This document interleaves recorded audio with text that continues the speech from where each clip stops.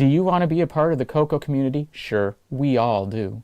So join this free weekly live talk show to find out how easy it is to watch at home and learn about your color computer.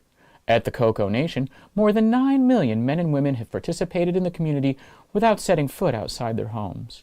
And now at home in your spare time, you can see what's happening, or even join the discussion.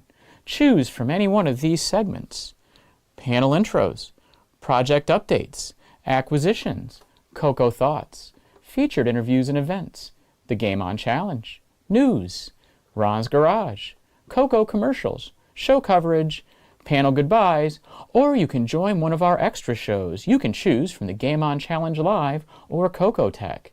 Join the CoCoNation right now. Click the link for the free information TJB Chris spoke about. Then decide if you want to watch the CoCoNation Live Show, the world's leading live weekly talk show featuring the Tandy color computer, its siblings, cousins, and red-headed stepchildren. Visit thecoconation.com. There is no obligation and no salesman will visit you. Visit thecoconation.com.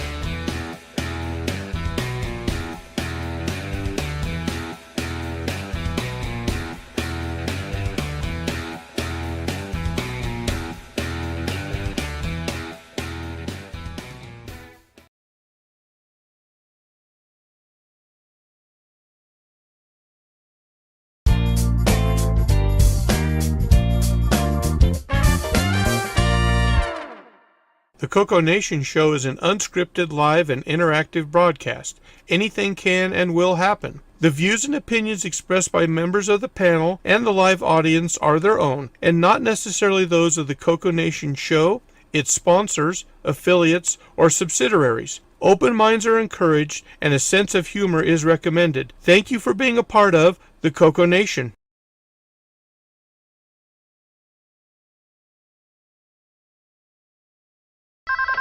Radio Shack? Okay. What? The 80s called.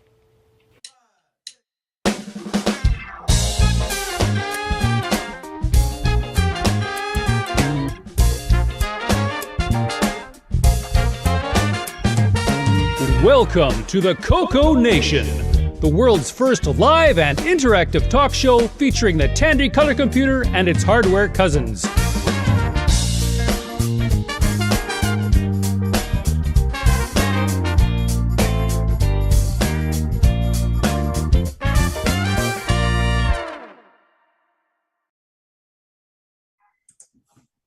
Hi.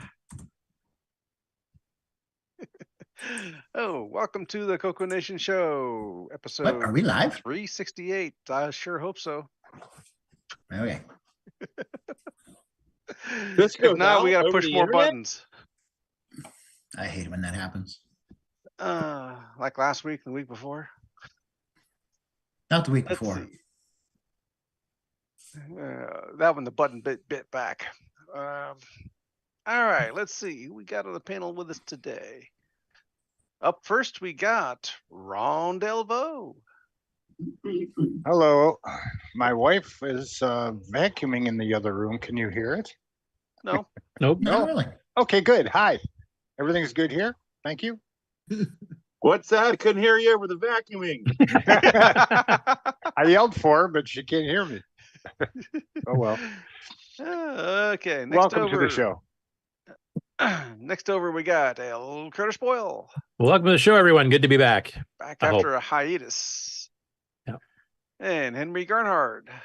Hi, folks. Welcome to the CoCoNation. My name's Henry, and today I'm preparing my itinerary for VCF Midwest. Yeah. Okay. And next up, yours truly, the button pushing monkey. Next over, we got Ken Waters. I'm cold. Well, it's because you're in Canada. Where are your two, Gay?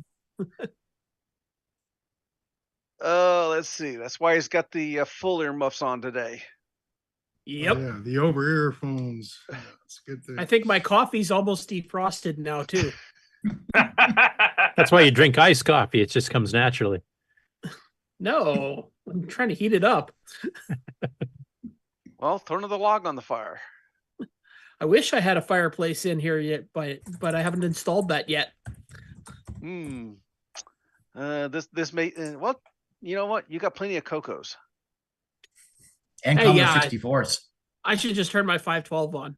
Yeah, that'll help. Yeah, use a period correct memory upgrade. You'll be fine. Yep, that's what it's got. All right. Next over, we got Rick Euland.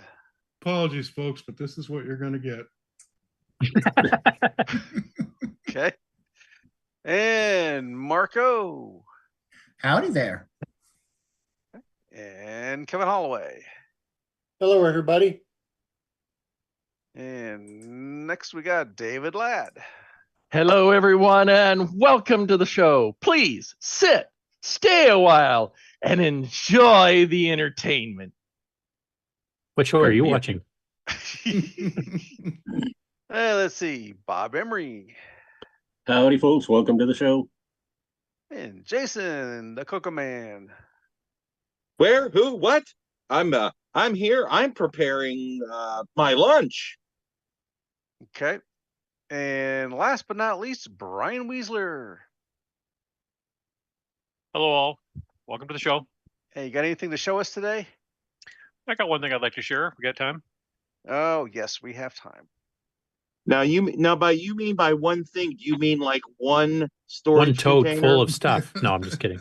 All right. In the chat, we got Kevin Holloway, J.E. Jones, 3141, Sixy, Michael Zwiffel, Marco, 8 Bits in the Basement, Scott Cooper, L. Curtis, Julian Brown, Mark Siegel, Tom Eric Gunderson, Brian Walsh, Dave and Sharon Veary, William Mathing, Frank Linhard, Peter Willard, and we're caught up. That's everyone. That's everyone that's joined us today. Hi, everyone. So far. All right. Cross that off the list. Come down here. Project updates. Let's see. Bob, I believe you are up first. Oh no, I'm not quite ready. Just need a few seconds. Brian, are you ready? We can do you first if you want. Kind of, sort of. I was kind of a last minute thing here. I was just trying to put it in a position so you can see the start to finish. But See, this is why let's we see. don't plan these things. All right, I can go. So okay, either one of us. I'm almost to that point here, so I could go too if you need some more time, Bob. Let me fix my camera here. Hang on. Yeah, you just disappeared, so Yeah, I know. you get swept out to sea, apparently. Okay, I forgot. And how you to set it think to this is exciting? Just wait for the news. Boom. Okay. All right. All right. Let's see. Zoom. We're in the laboratory. We are. We find a place to put us. Spin around a little bit here. This is actually Thomas Cherryholm's original CoCo 2. The one he's using right now is one that he got from me, and I got his to try and fix it up. Had really bad composite output. You must be getting away from the mic here. It's getting really quiet. Try switching it. The keyboard's real white for a melted one, you know, it's in good shape. Right. All right. Is this better? So far. So far. Okay. Yeah. So this is Thomas Cherryholm's original CoCo 2 that I've been working on for him, trying to come up with a better quality video output. And that's kind of the whole reason I made my little VDG breakout boards to get the YUV out. So this is the official first installed one here. And just got a 6-pin ribbon cable running out. What's it hooked to? Straight to, for now, an RGB to HDMI. So that's, So wait a minute, you're taking straight YUV off the VDG to an RGB to HDMI? yes. So in the RGB to HDMI, there's a separate firmware for RGB versus YUV. Okay, and it can speak the VDG's YUV? So you go through the menu and flash the CPLD on the RGB to HDMI. We need about 17 more acronyms here. Anyway. Yeah, really. Gee. Translations will be provided later. So tell us about that little box of yours there. It's an upscaler, it sounds like. Yeah, the RGB to HDMI is kind of a universal one. It's got presets for dozens of machines, including the color computers, Acorns, BBC Micros, Commodore. Is that the one that Retro Hack Shack promotes? Aaron? Yeah, in fact, I Yes. bought 2 of them from Retro Hack Shack. Is that the Hoglet 67 version? It is. Okay. Yeah, Adrian also uses it on his channel. Mm-hmm. Curtis, because you can Curtis, use that's them what I was. just about anything. Sorry, that's Go what I ahead, was go ahead, using on Brian. What was quick? That's what I was using on the deluxe when we were demoing it. Oh, okay. Kind of hard to get with this camera, but That looks nice and clear, though. I have to say, it looks awesome. Yeah. For a I CoCo mean, 2. that's pretty much pixel perfect to my eye. Does it handle artifacting? It does, and you don't have to switch it like on a CoCo 3 with RGB. When you want to play a game with artifacting, you have to press a button on the RGB to HDMI. But with the YUV coming out of the CoCo 1 and 2, it's automatic. And that doesn't look like the regular frame for the CoCo. It looks wider. Is it stretched? Yeah, it's probably the 16:9 on the monitor. yeah. It might be. Does it offer the ability to turn off artifacting? Probably. Yeah, I'm sure. You've got preferences, settings. Let's see. Well, there's your geometry menu. You can turn on and off scan lines. Yeah. So you say that's from Retro Hat Shack? Hack Shack? Yeah, it's actually is, yeah. it's an a open public source- project. Yeah, It's a open public source project out there, and Retro Hack Shack, he's working with them, and he was making the boards and doing the little 3D boxes and everything. So he was making it easy to get started with it. But you can also go straight out. I don't remember the website, but you can go straight out there and you can order your own boards. I think there's even I think you can even get your own boards manufactured and assemble these yourselves if you want to. It's yep. Sorry, Bob, I didn't mean to interrupt, but No, it's a really cool project. Mm-hmm. Okay. If anyone's got the details, links, or anything, please post them. Because I'm They're interested. actually in the Discord in the pinned messages in general display. Well, General I say display? that there's a spreadsheet that has that among other things. If somebody wants to grab it and just post it in the chat so it can get saved with the video too, that'd be helpful. Yeah. And I'll probably be doing a video on this thing soon, but let's see if I can. So 8-Bits in the Basement wants to know if this will give artifact colors on a PAL CoCo. I'm not sure about that, but I don't know why it wouldn't, other than if it's some video timing issue thing. So you're tapping the signals right off of the VDD chip. So you're not going through any of the video processing as far as output goes. You're Right. tapping right off the signals of the VDG. Yeah. And since that's going into a CPLD, it makes sense that you're able to do that because you don't have to do any analog processing of it. It can just do the sample work and go ahead and take care of everything in its own little world of insanity. Well, isn't the artifacting a post VDG processing? Yes, but that can be done digitally, just like Kieran does it in XROAR. Okay. Kieran has like a 5-bit LUT that looks really good. And that it I looks tried like to reverse engineer but couldn't find. and from what I can see, it's very minimally invasive to the CoCo. Yeah, I pretty much just got this little ribbon cable coming out the back that could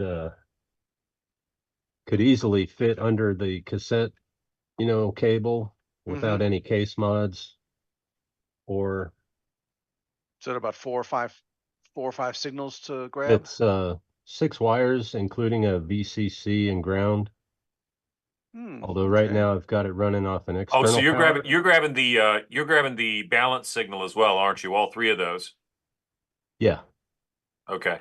And also the H-Sync, although this is actually I think the RGB to HDMI uses the H-Sync line. But I'm probably gonna try and use this. I gotta fix one of the wires, but I'm gonna try the GBS control and see if it'll pick up the component.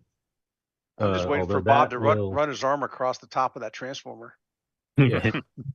That will require the component adapter circuit here that may or may not work at all. So yeah.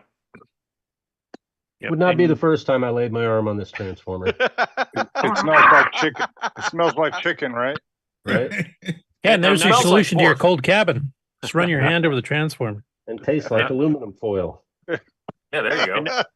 And not to take more time away from Bob as far as the RGB goes, though, but do look at the website, because if you do have to buy your own Pi Zero for it. This is a hat that fits onto the Pi Zero, and depending on what you're connecting to, if it's a CoCo 1 or 2, you're tapping into the VDG. If you're doing a CoCo 3, you're tapping right into the RGB coming out of the CoCo 3, and you have to make a special ribbon cable with some resistors and diodes, but it's straightforward. All the instructions are out there. If you follow the links on Retro Hack Shack's site, it'll take you to the project page, and on the project page, you'll find instructions for almost every device out there that it's compatible with, from Atari to Commodore to the CoCo. A lot of different systems out there. You can even use it for your your PC type machines as well. You can tap into those signals, but you have to buy the right boards. It comes with the main board, but then there's a digital board that you can get, and all of that sandwiches together, and it's a nice package. Sorry, Bob, I just wanted to throw a little bit more out there for it. I appreciate the fill while I type this in. Let's see if it works. Good teamwork. Already What did I got do? one of those. In You that need just case. line, not H line. Yeah.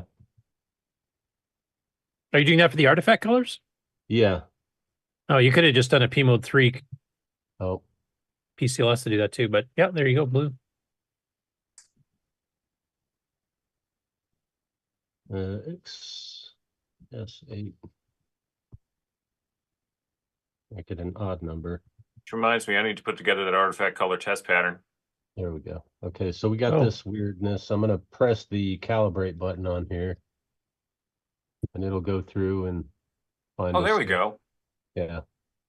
Oh. It goes through a bunch of settings, and then it'll pick what it thinks is working best. That's what we were noticing when I was sharing when we were doing some demos with the Deluxe, and the Deluxe has all that noise that that it's picking up. And this thing, when I would run the calibrate, like what Bob's doing, it was trying to filter through all that noise, and sometimes it would sync up pretty good, but you know, sometimes we'd see those little sparklies going across the screen because it was trying to pick up the best that it could, but it still it does a nice job. Yep. This is the projects on Hackaday, the RGB to start. Yep. So again, No, this is if you go to if you're looking for the Hoglet project, which is that if you go to GitHub and go to Hoglet67/RGB to HDMI. Yeah. Okay. Yeah, I found a link. I found a pin to the CoCopedia with all the write-up that Don Barber did. So if you get an RGB to HDMI and want to hook it up to anything with a VDG chip, including probably an MC10, you probably want one of these. Acorn Yeah. Atom. I got a few panels made, so I've already got my information out there. You can hit me up on the Discord. I will throw one or two in the mail pretty much for free. Now, does your breakout board tap into the right pins and then just gives you a nice clean spot to hook that ribbon cable to? Yeah, exactly. It's literally just soldered directly to the bottom of the board, just to those 6 pins. Oh, okay. I see what you're doing. I'll turn this off and flip it over again here. Plug that since it's live. While he's flipping that over, one of the things I thought about doing, maybe you guys have seen before, it's kind of a spring clip. It's a 40-pin spring clip that has like a header row on the top of each of the spring clips, so you can clamp it right on top of a chip.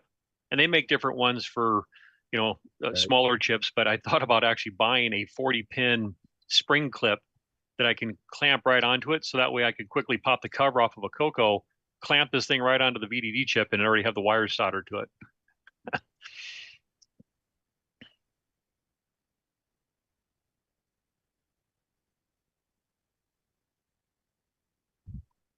So this was the original method that I used. I just soldered some wires to a socket and put it intermediate in there on top of the board, but it just seems inelegant to me.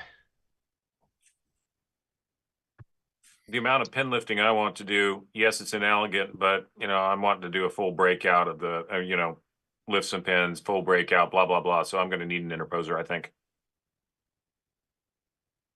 But yeah, that is absolutely beautiful. Yeah, and once you line up pin 1, it's pretty much, you can't screw it up. Even Curtis can solder this in. Oh, no, don't overestimate me here. Curtis, and one of these days, I'm going to teach you how to properly manage a soldering iron. On my Right here deathbed. is a jumper that you can solder or not for the 5 volts to come straight from the motherboard to power the RGB to HDMI. Oh, nice. Oh, is this what you were showing on one of your last videos where you put a piece of tape on the bottom side of that to kind of act as an insulator? Somebody else, I think, was doing that. They had a full 40-pin chip breakout. I do not have anything on the bottom of mine other than solder mask. Okay. Because there's no traces and no vias that are going to short out anywhere. Oh, I see. Nice. Okay. Yeah. So you're soldering to tabs, not holes on your board then. Okay. Right. Each of those holes, I made them slightly larger than regular. I think normal is 0.8. I made these 1 millimeter. Mm-hmm. And they just fit over the pins perfectly. And like I say, once you get pin 1 lined up, they just falls into place. And you can, like I say, I have wires on this one. The board is actually designed for the possibility of a surface mount 6-pin header for that would just need one of these straight through cables, 6-pin to 6-pin. That would just sit right on here facing straight down under the board. Is there enough real estate in the machine for that? On the CoCo 1 and 2 there is. I don't know about an MC10. Underneath the board there's like a almost 3/4 of an inch. To be honest, in a CoCo 1 or 2, you could probably put a hole in the bottom of the case and make it kind of like the CoCo 3's RGB port down there.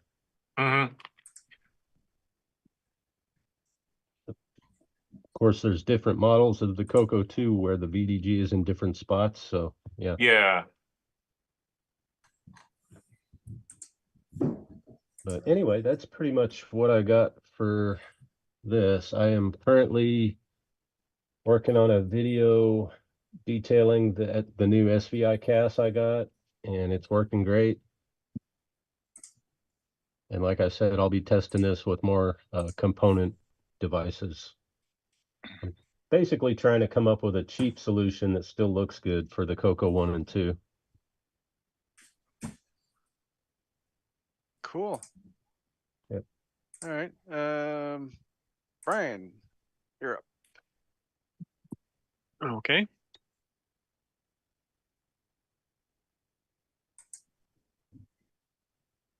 Okay, let's see here. So one of the things I wanted to show here, I got this a while back, and I was playing with it a little bit last night. I don't quite have it all working yet, but let me go ahead and switch cameras here, and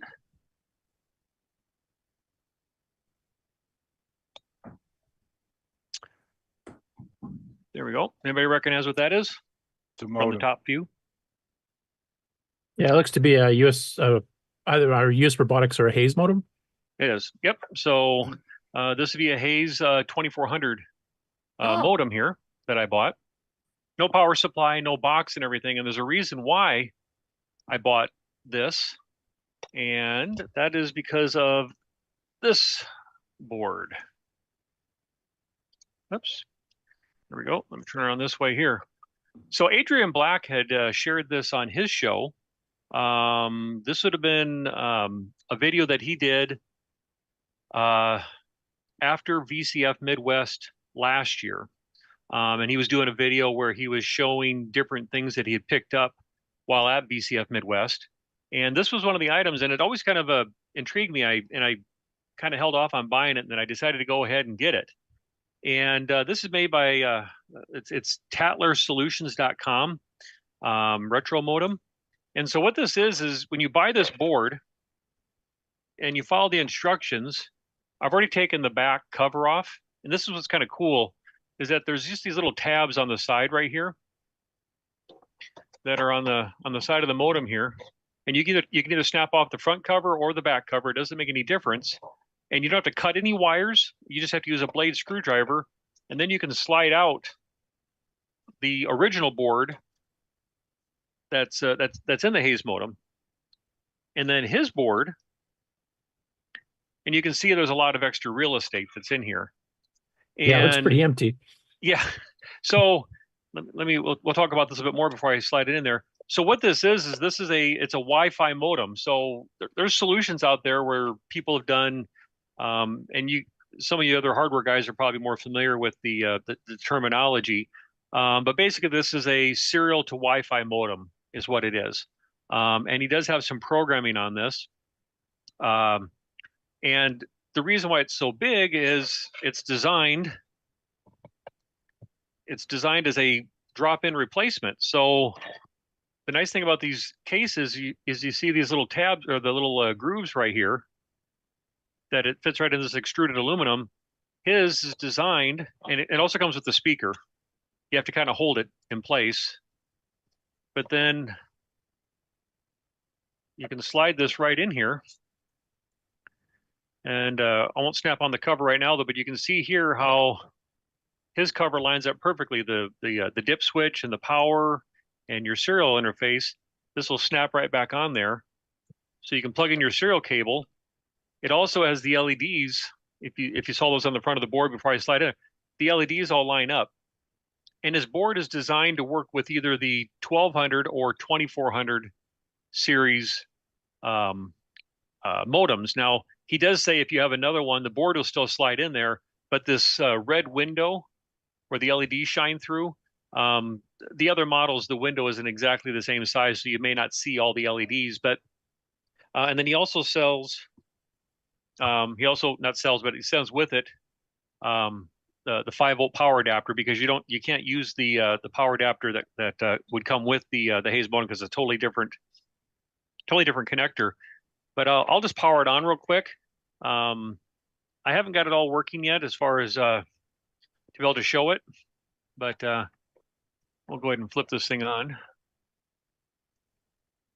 So you can see the LEDs light up and everything. And the other cool thing about this is that I'll switch my camera back here. There we go. The other neat thing about what's kind of neat about this modem is that it has the speaker. And so unlike some of the other solutions out there where you're just going straight to serial to Wi-Fi, so you can go out and telnet or whatever to some of the online BBSs, this here, when you go to dial, if you have the speaker turned on, it'll actually make that dial tone. So you'll get the dial tone, and then when you go to, I'll use the word dial the number. In this case here, it's a telnet. What it'll actually do is, instead of dialing the phone number, it'll actually dial the digits of the IP address of the telnet that you're going to. So you hear that as it's dialing, and then you hear the handshaking. It simulates all that, so you get you get more of that retro feel, and that's kind of the reason why I bought it, because it's probably a little more expensive than just the other serial to Wi-Fi solutions. But I kind of thought, well, this kind of gives kind of a neat little retro feel. You know, you could have this set on top of your 501 drive sitting there in front of your CoCo, and kind of make it look like it did back in the day when you would have been dialing in, spending all those long distance charges, unless you were Curtis and you found ways to hack around long distance charges or something like that to get free service. Dial like crazy. But anyway, so no, I just picked it up. Like I said, I'm starting to work with it. I was playing a little bit with Ricky Term. I also the one I'm going to be playing with next is Net Term from Roger Taylor. I downloaded his from his Patreon site there, and he has it available. If you're a Patreon of his, you can get his net modem. Ron, what do you like using for your BBS activity? NetMate. You like NetMate? Yep. Okay. It's great. And you've used Twilight Terminal as well, so there's two that are actually pretty good with ANSI BBSs. Yeah, but so so I want to play around with this and start going on to some of those online BBSs with it and playing around with it. But I just thought it was kind of a fun little solution. It does connect to your RS-232 pack. It doesn't work with the Bitbanger port, the serial port on the back of the CoCo. You have to go through either like an RS-232 pack or who makes the reproduction of the RS-232? I think Ian Maverick makes one. Ian Maverick, he makes one. And there's one other solution that it works with. So it must require some of the extra lines of Bitbanger ports that doesn't have, I'm presuming. Right. And you can also download a manual. I printed it out and put it in this little binder here.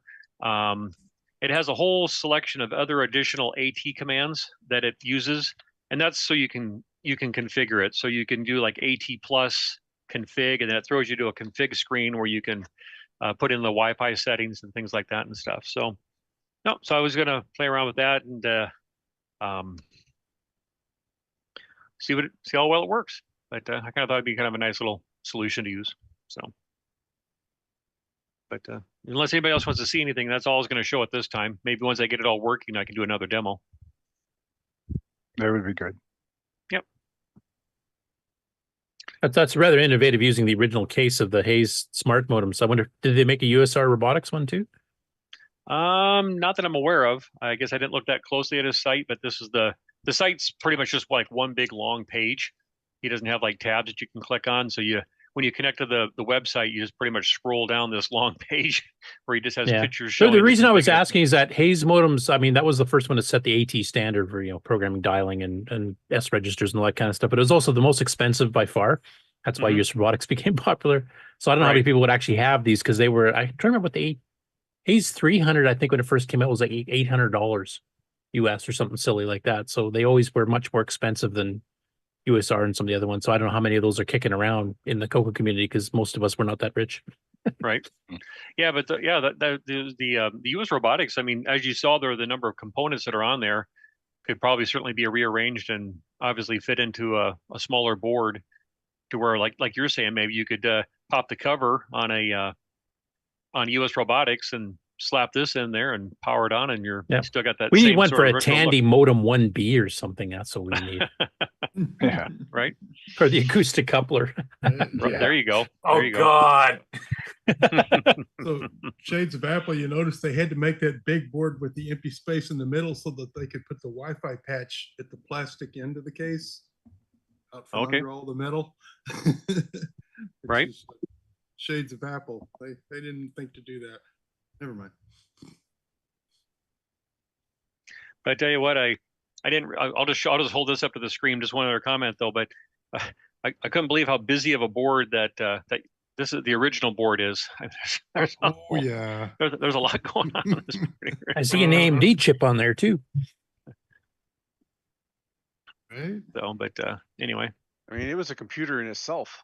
Almost, yeah. Pretty much. Yeah, it kind of had to be. So, but no, that's all I got for today, guys. Okay. Anybody else got anything? No? I just have to say a little bit. I've been working with Fujinet, and it works pretty well. I use it pretty much every day, although I did send the board back to Thomas Cherry Holmes so that he can analyze why it doesn't work on my CoCo ones. I have when I first got it, it worked on both all three of my CoCo ones, and it didn't work ever on my TDP 100. And so then I upgraded the firmware, and then it didn't work on any of my Model ones. So, I tried. They have nightly firmware places you can go and update the firmware with the newest stuff, but none of that seemed to work. So I just sent it in because not only did that not work, but it was an early version that William Aithling gave me at the show, and the SD port didn't work either. So I don't know what was going on. Yeah, there were some firmware bugs in the one William gave out the show. He actually sent replacements to a few people. Yeah, I think Ken got one, and I think I got one, for example. They actually I haven't had a chance to try it yet. When I first got it, it worked with all my Model 1s, 2s, and 3s. It was fine. And I thankfully took pictures to prove that it worked. So it wasn't just like something. Did you try reflashing it with an older firmware to see if that did solve it? Yeah, but they never had it. I asked for it, I don't know how many times, but it wasn't available.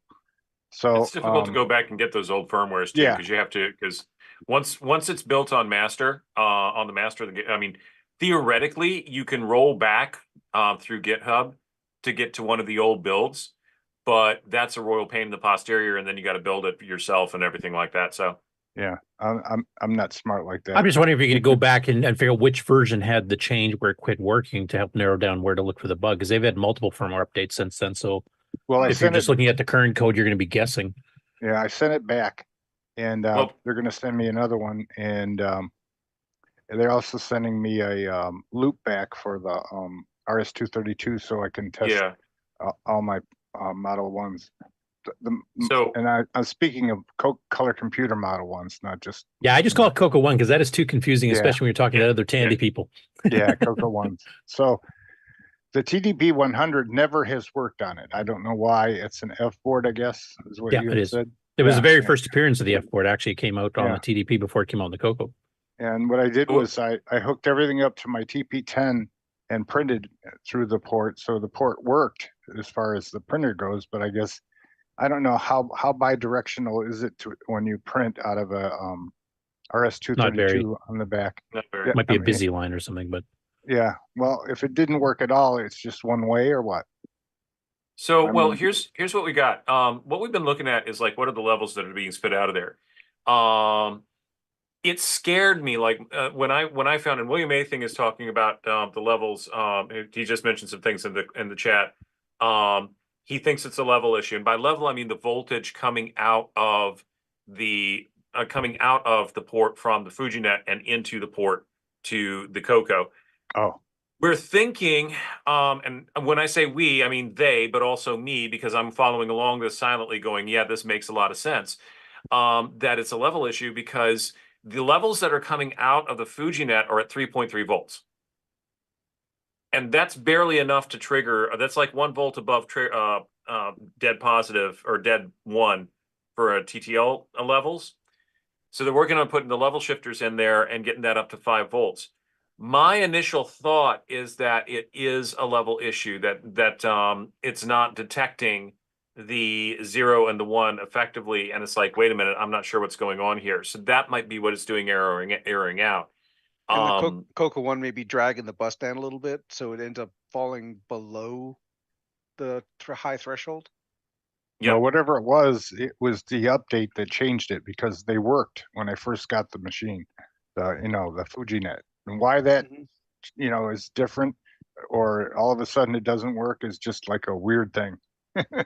Because sensitivity, it could just be a sensitivity issue for all I know. Yeah, but you're looking at different machines. I have a white CoCo 1. I have a silver one. I don't know what the motherboard number is, but on the one that I have that has the Mark Data keyboard, that was a E board, and it didn't work on that either.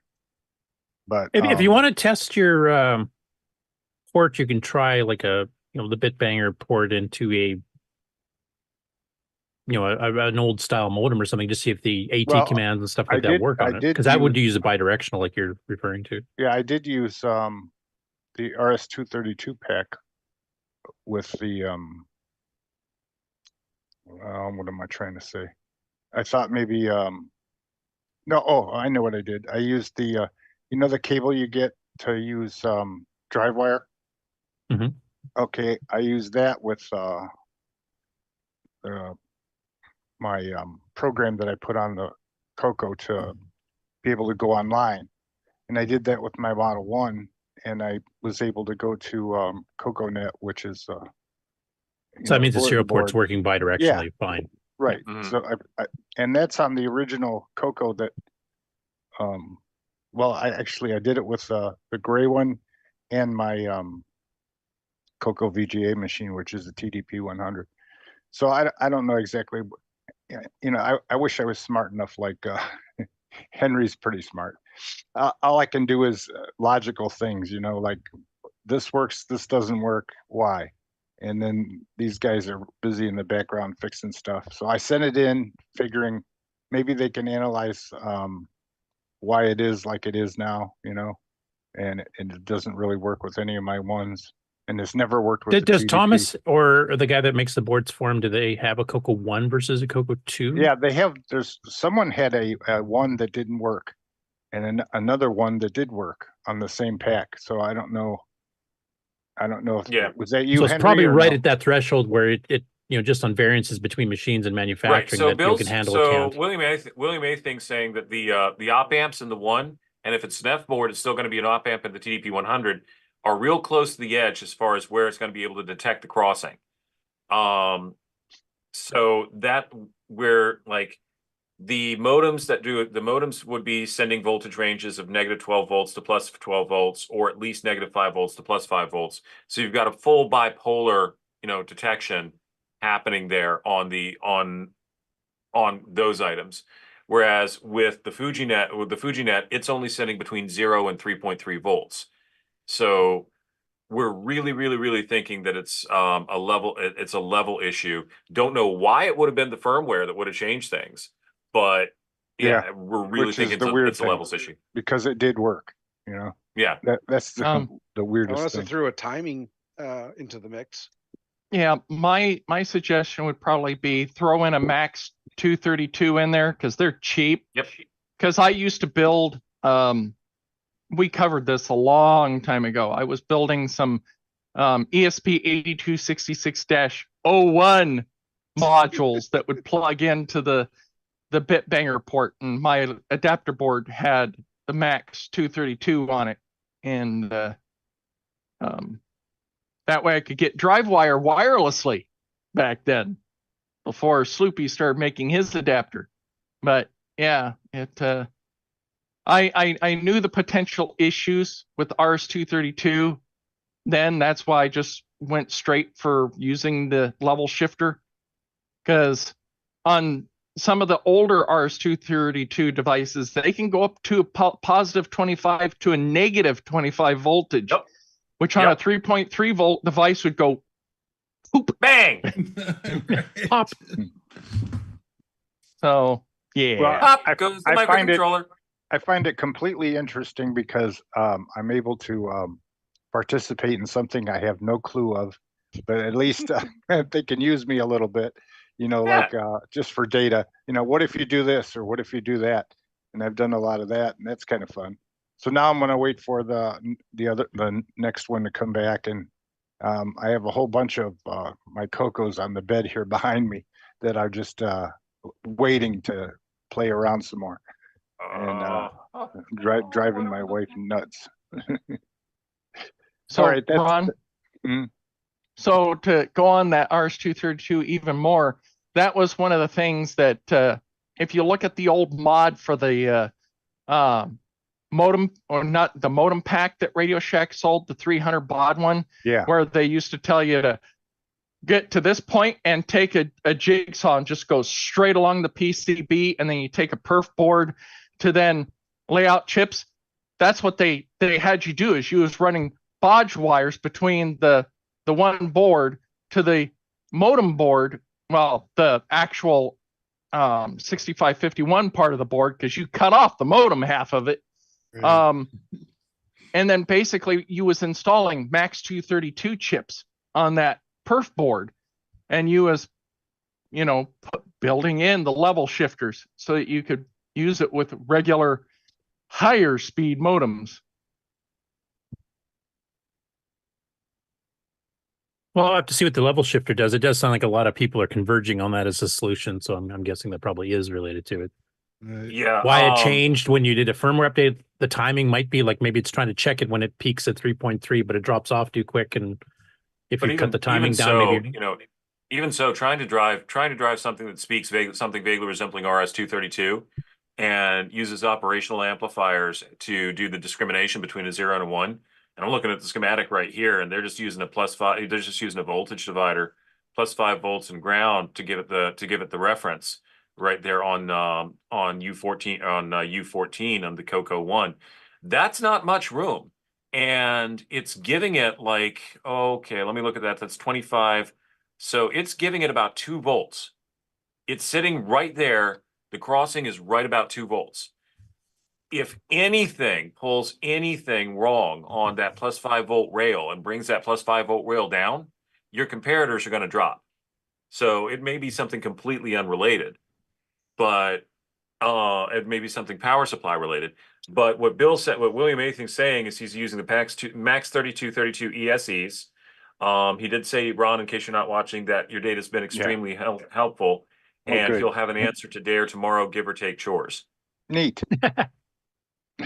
So Henry, remember our conversation at CoCo Fest when you were showing me the board and I had my concern about the RS-232 then? Yep.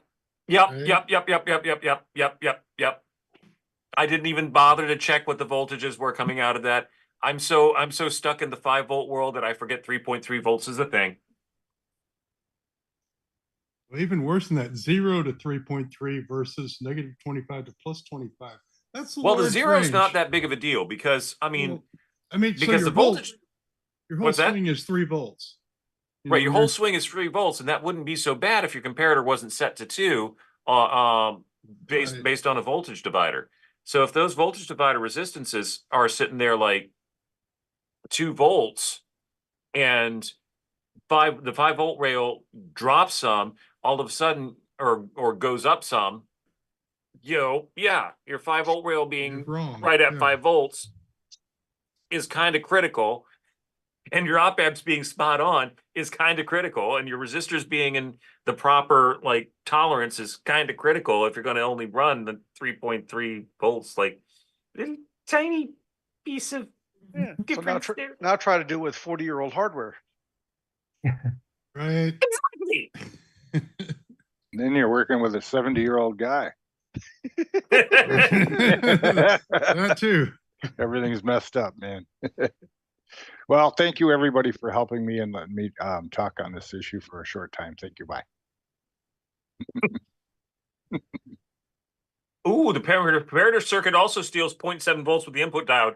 I forgot about that one. Yeah, you're getting right down to the. You're right down on the wire. Yeah, so that 3.3 volts is really spotty.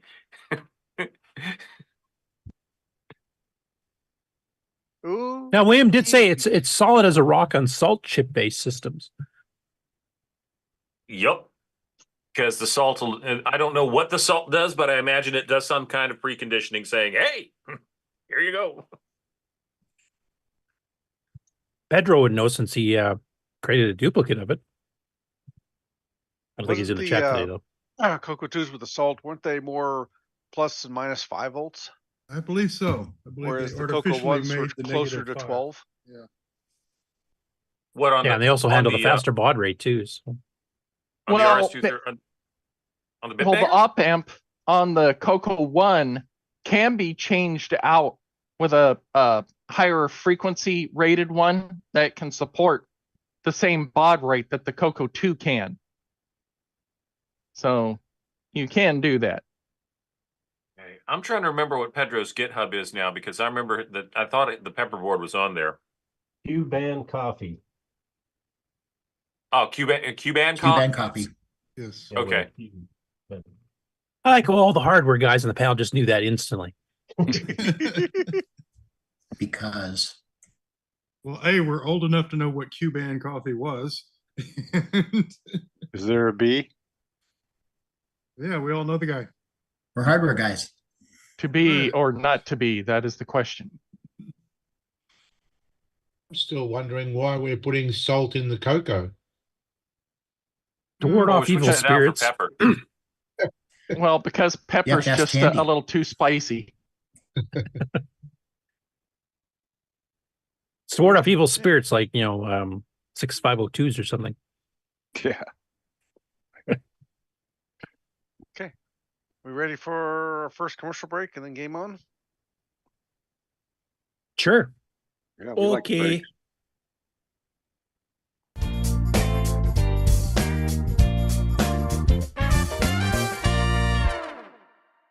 Hey, Amy. Hey, Taylor. We're watching the CoCoNation show. Yeah, we are. Woo! You should too.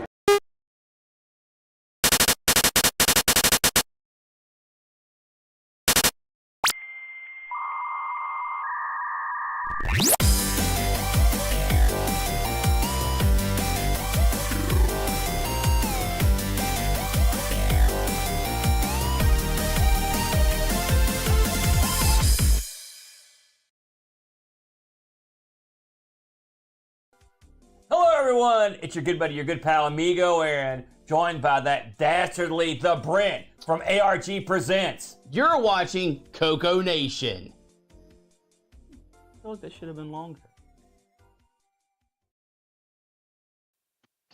The CoCoNation show would like to thank the following patrons: Alex Scare, Brendan Donahue, Brian Walsh, Brian Weasler, Kieran Anscombe, Coconut Bob, Daddy Burrito, David Ladd, Derek Smithson, Diego BF109, Don Barber, Eric Canales, Frederick Sigard, Glenn Hewlett, Graham Wabke, Grant Leedy, Henry Strickland, Justin Larson, Ken Reichard, Kevin Holloway, Paul Fiscarelli, Paul Shoemaker, R. Allen Murphy, Retro Tech Time, Rob Inman, Rocky Hill, Steve Batson, TJB Chris, Tom C., Tom Gunderson, Tom S., William A. Things.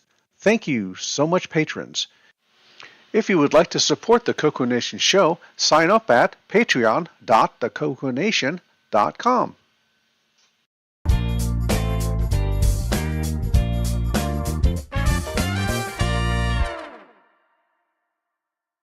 Welcome to everybody's favorite segment, Who's New to Discord? Mystic Jojo says, "Hi everyone. I'm Joseph F. My first computer was a Panasonic Senior Partner that my parents had bought for business but upgraded from. I recently got an incredible deal on an unused still inbox CoCo that I hope to get going with one of those SD cards. I was directed to this Discord by a friend from the arcade server I'm in." Tesla Rasa says, "Greetings. Name's Dave. Fairly new to CoCos, restoring a CoCo 3 at the moment, mostly mess with Commodore 64s, Amigas, IBM PCs as that's what I grew up on, but have a diverse collection of Commodore, Atari, Tandy, TI, and more. Met a member of this Discord that's local to me while at VCF SW and he suggested I join to learn more about CoCo things. The previous bios were edited for time. Thanks to Boysen, Glenside Computer Club, Paul Fiscarelli, Paul Shoemaker, Tandy Color Computer 3, and the CoCoNation patrons for boosting the server. Please consider joining Discord and visiting the welcome section to read these bios in full and see what the community has to offer. Just go to discord.thecoconation.com. See you on Discord.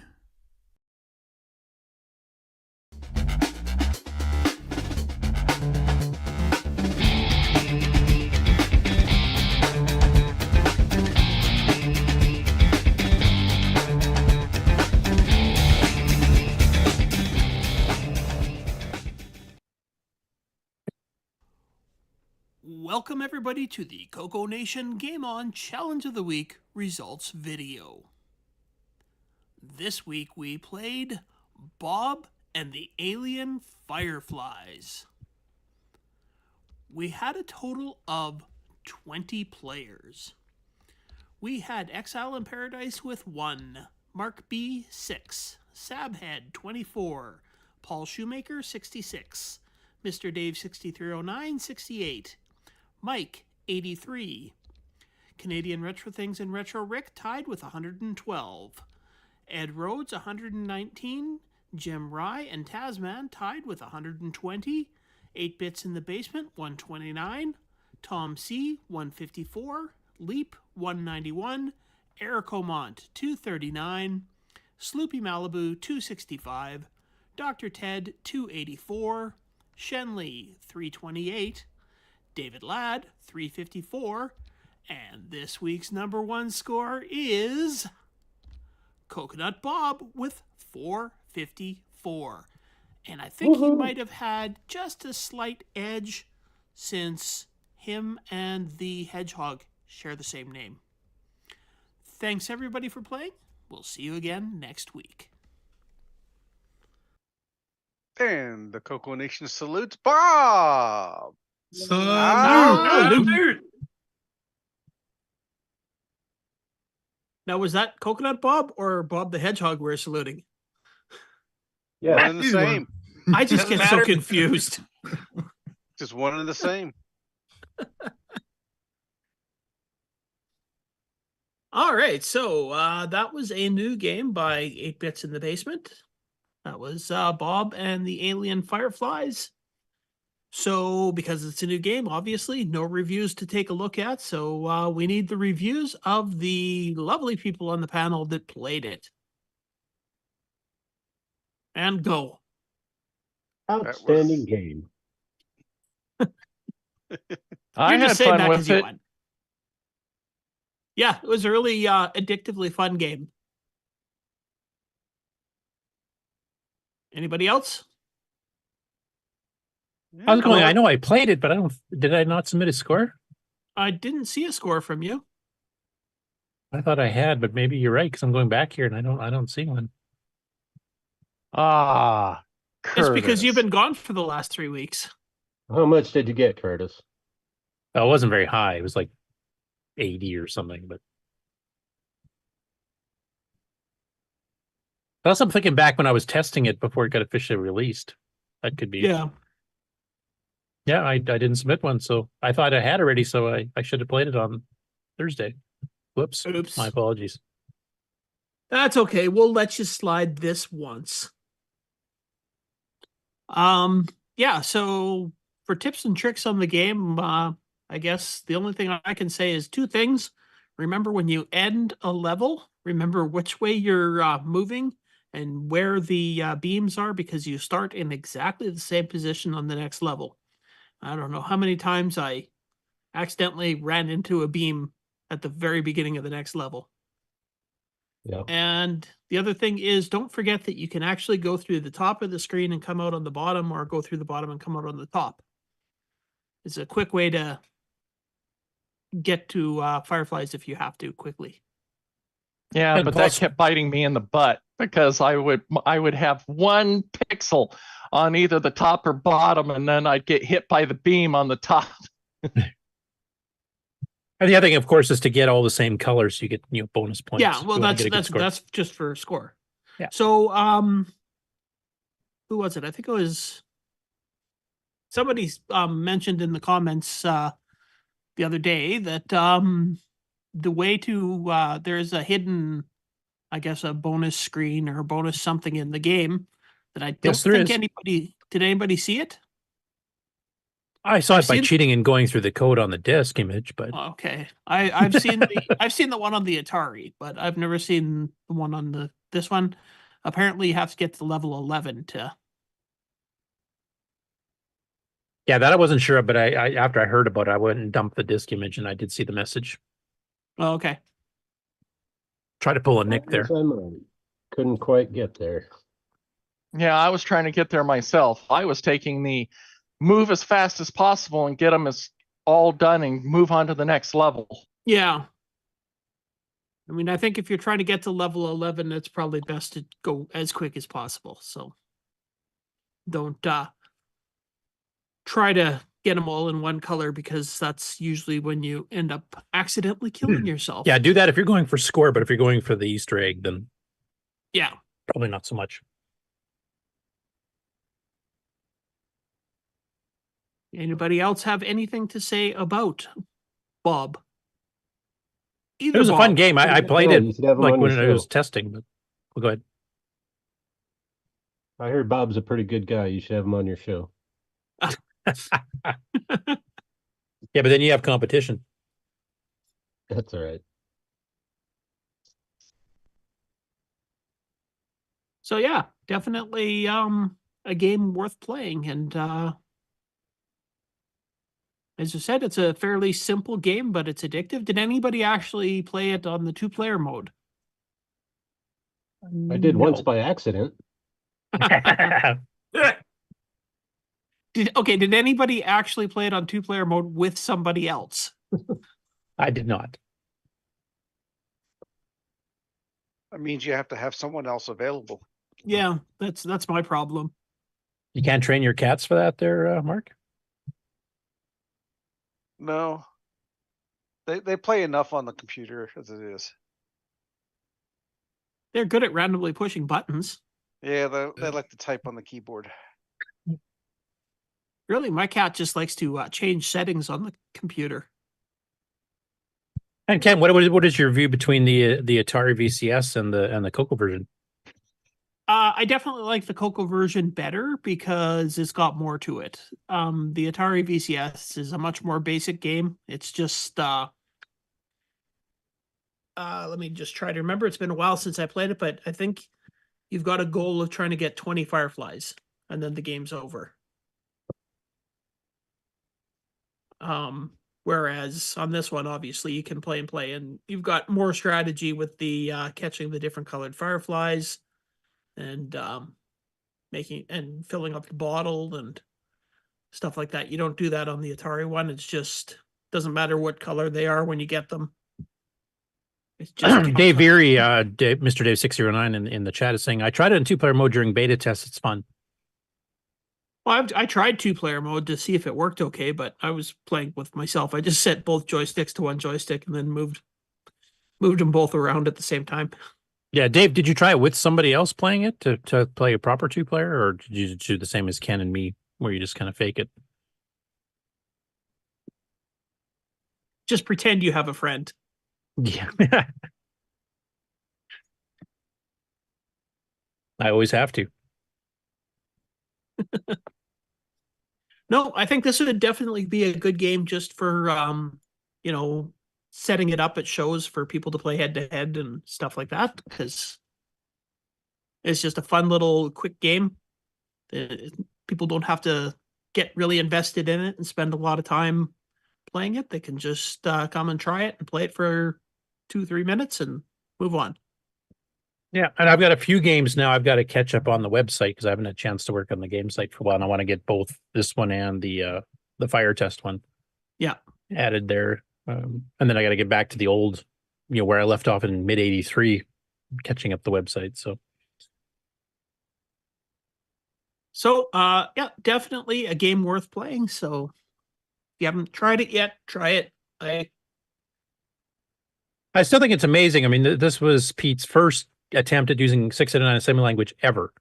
Yeah. And first time, he was using a CoCo for machine language programming ever. And it's a solid game, and it's an original concept too. It's not a repeat of some arcade game, which, I'd be lazy and do if I was trying to do it. Should send it off to the Amigos for the CoCo show. Yeah, actually, I did put it up very briefly at Boat Fest there, but that was when people were busy watching, the live stream stuff and didn't really pay attention to what was going on in the CoCo. So, and when we did get the CoCo Spotlight, that was concentrating on getting P51 running, which we did finally get running, but then by that time Aaron had already died and got shot 10 times, even before he got in the air. And then we played the Warfighter 3D and then the 2 DICOM games, which was kind of the specialization. But I did want to try to show the 2 new games. And I did run them briefly at the beginning, but everybody was so busy wandering around, not too many people saw it, I don't think. And this also, with the 2-player mode, would be a really good game for somebody that, say, has a rivalry with, like, I don't know, a sibling or something. Are you talking about Aaron and Brent, or are you talking about Tim and AJ? I'm talking about sibling rivalry. Ah, Tim and AJ. They've actually played it. Have they played it on their show? You played it. Yes. Yeah, that's right. They did. Now that you mentioned it, I remember that. I missed that episode. Probably a month ago or less. Yeah, it was a while ago. Still in beta. I don't think it was officially released yet when they did it. Oh, okay. I got to catch up on my YouTube. Holy cow. But I definitely want to see Brent and Aaron doing it live too, because they would be swearing at each other, which would be awesome. Yep.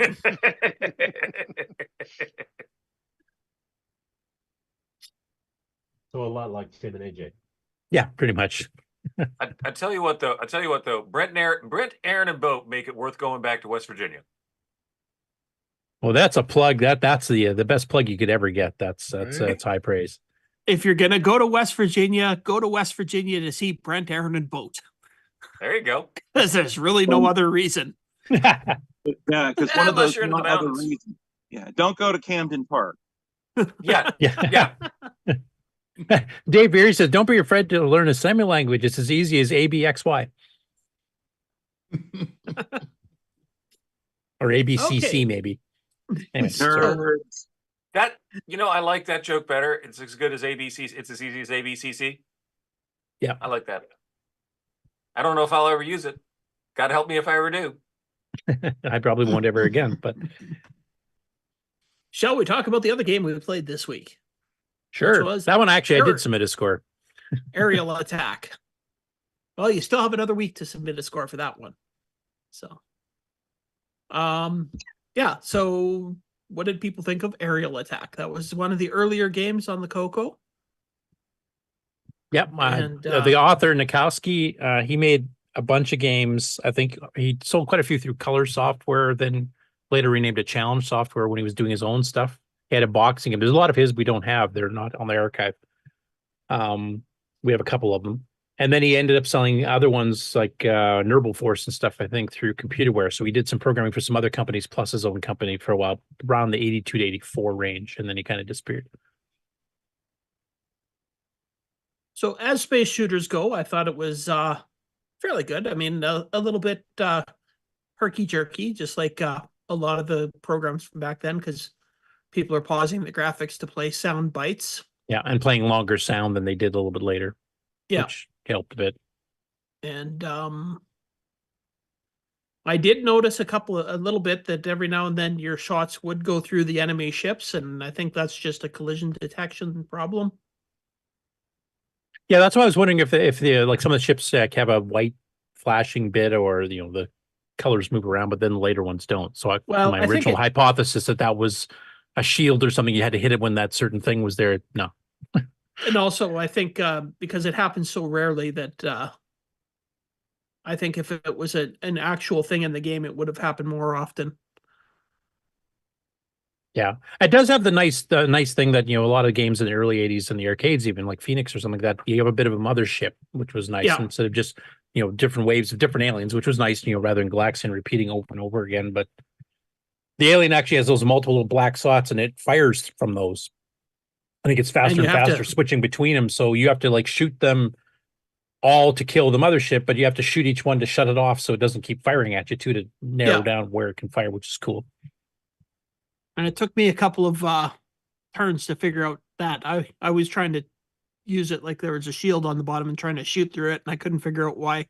Just sitting there shooting and shooting and shooting, and I couldn't do anything to it. But finally figured out you had to kill the blow up the lasers. Yeah. And that requires some pretty rapid fire. So if you have a rapid fire thing on your joystick or adapter, if you're playing it on a PC on an emulator, then it might not be a bad idea to turn it on for the mothership, especially. I usually don't, because I sometimes want to control, like I know in Aerial Assault, I think you have a maximum, was it 5 or 6 bullets at once? So if you really rapid fire quickly, you got to pause and wait until some of the shots disappear. Yeah. So when I'm doing the sweep across the mothership, I time it a little bit slower than rifling on it as fast as I can, so that I have a better chance of just taking them all at one sweep. Yeah, I just concentrate on a couple of them at a time, and I'll like sweep underneath and just fire, and move off to the side. On later levels, it definitely gets hard to, like when you're in a 4th or 5th mothership, it's firing so rapid fire through all of them. It's just, you just get shot a lot. I was just happy to get past the first mothership. I don't know. Anybody else? What did you think of that game? Anybody? Mark B? Yeah, Mark B, you're there. Yeah, you were sleeping. I mean, yeah, Brian, you were there too. Did you play Aerial Assault too, or? Yeah, I was playing Area Assault. I guess the timing, trying to, because it is dropping the bombs quite fast. So you're timing with the, mashing the fire button there. But the nice thing is that you're not limited to the number of shots. So I suppose the quicker you can mash that fire button there and get a dolly of shots off a little bit. I started getting the hang of it, and then finally got a fairly decent score. But I had been playing for like 45 minutes. And I think the highest I got was 5,000. Curtis, you hopped on, and like in the first 5 minutes on your first game, you wrapped like 10,000 already. So I mean, yeah, but that's just Curtis. Don't ever compare yourself to Curtis. Yeah, I know. I'm not good at all games. Curtis will just sit there and say, "Oh, I am so horrible at games. I'm so horrible. I didn't even have time to play this. I played it over supper. Oh, I'm in second place. Okay." Depends on the game. Depends on the game. No, I enjoyed it. I never did get to the mothership though. But and for reference, Ken, for when I play poorly, look at Neutroid. Any of them. Well, I think that's just everybody plays poorly on Neutroid. Unless there's just something wrong upstairs. That's where Nick ultimately defeated me for all time. Losers. Only Neutroid can play Neutroid. Neutroid is don't. Just let Neutroid play itself. I've gotten higher scores that way. Yeah, me too. Yeah, me too. That was my submitted score when we played Neutroid the first time, was just letting it play itself. Because it was higher than I could actually get. That's a sign of a great game, though, isn't it, Nick? Oh, the sign of how stupid some people are. Touche, Nick, surprised you touche. say something like that about yourself. Nick may not want to sleep here anymore.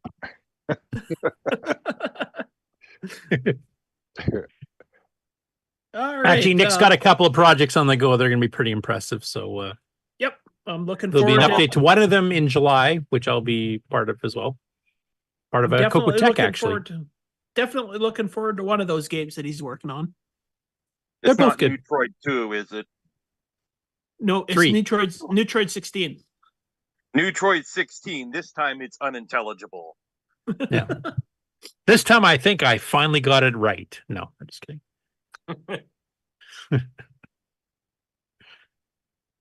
All right, there will be a CoCoTECH coming up. I've been kind of busy, as you guys have noticed. I've not been around the last couple weekends, and I was really busy with work this week, so I'm hoping to get some time this week because there's holidays both in the States and Canada throughout the week here, so I'm hoping to get some caught up on that. And then Nick's got his part of that show close enough for demoing. It won't be totally finished, but it'll be definitely enough to show, I think, and hopefully we can get this booked within the next couple weeks. Mark, what's your schedule like as far as that goes? Marco, I'm pretty open. I'm at home all of July, so no weddings or anything to go to. Nope, not that he knows of. And actually, just quickly between Mark and Nick, is there a certain time that you think would work best to say if we did it for say 2 weeks out? Like, would it be better on a Saturday, a Sunday, or after the show, before the show type thing? So is it going to be a during the CoCoNation show, is it? No, it'll be a separate show. Oh, it might be okay. just afterwards. We'll record it just after as a separate show, or just before, if that works better. Yeah. Not before probably wouldn't work for you. That'd be like 3 in the morning. No, I was about to say not before. Or did you want to do it on a different day, like Sunday here, which would be your Monday morning or something? Yeah. Yeah. No. Actually, today, the Saturday would be fine. Okay, and then do it after the main show? Yeah, after the main show might be best.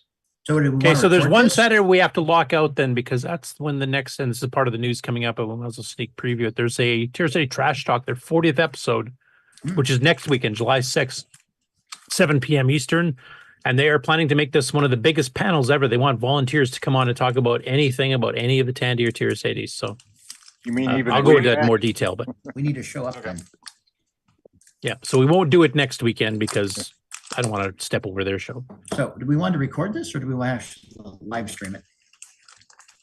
I would say live stream because there's going to be questions. Trust me. Okay. Oh, there's always questions. Yeah. I mean, CoCoTECH, I think, always should be live unless you're just presenting something, but this is going to be more interactive, a new technique and that kind of thing. I So, agree. so tentatively 2 weeks from now, but it'll depend on Nick and me getting everything ready in time. Might be 3 weeks. So that do enough we time, need- Nick, for you? Yeah, that should be fine. Okay. So do we need to revive the After Dark livery? So that'll make it the 13th, it looks like. It'll still be daytime in Australia. Yeah, 13th or the following 20th, I guess. One of those two, depending on my work schedule. You can rely on Nick. He's reliable for getting stuff done on time. I'm not. Even if it's Neutroid. Well, you got it done in time. It was just probably shouldn't have been done at all. No, I'm just kidding. Anyway, getting back to the Game On Challenge. Oh, yeah, that's what we're doing. Sorry. We're doing something. That's right. Just steer you guys back to what we're talking about. Well, we always try to steer the show towards Nick. That's just the way he likes it. So. Yeah, that's true. There's nobody more deserving. Correct. So, unfortunately, again, I have a crappy internet connection that still is not fixed, so I cannot show any footage from Thursday night, but we did have a pretty good turnout there. We had, I don't know, 5 or 6 people playing at once. Yeah, I joined late, but I did join. Yeah. So. And yeah, we had fun. So Thursday night in the. I suppose I could go to YouTube and pull it up. Yeah. Sure. No, No, I was going to how ask you, about Ken, that? aren't you Bring the due to footage get an up. internet upgrade soon? Yeah, I'm due to get an internet upgrade. When that happens is another question. Because originally, I think you said about 2 weeks or something. It's not about now. Yeah, it was supposed to start now, and I haven't seen the trucks around doing any work in town. So, Are they putting up new twine in cans? no, they've actually got some. They're selling everybody. I bought some squirrels that they've been feeding steroids to, so it will up my internet speed by getting them to run on the wheel a little faster.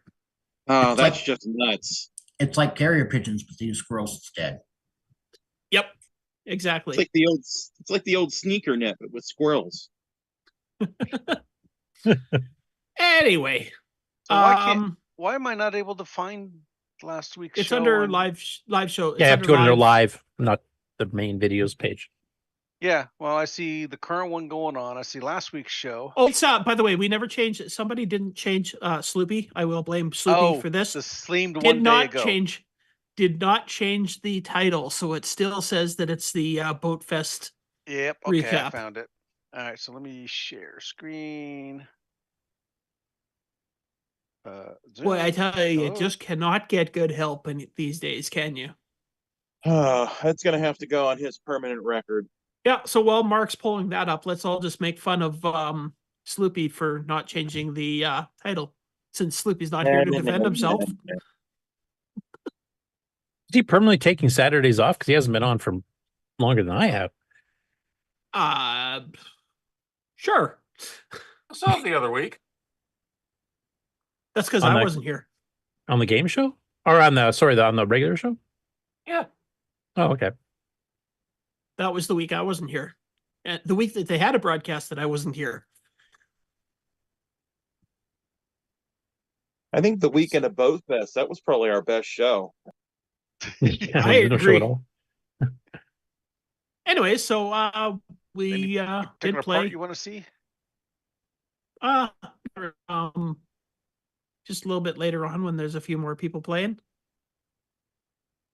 There. That looks good.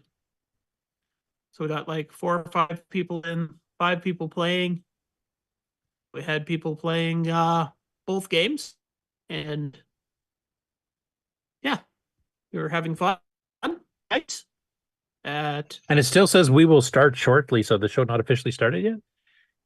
Yeah, it's also let's make fun of for that. He usually doesn't start the show until like we've been on the air for a half hour.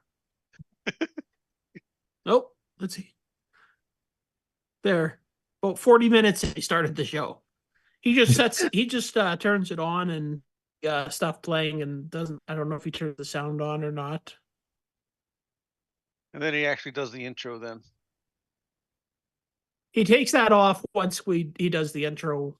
Actually, we do wait until there's a few more than just a couple of regulars on to do the intro. Oh, okay. I wasn't quite sure if you guys had changed the start time or not, so. No, we actually do start broadcasting at the normal time and everything, and we do talk to answer questions from the chat and everything, but we just don't officially take that. We will start shortly off until we've got enough people to make panel introductions.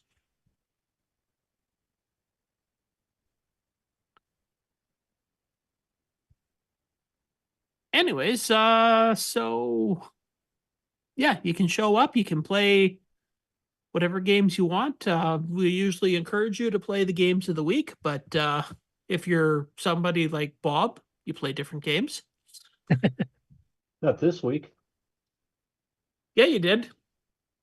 Only at the very end. You After heavily I played- influenced. I played both games of the week, and then I played something else. You did. You usually do play a little bit of, but you played actually quite a bit of the games of the week this time. Yeah, I was trying to get to level 10 on Bob, but it just didn't work out. Anyways, yeah, it's very informal. So if you come by, you can just hang out and chat, or you can play games. You can actually play games straight from the archive. the play now button. You can use emulators. If you have a setup that you could use real CoCos, it's all things that we do on the show. And it's Thursday nights at 8 o'clock Eastern. So in the Game On Challenge voice channel. So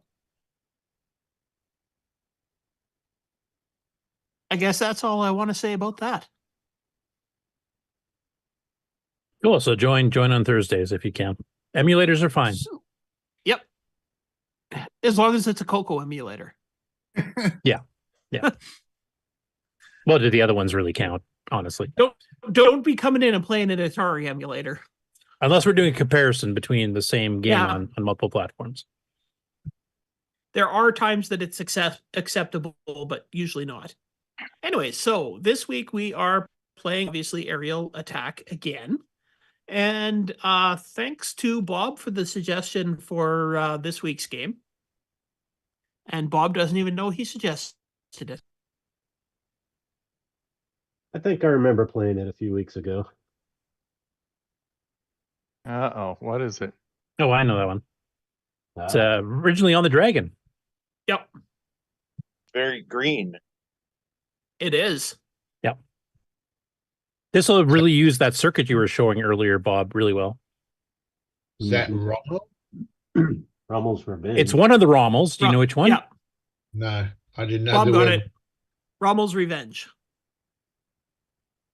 Bob was actually playing Rommel 3D on the show last night, and I was actually trying to remember the name of this game, and I saw him playing it. I made a note of it because I did want to play this game at some point. So I will honestly say I prefer this one to the North American Rommel 3D, the one by Mictron Computer Shack. This one I think actually is a better version of Battlezone. I actually have to use the high-speed poke to get that one to play right. Oh, really? I didn't have to. I mean, it runs a bit slow with the 3D calcs and stuff, but I found it played a lot better. Maybe it wasn't to play right, but did I die? It probably will run better under the double speed, high-speed poke. Yeah. Yeah. Oh, Six Seek Kieran is actually saying in the chat it actually was released for CoCo's Dragon simultaneously. He bought his copy at the Tandy shop. I did not realize that. I do know it was officially released at the CoCo, but I thought it was later. I will mention one other bit of trivia. It was programmed under OS 9, even though it doesn't run under it. Yep. I thought you would like that about the game, Curtis. Of course. I guess Nick won't be playing it then. No. It'll go straight in the trash can. I keep trying to encourage Nick to actually use the cross-assembly tools under OS 9 because he likes to program on real CoCos. So, but he hasn't taken the bait yet. But if you like Battlezone, that's actually, like I said, I think it's the closer clone to the arcade than Rommel 3D is. There's no color like Rommel 3D, but it's higher res and more accurate, I think. Yep, obviously, as you said, this is a Battlezone game, so you're controlling a tank and you're driving around and pseudo 3D or pseudo wireframe graphics, and you're no, they're not pseudo wireframe, they're really wireframe. Well, I know, but they're not like the arcade. They're not vector. Yeah, vector. Thank you. They're raster. Pseudo, they're as close as a CoCo 2 could get. Yeah, pseudo vector wireframe graphics. There. Is that better? Slightly.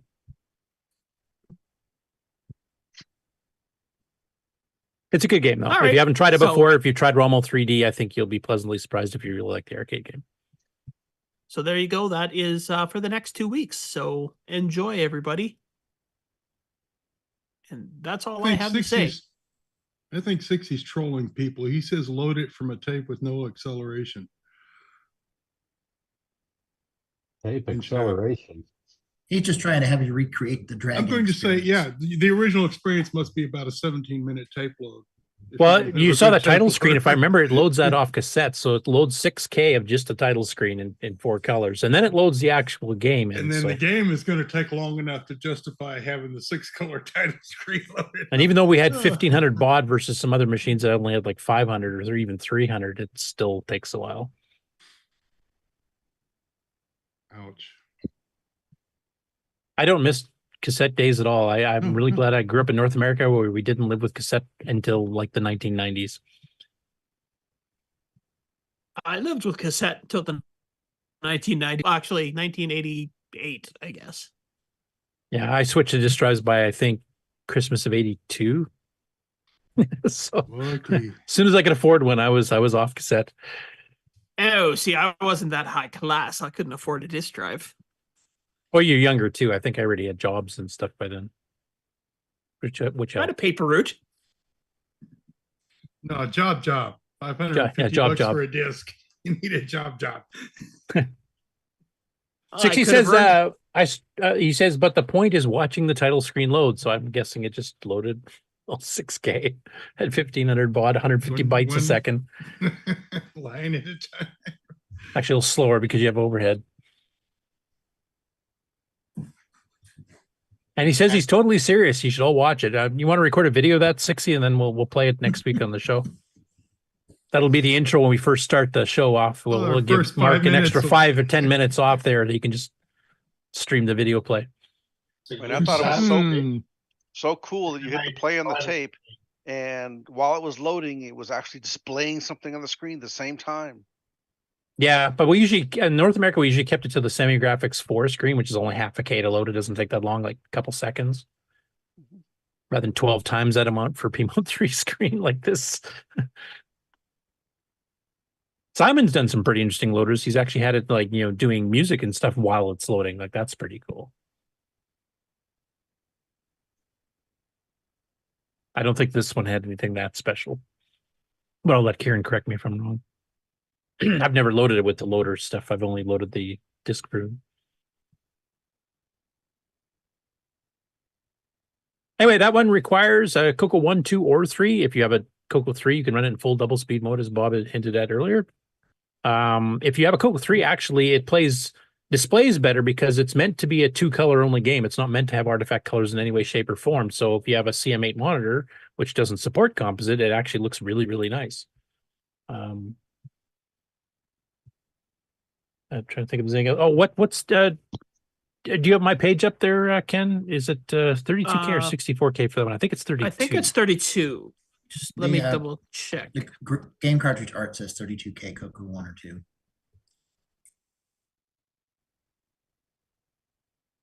Yeah, I was pretty sure it was a Dragon 32 note that didn't require a Dragon 64. Yep. 32K RAM. According to you, you need a disk drive to play it. Well, yeah, because who's going to use cassette? Jeez. Right? Heathens. And one of the interesting things about it is you can actually change your controls and skill level. Oh yeah, you better make a standard for that. What's a good skill level for it? I forgot to. To be honest, it gets hard enough, fast enough. I don't think you need to give it a higher skill level. Yeah, just on the easy, the lowest skill level.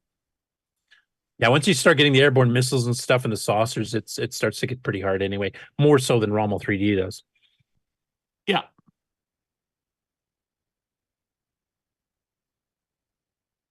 There you go. So play it on the easy.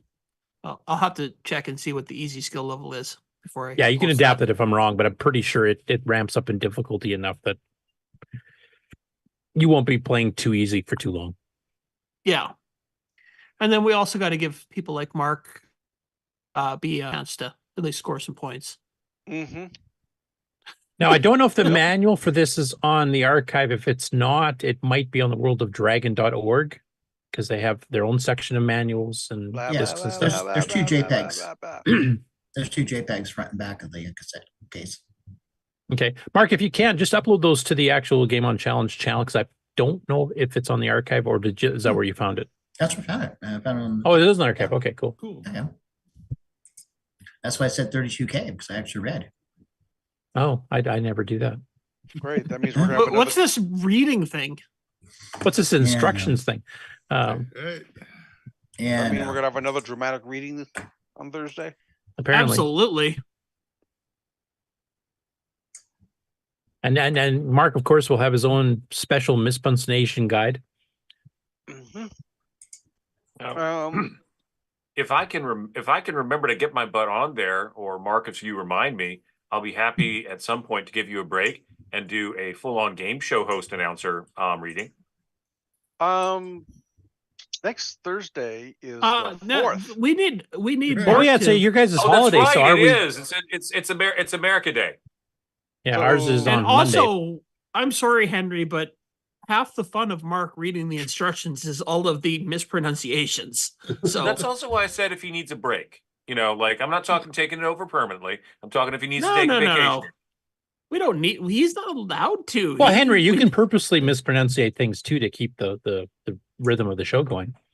Yeah, I'm American enough. I should be able to do that. That's good. Yeah, but how many of us are actually going to be around? Yeah, that's the question. I forgot it's July 4th for you guys. Not out partying. Right. So Ours there is on Monday, might not be a live show on Thursday. We'll see.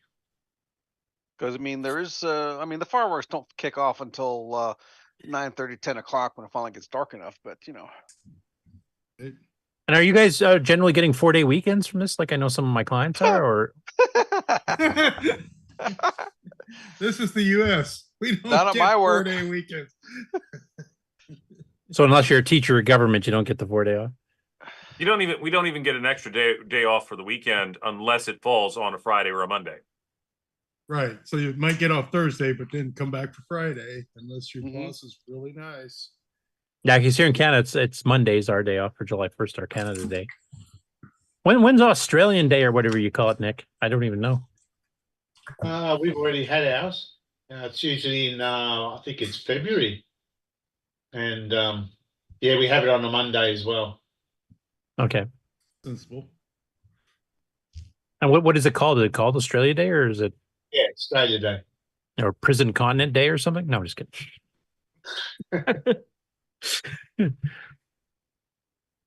Ian. So you did no live stream, you think, on Thursday then, Ken? Should we switch it to Friday if you guys don't get Friday off? I'll probably be around. Oh. I think it'll just be we'll see who shows up. I mean, I watch the fireworks outside of my bedroom window anyway.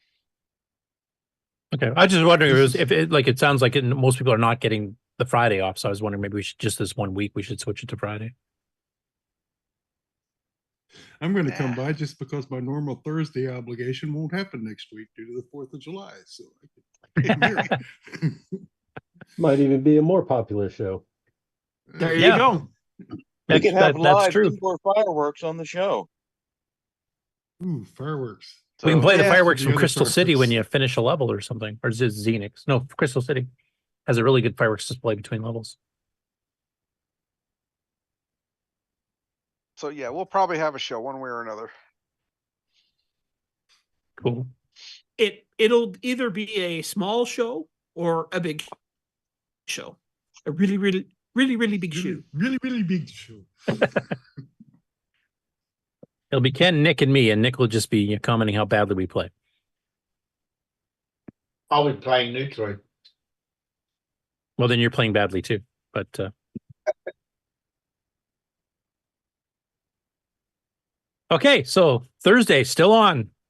Hopefully we'll get some people because it's a holiday. You might have the day off. You have some time to come on. No more excuses for not showing up on the Game On Challenge. Yeah, there you go. I expect this to be the largest Game On Challenge Ever. We're going to actually have to kick people off to let other people on.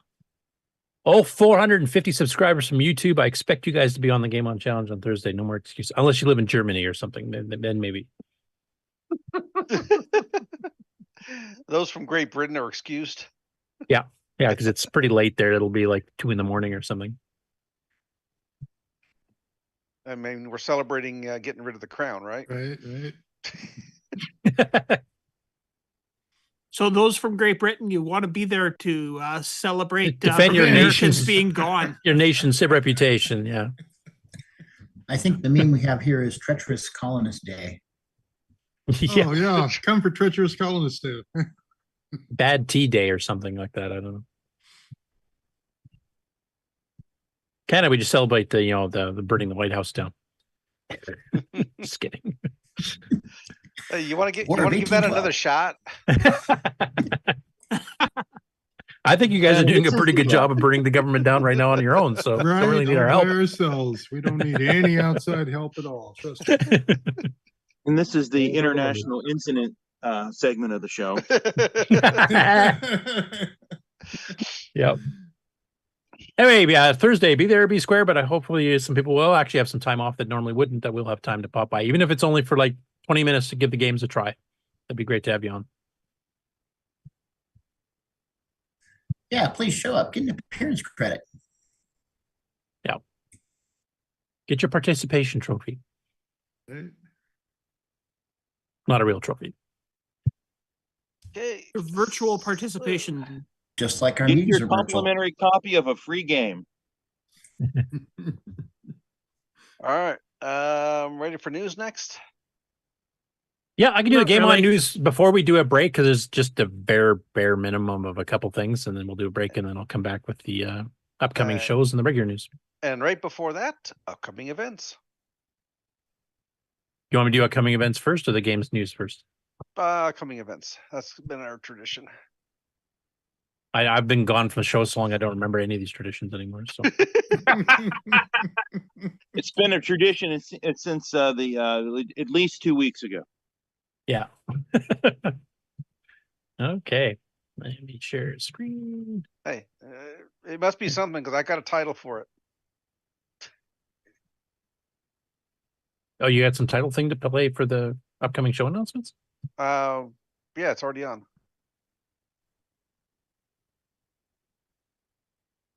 Oh, you meant on the main bottom. I thought you had like an intro or something that I wasn't aware of. No, I'm not that talented. Okay, you guys will be seeing a Facebook page with Canberra Vintage Computer Exhibition 2024. Yep. I'm hoping. Okay, cool. So this has actually already happened. It's kind of confusing because it's, supposedly today, June or July or June the 29th, but because they're living in the future, this is already over.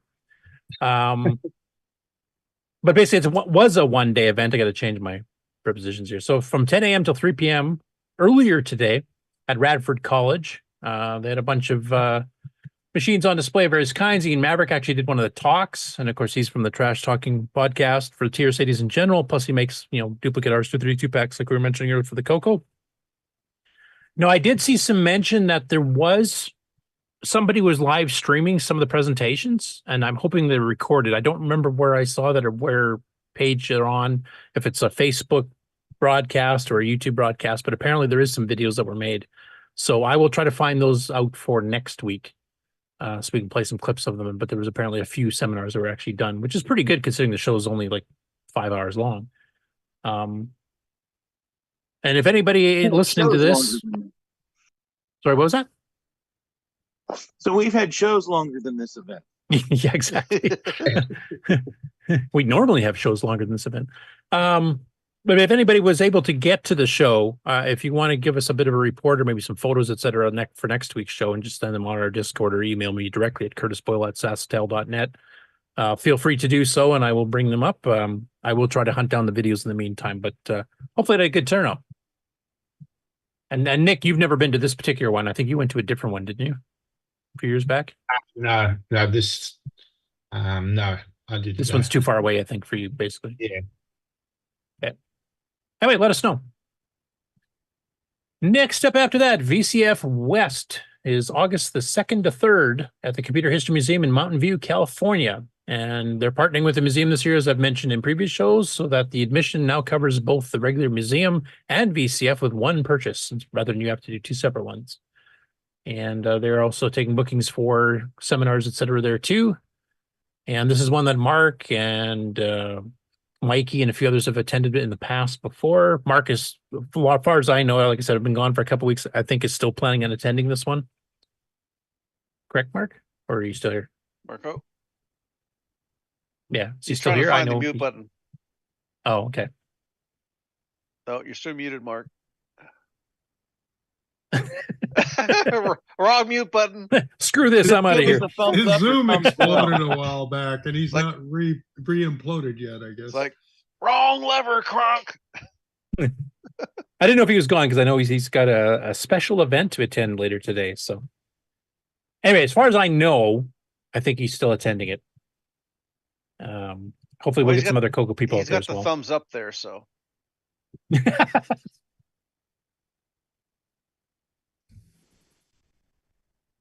Anyway, it's been a good show in the past. We've had Michael's done his flexing the CoCo series there. We've had Bosco's premiere of a game that actually used the one of the sound cards for the CoCo. I don't know if that ever got officially released or not. I can't remember, but there's been a pretty good stuff. We had a whole CoCo setup there with a couple of people there at the same time. Another one of the many shows I'd like to attend sometime in the future, which I'm still working on actually making happen. The next month after that, of course, is the big dog, which is VCF Midwest, and there's a few people on the panel attending that sucker in their new, larger venue at the Renaissance Schaumberg Convention Center in Schaumberg, Illinois, also the original home of Rainbow Fest starting in 1983. So September 7th to the 8th, with September 6th reserved for vendors setting up, and you will be staying, if you're just booking now, you'll be staying at one of the alternative hotels because the main one's already completely booked, and I think the first alternative's booked too. But this one usually has a ton of people. It's I think the best attended show in North America for this kind of thing. Now, for the people in the panel that are going to it, like I know Ken is and Henry, are any of you guys actually having displays or booths there, or are you guys just attending? I'm not planning on it. I'm planning I'm on planning on attending. having a display. Oh, you are? Okay, cool. Yeah, I would haven't like to have decided a what it's going to display. be, but if there's ever any tables up for rental. Oh, let's Yeah, have that those out here. And I wasn't planning on displaying it at CoCo Fest either, but that changed kind of at the last minute. So you never know. Maybe you guys can share one table and just how big are the tables? Are they fairly big ones or small ones? No, they're about the size of the CoCo Fest tables. Because we fit two people on ours all the time. In fact, the one year I think we shared it with Taylor and Amy too. We had three people at one table. I think there's going to be plenty of rooms, but Yeah. And besides, Curtis, if I take my full thing like I had at CoCo Fest, that takes up a full 6-foot table. Okay. Maybe you just borrow AJ's forgotten machines table then. And no, I'm just kidding. I usually I'll get a let table. AJ do that. I usually get a table right beside Sloopy, and then he uses like a table and a half for his working on computers, and I use half a table for my display. Okay. I was just going to say, if you're sharing a table with Sleepy, I'm sorry, but I'm just kidding. I'm sharing a hotel room with him, so. It's a really big monitor if it takes up a whole table. What are you going to be basically broadcasting your channel there and introducing people to CRT? Is that, or do you have any other specific things you're planning on displaying? I'm going to do something CoCo related, or not necessarily TRS-80 related. Oh, okay. Cool. Right, and Rick, are you still going to try to do a quick day attendance as a viewee? Yeah, I'm just going to slide in, laugh at Sloopy, and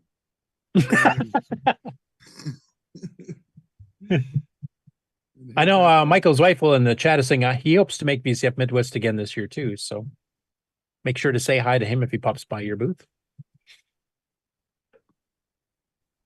Anyway, like I said, that's a big dog. That's definitely one I'm planning on attending within the next 3 years maximum, hopefully less. We'll see how things go.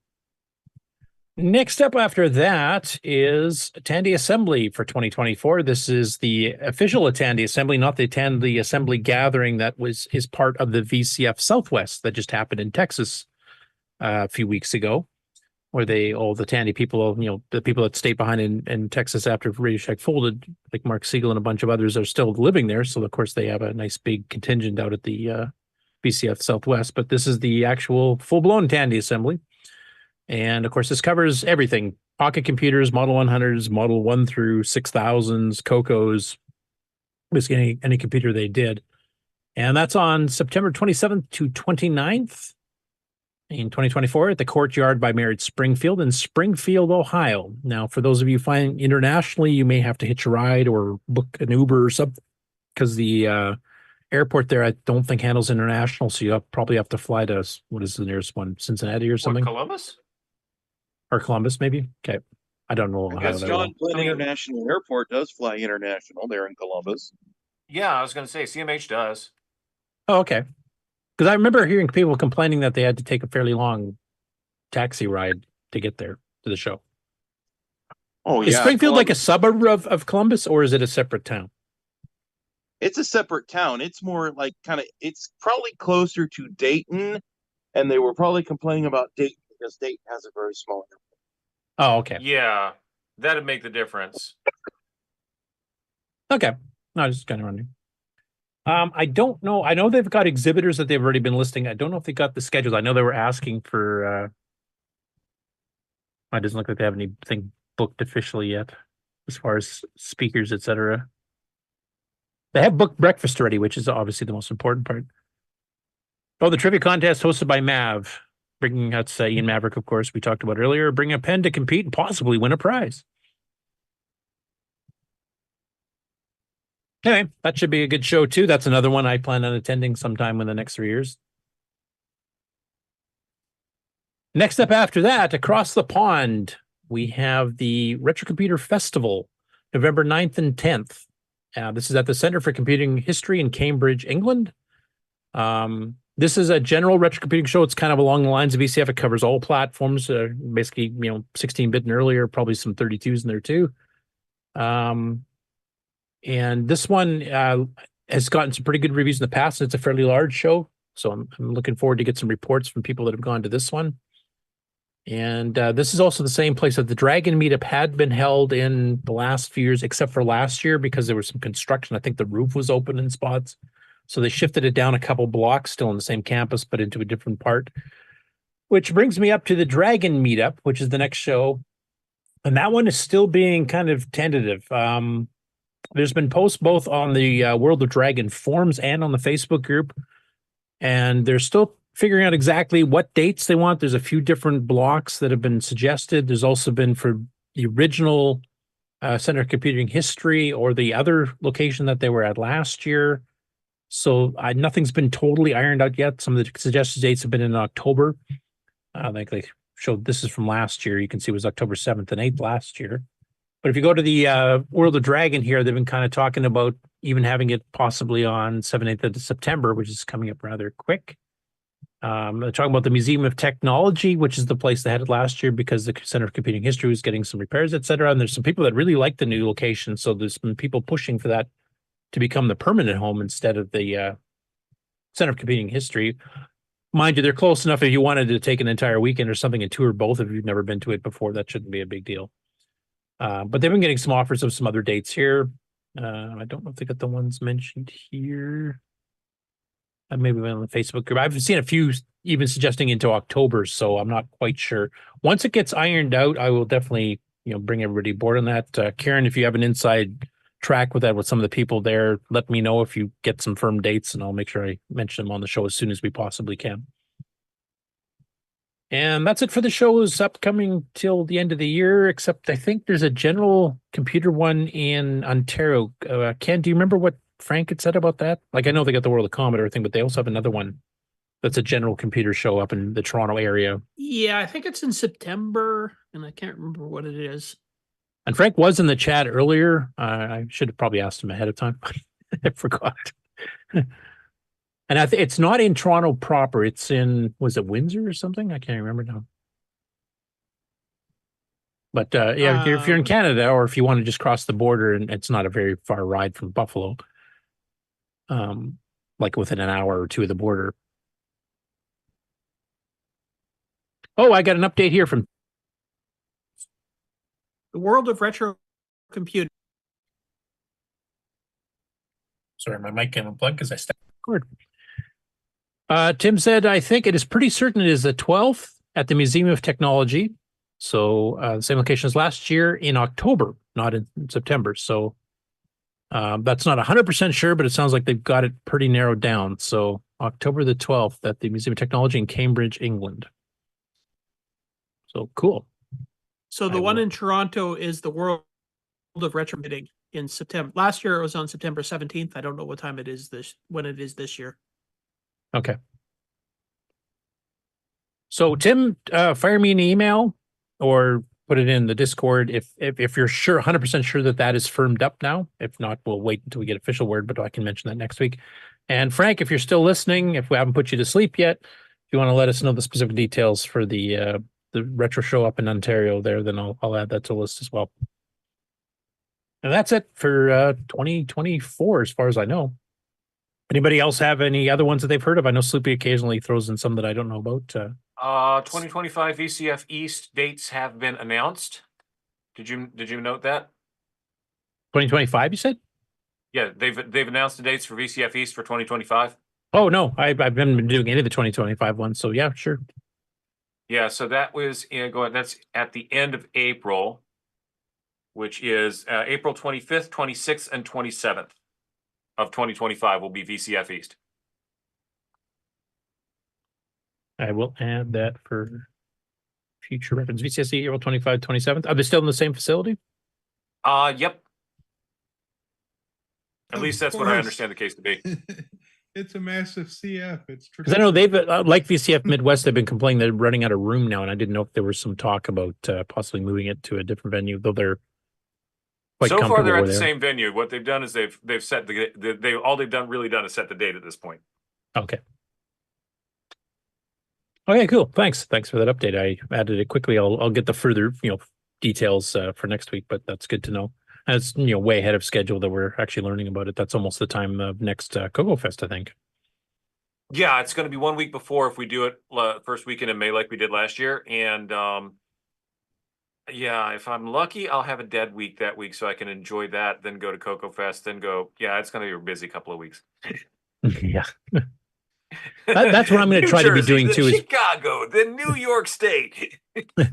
that's one thing I want to try to do too. Is if some of these are like literally a weekend apart, I want to try to see if I can actually take the time off to hit both, rather than driving all the way down there and then driving all the way back twice. If I could afford to do that, or staying for a full week in a hotel or something, but maybe would be a bit cheaper than, say, multiple sets of flights. Now, wait a minute, I think it's saying those dates might overlap CoCo Fest. I think CoCo Fest is in May for sure, isn't it? Didn't that already booked? I thought it was. I was hoping Grant, because Grant had indicated after his surgery here on Discord, not that he had his surgery live on Discord, but he'd mentioned that he was going to try to make the show today. Unfortunately, he hasn't made it, so I was hoping to maybe find out some specifics on that. But I'm pretty sure it's the first week in May, or maybe second week in May. The week before Mother's Day, which is the 11th. So. Oh, okay. That ties it in. Yeah, because I guess we're getting into the second half of the year here in 2024, so I should start including the early 2025 ones in the list there, because I usually I've been keeping them just to 2024 because otherwise it's just too much to remember and go through. Yeah. Cool. Anyway, that's it for the shows so far. So if you want to have a commercial break and come back with the regular news. Okay.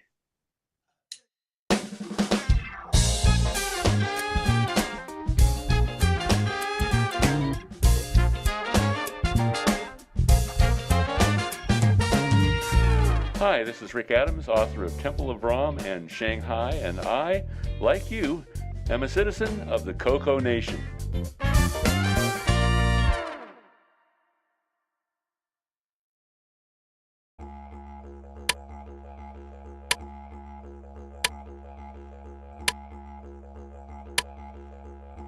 This is not the Joey cereal switch. This is the Joey cereal switch. Control up to 3 cereal devices. Order yours today at cocoman.biz. The music is back.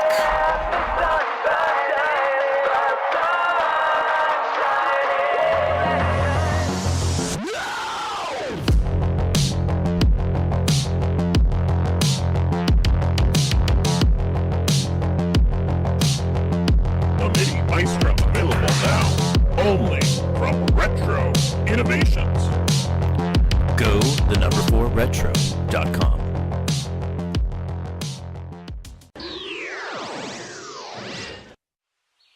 For many a year, peace has reigned throughout the realm. In the forest, nothing but ruins of an ancient fortress remain to fuel the myth of the evil wizard. Tales of your ancestors' quest are met with laughter. Mockery follows your warnings. But you know what awaits.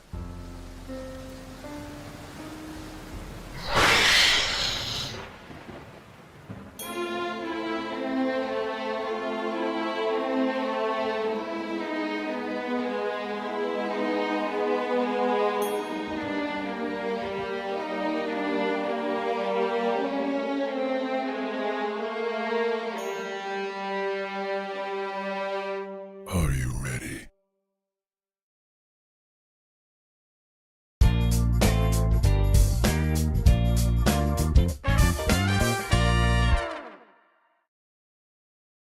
When you want the latest in TRS-80, Tandy, Dragon, MC10, and all of their hardware cousins,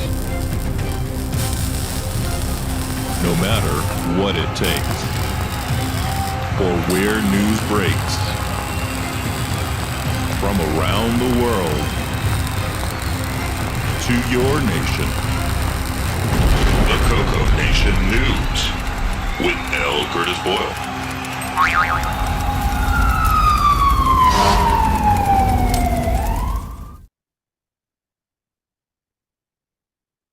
Okay, you're up. Okay, just a second. I'm putting my hair out.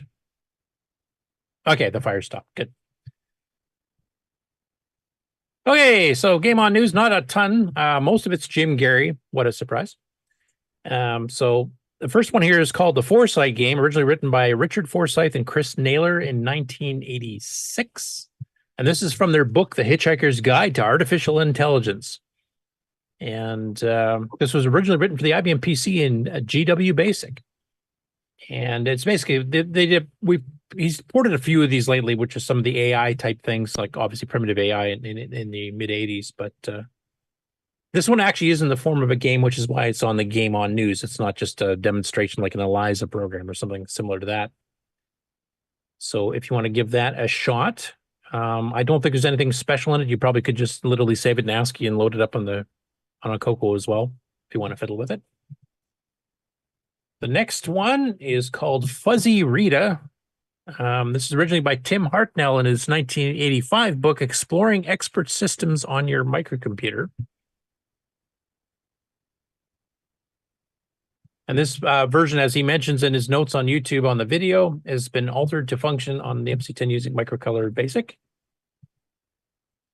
And I will mention again, for those of you maybe not caught the show in a while, that Jim Gary no longer hosts his stuff for the MC10 or the CoCo, because he's done stuff for both on his university website anymore. They asked him to move it off, so he's actually got his own section on the Internet Archive. And you can search for just Jim Gary, and you'll find all, half 1,000 or 600 or 700 programs or whatever he's up to now available for download there. He still has his blogs going, though, so if you want some background details of some of the stuff, that's still around. But this one here, if you guys have ever played Body Parts by Elite Software, it's kind of similar where you basically answer questions that the computer asks, and there's a few base ones built in. And then it kind of adds as you identify a different body part. And I've seen the ones that do it with animals and stuff too. But basically, you give a question that if the computer can't guess it from the built-in stuff it has, it kind of learns as it goes, and then you add in a different question that differentiates, say, a cat and a dog, like we're showing on the screen here, like what's the difference type thing. And you add in more and more questions, and it kind of builds a database as it's running of different animals. And then if you have somebody come green into the game after you've been playing it for a couple of hours, there might be like 40 animals that it can try to identify versus the built-in like 2 or 3 that it has as a start. So it's kind of a cumulative database of stuff. And the last one he did this week is the Tower of Hanoi, which is a rather popular game. I remember the original Creative Computing books, the 101 basic computer games, or 101 more basic computer games. I can't remember which one had a text version of this. And I've seen high-res versions. There's even a CoCo 3 high-res version of this one, but it's basically the puzzle game where you've got to try to move these discs off these poles and then you can only put them on top of pieces that are smaller than the one below, and you have to try to shift it to move all the way across. And this one, he's actually using semi-graphics colors here, so you can kind of see how it looks on the screen here. But it's one that if you're into puzzle games, you'll like it. Sorry, go ahead. Fun fact with Hanoi, along with the factorial, it's used as one of the initial cases for recursive functions. Oh, I didn't realize that. Yep. Cool. Is this one you're going to be testing in your fourth when it's done? I don't know. That's a good idea. Because I have seen fourth implementations of this. I don't know if it's really suited to it or not, but If it can be thought in RPN, it can. If it can be thought in fourth, if it can be thought in fourth, it can. Yeah. If you have enough room on the ROM, you might even build it in as a small demo program. I've got 16K. That's quite a bit. Oh, you're not going for the 24K ROM? You don't think you'll need that? No, I mean, I could probably push this all in 8K if I really wanted to make it tiny. Okay, even with floating point, or are you just working about an integer at this point? Oh, no. I'm not worrying about floating point just yet. Ah, okay. Ooh, it's got sound. Anyway, a nice little puzzle game. And then the last game-related one here is from Expert Tech, who we've covered recently. He's the person that has a real CoCo 2 with an amber monitor, and he plays all the old classic CoCo games, even some Dragon ones thrown in every once in a while. And this week, he's covering the launch title on the CoCo Chess. This is the one by Peter Jennings. They also did the very first launch title of Checkers. And playing 2 players on an amber monitor with the color set that Chess has built in. I don't know if I'd try to do that. It's too hard to differentiate which player is what for your pieces.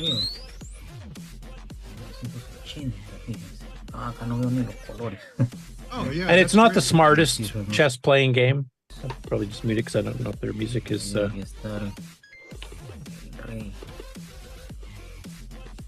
legal or not.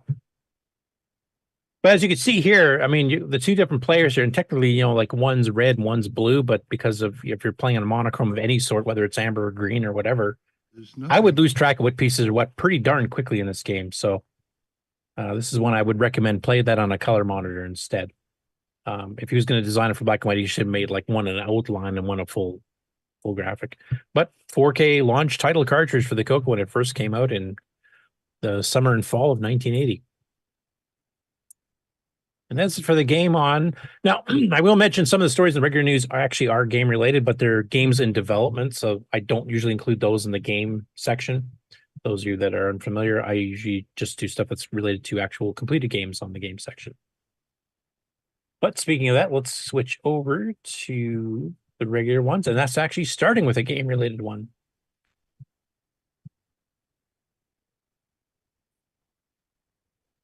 Okay, so CoCo Town, after a whole bunch of side projects and stuff recently where he's been experimenting with sound and how to optimize joystick reads and all kinds of fancy things, he's actually back to the Moon Patrol clone that he started as a teenager. And he's learned a lot since then, and it's actually running at a pretty good clip.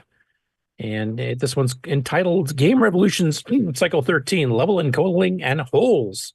So this is where he actually starts programming the holes that you will eventually have to jump over. Now, I'll play a little bit of the intro, and then I'll jump ahead so you can kind of see the whole thing actually in action.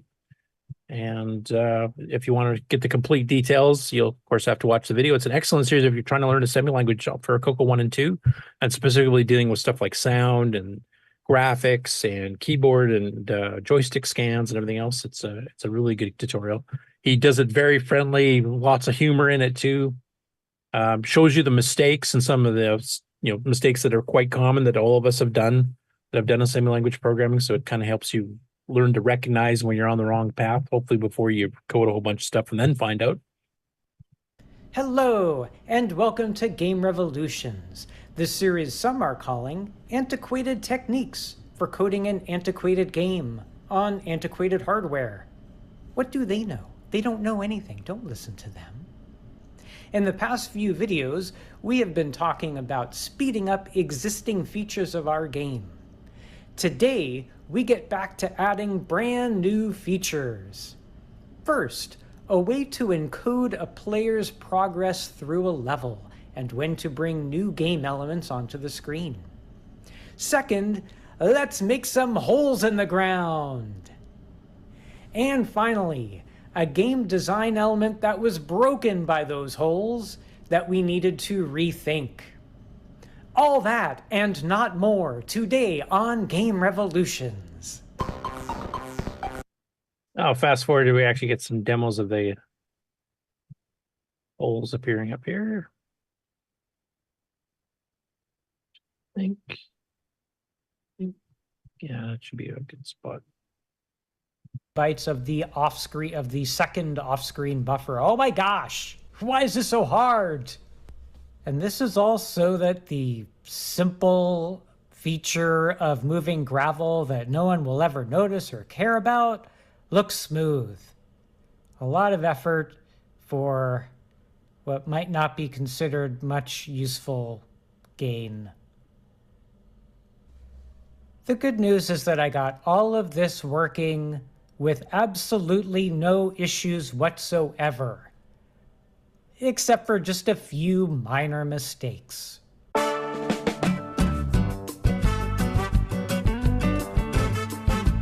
And this is exactly the kind of stuff I do wrong all the time.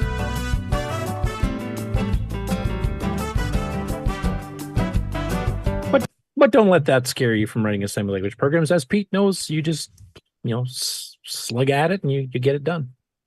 Anyway, though, he added the... sorry, what?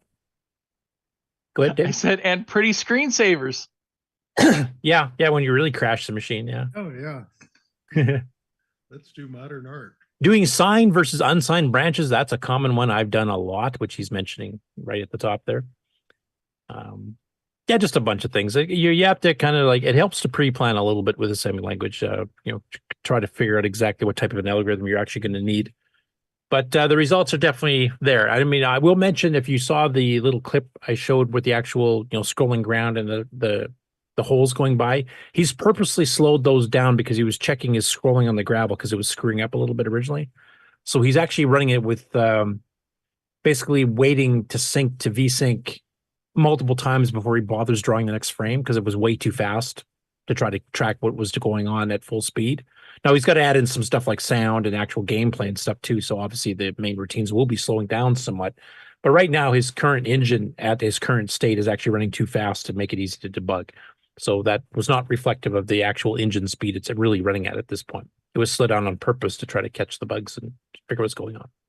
Anyway, it's a great series. You definitely should check it out, especially if you're interested in doing a assembly language program, or if you got some experience in assembly language programming on the CoCo, but you want to learn some advanced techniques, because a whole bunch of us have been giving them some hints, from everything from stack blasting to not going through all 6 comparative values on a joystick to speed up the joystick routines, to all kinds of stuff. There's all kinds of tricks and stuff in there that he's learned from a bunch of us, and he's doing really well. The project's going on great. I'm really looking forward to seeing this game when it's completed.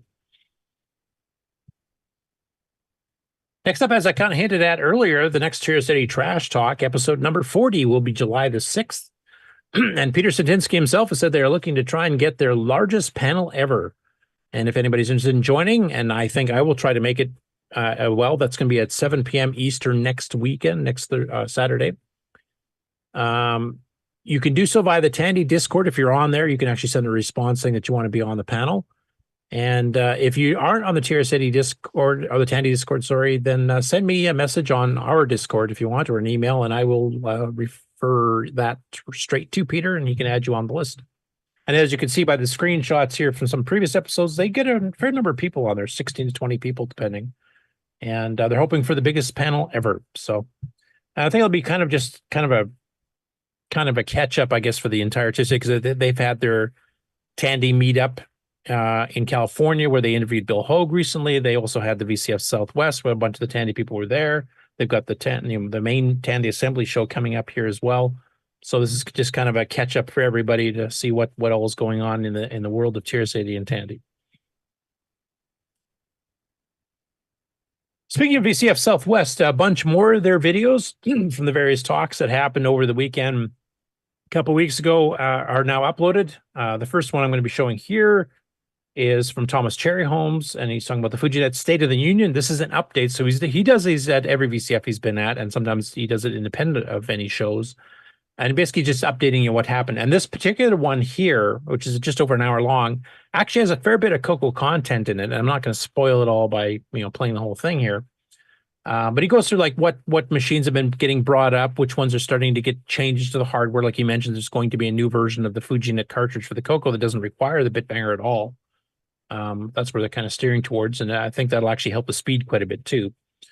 It also talks about some of the game engine stuff and libraries that he's got out there, so you can actually write some of the applications for the CoCo for doing some of the games and join in with the Atari and the Atom and the Apple people that already have that kind of stuff. He does some demos showing stuff like the ISS. He's also got the virtual machine support that you can run now too, where you can actually set up a server on your modern Windows or Linux machine or whatever, and then run the emulator client that links into it, so you can actually test the code for a CoCo completely on a PC using emulators combined with the servers. And also he's got links to the GitHub if you want to take a look at how to do some of this stuff and some of the library stuff that he's done, how to call it from C. So it's actually a really good video with a lot of good updates, not just covering the CoCo, but covering some of the other machines as well, and also a little bit of the future plans. At the end of the video, he goes into some of the stuff they're planning in the future, but obviously he needs more volunteers and stuff to help start porting some of the games and some of the user code while they concentrate more on the system code type stuff. And of course, with multiple platforms, there's a lot of testing to be done between everybody. So if you have the capability and the time to involve yourself with this project, I would highly recommend doing it. Similar will be happening with Rick Euland's CoCo.io, which is a bit more of a lower level protocol type thing. And there's, obviously people like Henry Strickland have been helping with writing code for that as well. So Rick, I think you're still working out some compatibility bugs with certain specific CoCos or something like that. So that I think that's like where back to keyboard CoCo ones and things like that. So yeah, and as we mentioned earlier, I mean they've hit some issues with Fujinet running on some of these old CoCos as Ron has experienced too. So there's definitely something quirky about the older CoCo ones that is causing problems for everybody. Exactly. So just buy CoCo 3s. Unfortunately, they're not affordable or easy to find these days. But that would be my solution with a GIME-X, but you can't get that either.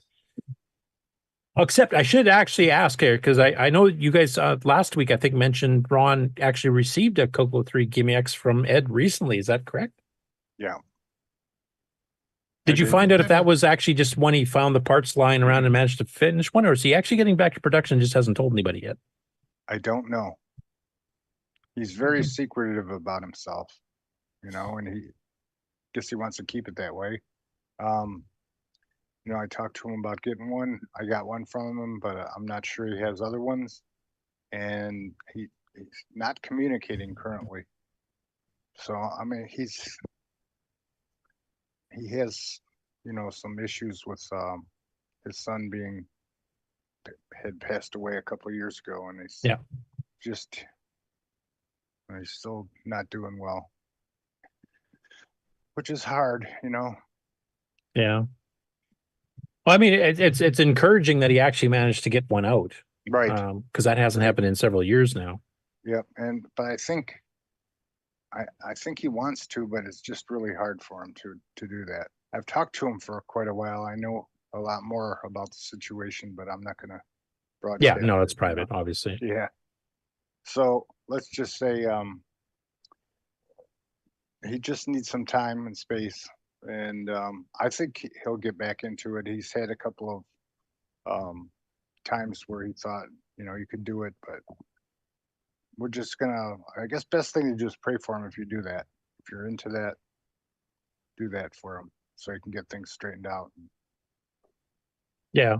And if Alan continues on with his, like AC's 8-bit zone continues on this GIME-Z, which is basically to try to duplicate the GIME-X, so we have a second source for it. Hopefully they can work together and make sure they stay compatible. And then, then we have two manufacturers, right? Kind of like we have the CoCo STC right now, which is quite helpful. And Ed has been making CoCo STCs, and he's been making mini MPIs and stuff. Like he sold little lots, so he makes like half a dozen at a time. He sells it within a couple of days. So he is actually still producing stuff for the CoCo. The GIME-X one, I know there were some issues because the chip that's used in it has been kind of obsoleted, and also is really expensive if you're trying to get it now. And I think that's the same chip in the CoCo VGA, which is, the same reason that's not coming out, though I I hear some things are being worked on there to try to alleviate that situation as well.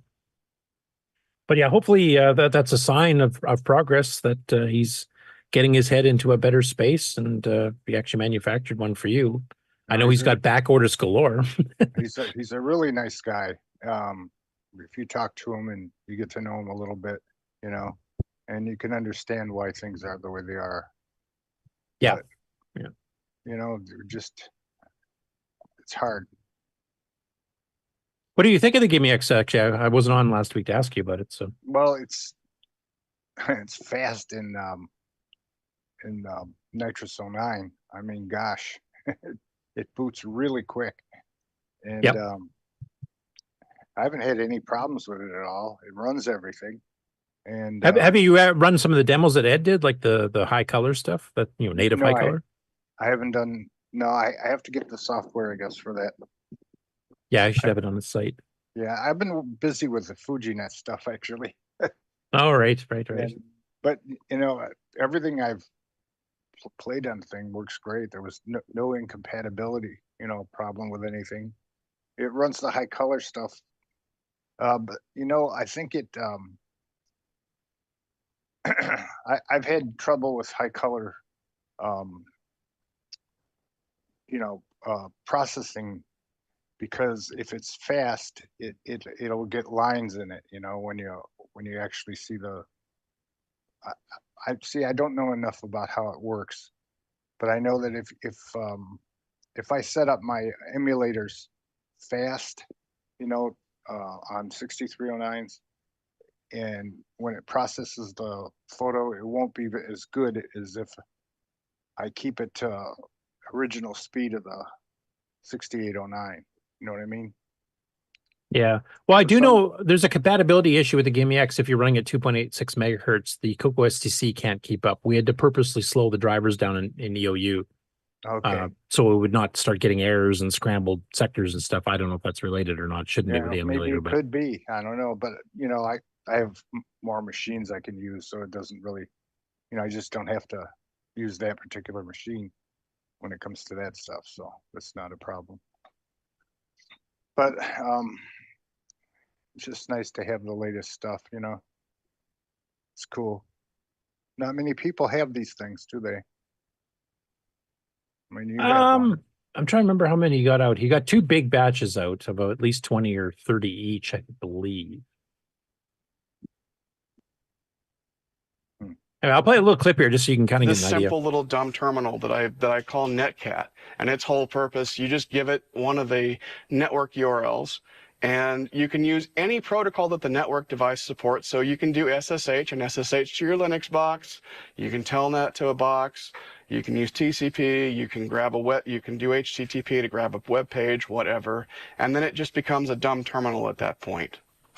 You can see it right here connecting into level 29. Does it look like a proper implementation of Unix Netcat? It's no, just in spirit only. Anyway, that's part of the update he gave on the CoCo stuff. He was actually listing off some of the programs and protocols and stuff that are supported on the CoCo, which is not considered a fully baked one quite yet, like say the Apple II or the Atari that these projects started on. But it's definitely getting closer and closer. So obviously, as we talked before, there's a bit of an issue with some older CoCo ones, which Rick's probably quite familiar with as well, which they're working on. And they're doing another revision of the hardware here to eliminate the bitbanger port completely from it if they can. So definitely some more updates coming. But I like the fact that both products have actually made a lot of progress, especially software-wise, the last couple months. Just leaps and bounds. We've got multiplayer arcade games on the CoCo IO. There's the multiplayer poker game they're working on the CoCo to join the Apple II, the Atom, and the Apple or the Atari. And you'll be able to play against players on other platforms on that too. So it's cool that they're all progressing quite well. I must say, I was surprised to see my pictures on there. Yeah. Yeah, well, they actually, one of the demos he showed, he booted up Nitrous 9 level 1 over the net, kind of like Rick has demonstrated booting Nitrous 9 EOU over the net on the CoCo IO. Pretty cool. Which is cool. Next up, this was about a bit of a weird story, and I didn't find out about it until they actually got the CoCo back online, as opposed to when this originally happened. But the Home Computer Museum in the Netherlands, Simon's home country, where he currently lives. I guess his home country is England, technically. Right. They had their museum is set up to be hands-on. So all the displays they have with CoCos and Spectrums and BBC Micros and whatever else they all got there are all hands-on. You can go and play them. They're set up with the CoCo STC in the case of the CoCo, and you just go in, try to play a game. You can run different programs. Well, somebody, as they mentioned on their little Instagram post here, somebody wandered in there a few weeks ago and stole the SD card out of the CoCo STC. Oh my goodness. And as they say here, we're pretty sure we have a suspect, but we don't know exactly who it is. I'm guessing they must have kind of identified somebody who just came to visit the museum, but they don't know their name. Obviously, this person is no longer welcome, as they put it, but they've actually got the SD card replaced now with all the, the SD library from the Color Computer Archive put on. And they have a rather interesting question they pose at the end in the Instagram post here for you audio listeners. It's also, since the CoCo 3 was never released in Europe, why would they take the SD card? It's only a 4 gig card. It's not something you'd want for a modern machine, obviously. You'd want something much larger, and they're dirt cheap these days. And in the Netherlands, like basically in mainland Europe, actually all of Europe, the CoCo 3 was never sold. It was only sold in Canada, the US, and Australia. So why would they have stolen this card? And I was flabbergasted as they are as to why. Why do people pull the knobs off of demo stereos nowadays? Because they're knobs. Because they can, yeah, because they're knobs, exactly. Because it's there. So anyways, it's good to hear. They actually had to shut down the CoCo 3 exhibit at the museum for several weeks until they can get a replacement card, copy all the software back onto it, and then get it on. And I don't think there's any easier way to lock it into the machine, but I'm as flabbergasted as they are as to why the heck somebody did this. Why backups are important. Exactly. Yeah, well, normally I back them up on an SD card, so they come and steal it. That doesn't really help. Well, have 8 SD cards somewhere. And, yeah. Good. But I just wouldn't expect with a retro machine that was never sold in the country, so most people in Europe wouldn't even have them. And it's free downloads. I mean, all you need to do is buy an SD card, hit the archive, and you don't have to pay anything for this. What are you saving by stealing it? Like $4? You just said it. Had to buy an SD card. Well, this guy doesn't have to buy an SD card for whatever he wants to use it on. He probably paid more to get in the museum than to take the SD Can card. you imagine? He got it home and found out it's only 4 megabytes or whatever. Boy, was he pissed. Yeah, probably. Now he's hawking it on eBay for $3. It was a strange story, so I thought I'd mention it here. Apparently, the CoCo 3 is so popular, you have to go steal SD cards in Europe. What monitor is that? That's an RGB analog. I don't remember the brand, but it's not a CM8 and it's not a Magnavox. It's like it looks like it says Tandy on it, so well, it looks like a Magnavox without the naturally without the tray it says on Tandy on the front here. I don't know if that was added on afterwards. I don't recognize a Tandy with only 3 knobs there. Right. Not the knob who stole it, but It must be related somewhat to the CM8 because it's missing its door. Oh, this one looks like there it wasn't a never standard had a Tandy door. feature. No, I know. Did CM5s lose their door and stuff too? I don't remember. It's not a Magnavox. It's Well, it's a Tandy. It says Tandy right here on the front. I have one that says Tandy that's like that. It's a Canadian RGB something. I'm thinking that maybe it's not an analog RGB that he's got on there. You think that might be composite? No, a digital RGB. I don't know. Z89, which is the game pictured here, it looks like the colors are pretty accurate to the analog. And if you're using the TTL one, digital RGB, you only get 8 colors, so I don't think you'd be getting them all. But maybe there may be 8 colors there. Can you count them first quickly, Nick? Or hang on, 1, 2. This is riveting for the audio listeners. Right. It's not that exciting on video either. Danny Burdillo says, I found a 4 gig SD card at the gas station on the ground next to the pump. I turned it in, but who's going to claim it? It's probably been there for years. Right. And TGB Chris is guessing maybe it's a Tandy RGB11, like a CM11. Right. No, those look just like a CM8, didn't they? complete to the did, yeah. door. Yeah. I'm looking for mine. So I can show. Yeah, because ours had the little round adjusters for color, etc., not those little tiny knobby things, right? Or am I remembering? I haven't had to see a made in decades, so I can't remember. Into the back room. I think It has shorter knobs than this example does, and a door. And I don't think this one even ever had a door. Maybe. But who knows? Now maybe I have to get Simon to go pop by and solve this mystery for us. I have one like it. You put the SD I card just back. have to find a picture of it. Okay, so for those of you at CoCo Fest, you remember Boisy was demonstrating the F256, which is a machine that has a 6809 emulated on an FPGA as an option that fits into a 6502 slot on a board that was originally designed for 6502. And he was demonstrating running OSN level 1 and working on level 2 on the machine. So he's got some updates here. There's a couple things. One is this quick little video. And what that is showing, it shows OSINE level 1 booting from DriveWire. So it boots a little bit slow because it's serial based. But after it's loaded, he's actually running everything else off of the 512K flash disk that's built into the system. So that actually runs everything fast. So he runs a utility command or two, and then he boots Basicon, which has a new splash screen based on the character set that they have, which actually runs quite quick because this is running the equivalent of about a 6 megahertz 6809. So that's loading off DriveWire. And that's just off of the SD card.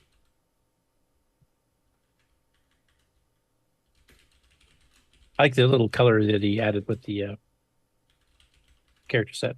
But basically, you can see there, it's a 24K program. It loads instantly. So that's a bit of an update on how that's going. Now, he's actually going to have it so that OSINE level 1 eventually might be on the ROM and just boot itself. And then OSINE level 1 will actually load level 2 and then kind of chain it over there, which is kind of an interesting way. That means you always have level 1 available, even if you don't have a network connection. And then level 2 will be loaded on after that from a network connection type thing.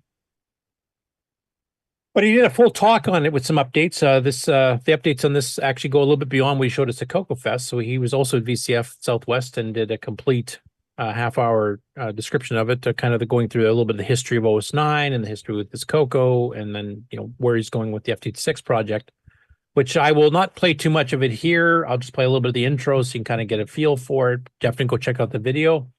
But then he's got some other updates that he's mentioned of some stuff that we did not know about at the CoCo Fest, which I'll get into in a minute or two.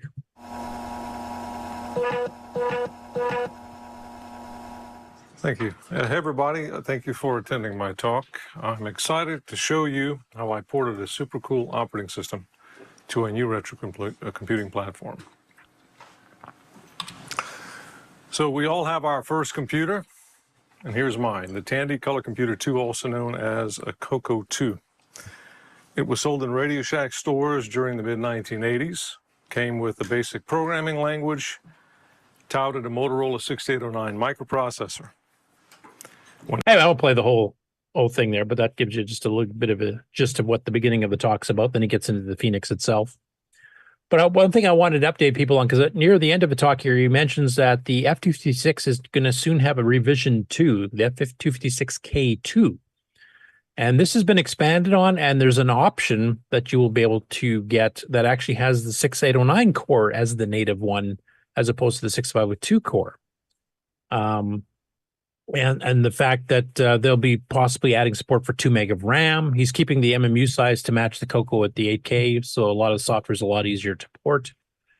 And they've been talking with the guys that do the Turbo 09, so they're basically, with the combined optimizations of the pipelining and stuff that the Turbo 09 uses, combined with the updates they're doing to the K2, the eventual plan is that this will be actually running faster than a CoCo 3 FPGA does, which is a 25 megahertz equivalent 6809.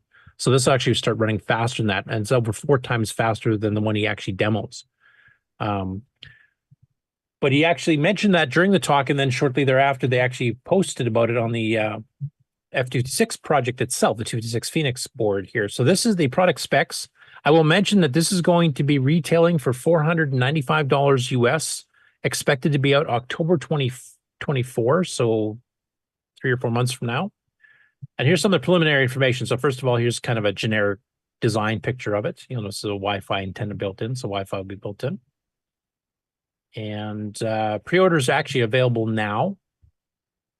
Default state for the CPU that's on board is still the 65C02, but now the FNX 689 will be integrated with the F256K2 core to support level 2 OS 9. So this will have the MMU support and everything else in it as well. It'll come with 512K of static RAM, 512K of flash RAM, 128 megabytes of DDR3 RAM for both graphics and data, external and internal SD cards. So you can, the external will do normal size, the internal will be the micro SD. IEC port for connectivity with FNX 1591 and 1592 HD. Copper Ethernet port with controller with an integrated IP stack, a Wi-Fi module with controller with an integrated IP stack. So you have both wired Ethernet and Wi-Fi. The sound subsystem will have 2 times PSG mono stereo, 2 times Gideon SID mono stereo. That's the Commodore 64 SID chip type thing. OPL3, which is actually included in the Mega Mini MPI, and that's fairly modern, 16 voice, etc. Onboard wavetable chip, the Dream SAMS 2695, an optional MIDI kit if you want to drive MIDI synthesizers.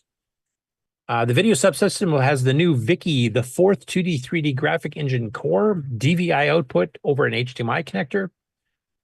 The early core will do 2D only, but later 3D graphics, like hardware enhanced 3D graphics, will be added as well. Miscellaneous, it has 2 DB9s. I'm sure David's complaint should be called a DE9, correct? Go ahead, David. This is your moment in the sun. Yes, that would be indeed a DE9. I think you guys have lost that battle already, honestly. Anyway, 3-button Atari-style joystick ports, 2 of them. USB-C port for FPGA reprogramming, debug port, and serial port. PS2 connector for mouse or keyboard, so it'll work with the mice that you plug into David's little PS2 adapter for the CoCo. An FNX 4N45 connector. I don't know what that is. Do you hardware guys know what the heck that is? It's something going to be specific to the Foenix. Okay. In its final form, I have a Gateron KS22 optical keyboard. And then you have some options for extra costs, so outside the $495 base price, a 256K RAM expansion module for code and data, 256 flash expansion module, and the MIDI connectors that we mentioned before. Software support comes with an installed flash microkernel and super basic on boot, can be reflashed with used software, USB background debug port to read and write directly in memory to speed up development. And of course, the option for the 689 module and running Nitrous 9 level 2, basically. There's development tools and stuff that you can get for it. They get to more expansion here on the audio subsystems and on the video subsystem. So the graphics engine is using a CFP95600, the Vicky the 4th. This supports text modes at both 60 and 70 hertz, refresh rates of up to 80 by 60, the 60 hertz and 80 by 50 on the 70 hertz. So a nice, decent size screen. Compatible graphics modes, it's got 320 by 240 at 60 and 70 hertz. And then the that's the ones that are compatible with the original F256K. The K2 version adds 640 by 480 60 hertz and 640 by 470 hertz. Color depth, 256 colors simultaneously, 8 bits per pixel for all modes. And the K62 adds in 32-bit RGBA, so you'll be getting full, 16 million colors with, I'm assuming these for the transparency type stuff. Graphic engine features. The regular 256K has already got a 3-layer system, interstitial sprites layer. Can be any choices of bitmap or tiles.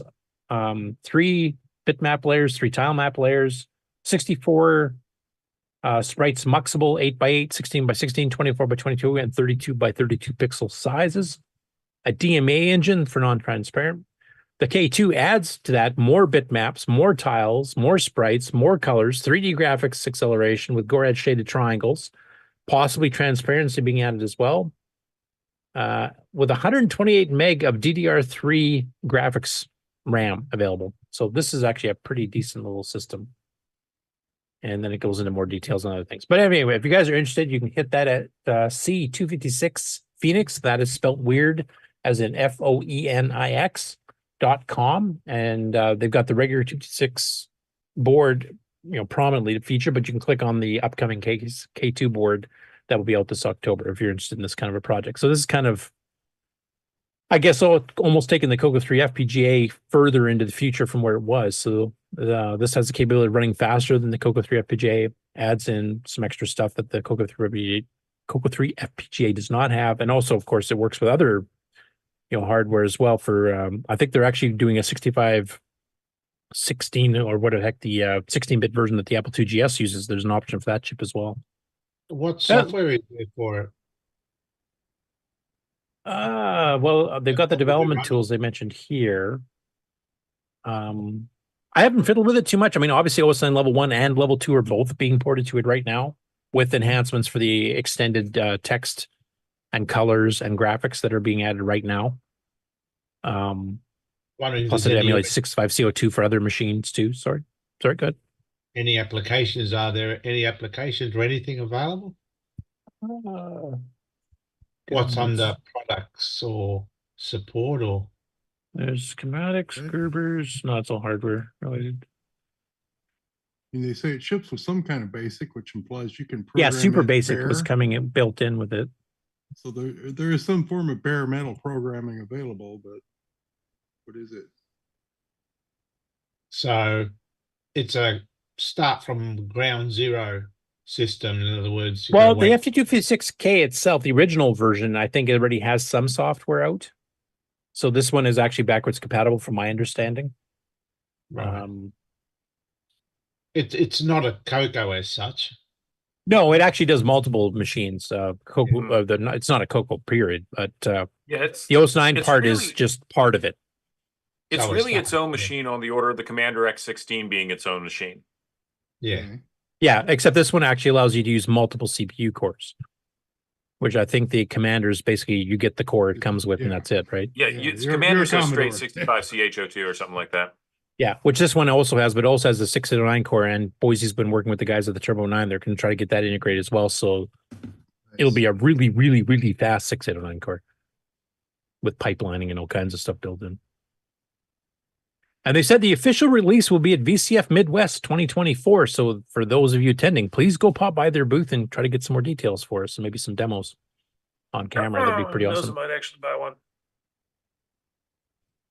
Tutorials? Would that have Is anything that about? keyboard? That keyboard looks elevated out of the case. I think that's just more of a mock-up at this point. Right. Okay, so here's some of the graphics. So here's kind of showing, I think, the built-in super basic that it boots up with, which looks so, somewhat similar to the Nitrous 9 level 1 that Boise showed. Has an MMU. Obviously, I know they were talking about it's going to have at least 512K accessible for the 6809 core, though Boise was mentioning during his talk that they are planning on expanding it 2 meg, so basically would match a 2 meg upgrade on a CoCo 3. Command line arguments. Looks like a debugger in hex there.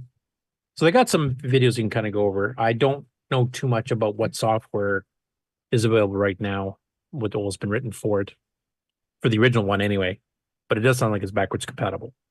So here's your bare metal C into the just bare metal if you don't want to emulate a computer, but you just want to make this thing go. Now you got it. Nice. Okay, so here it's mentioning their FAQ. Are these FPGA retros like the Mister? And they answer no. These machines are the real thing. You'll be running on a real 65CO2, 65816, 68000, or 68040. The 6 megahertz 6809 is an FPGA, but it's packaged as a standard 40-pin DIP for use in the 6502 socket, which we've talked about previously. Are these machines compatible with the C64, C120, Amiga, etc.? No, this is not a Mega 65, Vampire, and Ultimate 64. We already have those platforms, something new and different. Answering kind of Nick's question, this is kind of a new beast. But you can program it as if it's a 6809. Are these emulators? Yes. See the various platform-specific wikis above, which I don't see handy there. Unless they're talking about this chunk here, I guess. Is the hardware open source? The schematics for many modules are available for download, so some are. FPGA code is presently closed source to keep the platform becoming fragmented. I understand that completely. Are there any programming tutorials? See the various platform specific wikis above. And they mentioned the FTT6 for 8 16-bit systems, 24-bit systems, and some 32-bit systems. Yeah, honestly, maybe we should get Boisy on the show here to actually kind of, he probably knows much more of the details than I do. And not probably, he does. Or we can wait till you guys go to VCF Midwest, since that's the official launch of the K2 version, and maybe get you guys to get a good opinion about it, maybe interview some of the developers. It looks interesting anyway. And it runs Nitrous 9, so I mean, it's got to be great, right? Well, that's got to be fun. Anyway, we'll see if we get some more information for you. Okay, next up we have a short video from John Whitworth of Dragon Plus Electronics, and this is showing his sRGB boards. These work on Dragons and CoCos. And he's also got a photo of the adapter, which I'll show in a second here. Basically, this will actually show the fact that the sound and stuff is coming through this as well at this point. So he does a little demo here. This might be too loud. Oh, that's not too bad. So he's demonstrating the sound is coming through as well as the video being crystal clear. Of course, showing the full character set, inverse characters, regular characters, and then the semi-graphics characters. I think John might even be in the chat if he wants to chime in with some extra stuff here. Is this HDMI, is it?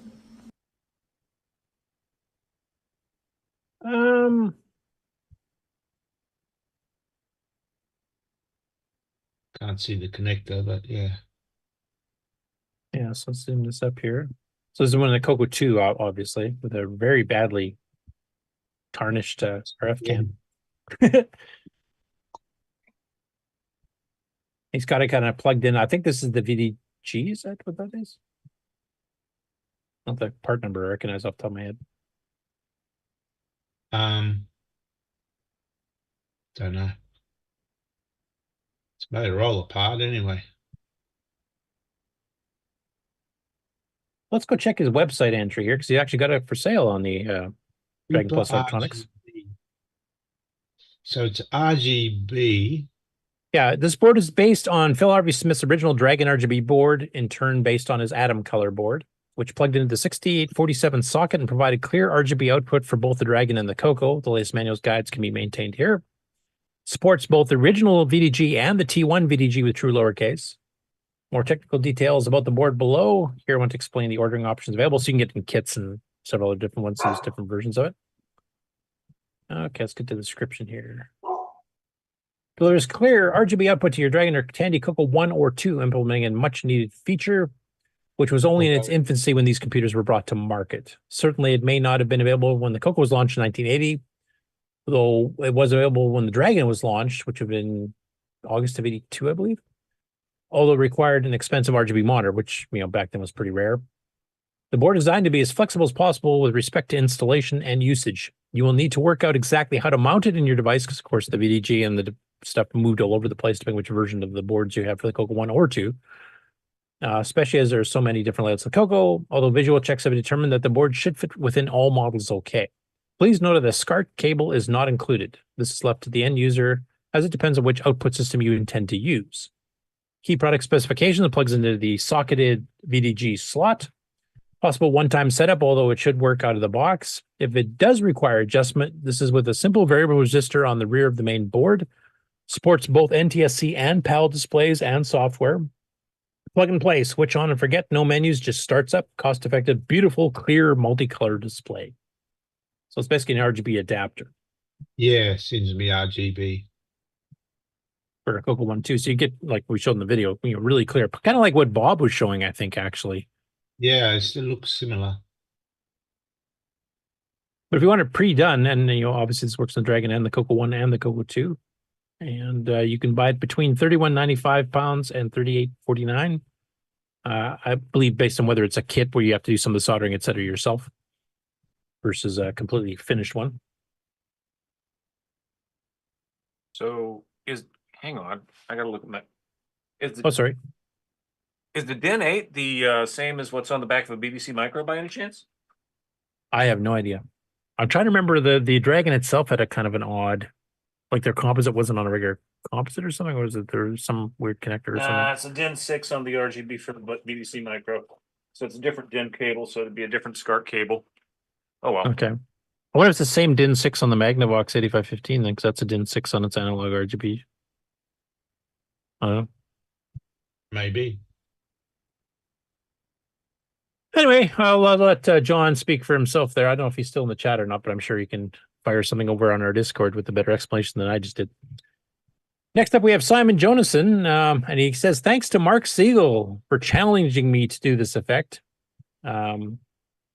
which is basically to kind of do a fake pseudo-alpha blend transparency on the CoCo 3. Now, what is alpha blend? That is where you can take something like a sprite or something, and instead of just gliding over top of something, it actually kind of merges that with the background, so it'll kind of highlight as if it's semi-transparent.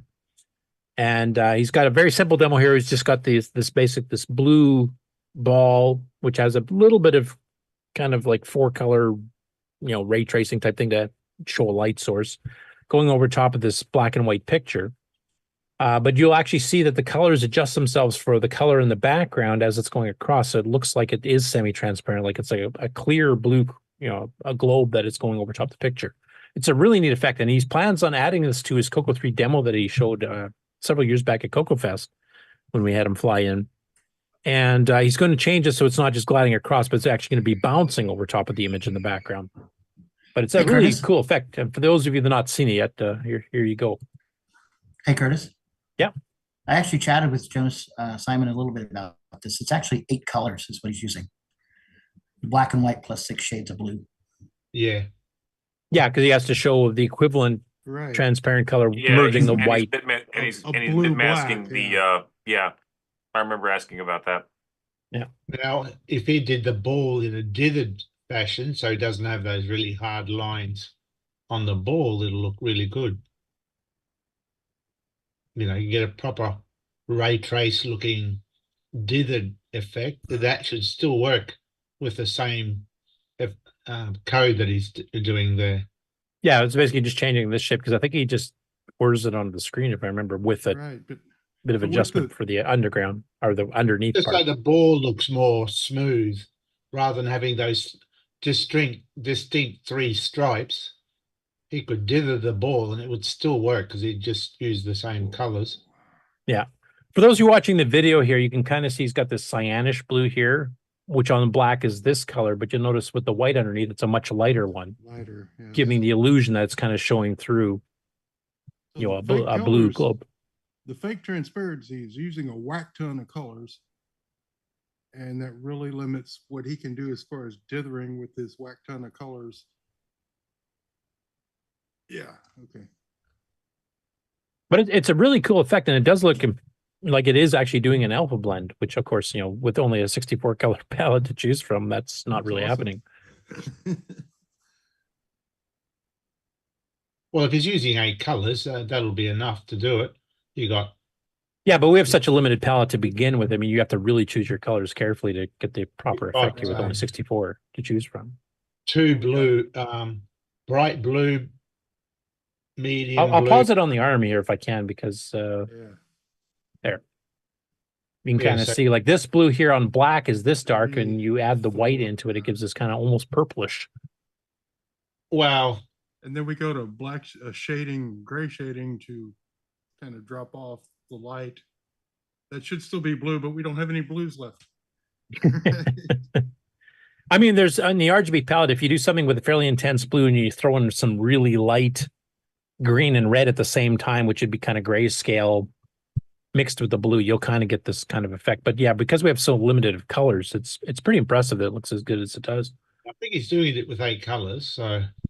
No, if he's doing it with 8 colors, he's got enough, because he's only using 2 colors for the grayscale. He's using 3 colors for the ball, and then he only needs 3 colors to make the difference between the ball and the grayscale. So that's right. That's exactly what he's doing. Do a little bit masking, and you got it covered. Yeah. Yeah. Another reason. But it's a really for them neat to effect, and come I've never on. seen anybody try to do a transparency effect like this on a CoCo before. So that was actually, I was pretty impressed. I mean, if you go to the technical nitty gritty of what he's doing here, it's not much different than, you know, just wearing a background type thing. But you have to pick your colors pretty darn good to get this effect to look as good as it does. So with our limited once color it's palette. bouncing all over the place. Yeah. Mark Siegel says it's going to be getting more complex in the future. Yeah, well, he mentioned right here, like on the right, he says, right now the ball just loops above, but it'll become bouncy. Yeah. And you can even try to do Theoretically, something, that's- maybe rotate the ball so that that lighting effect is moving around as you're going. You can do all kinds of things with it. Rotating the ball if you've got a constant light source isn't going to do anything. Well, no, you'd have to because- you'd have to assume that it's a moving light source type thing to do that kind of effect, and then you Right, wouldn't you probably could be do that changing with the the light picture source. underneath either. But you can do some pretty basically cool make- effects. Yeah, basically might making be it bounce and stuff like that. A lot of that's going to be pre-comps. So Yeah, You just might have a be able- sine table built in or something. You might be able to put more than one ball, maybe two Yep. or three balls. Or you can do ones of different colors. You can have a red one going across or a green one or whatever. No, that's starting to. that would take. Okay, so Yeah. if you're going to be doing multiple colors at the That's- same You'd be time, limited how many you could fit because obviously you've got 2 colors for the background. You've got 6 at least for the foreground, depending on which background you're over top. Yeah, So but you have then to add when they another mix- 6. Yeah, well, but no, the what thing- if you manage to keep them from being on the same, if you manage to keep them from being in the same like data read at the same time, you could swap out the palettes by racing the beam. Well, you got a 16 color mode, and right now you're using what, 8? 6 on the ball and 2 on the background. So if you had Oh. another 6, you can still fit a second totally different Yeah, set of yeah. colors. If it's a 16 color index mode, yeah. the thing And is, if welcome you to our weekly feature group. then you're I'm dealing. sorry, with- Jason, you muffled? I said, welcome to our weekly feature creep section. Well, of course. Woohoo! Yes! It's not my code, so I can feature creep it all I want. It'll Feature complicate creep. Feature creep. it. Multiple colored balls, though, when the 2 colored balls go together, that adds a lot more.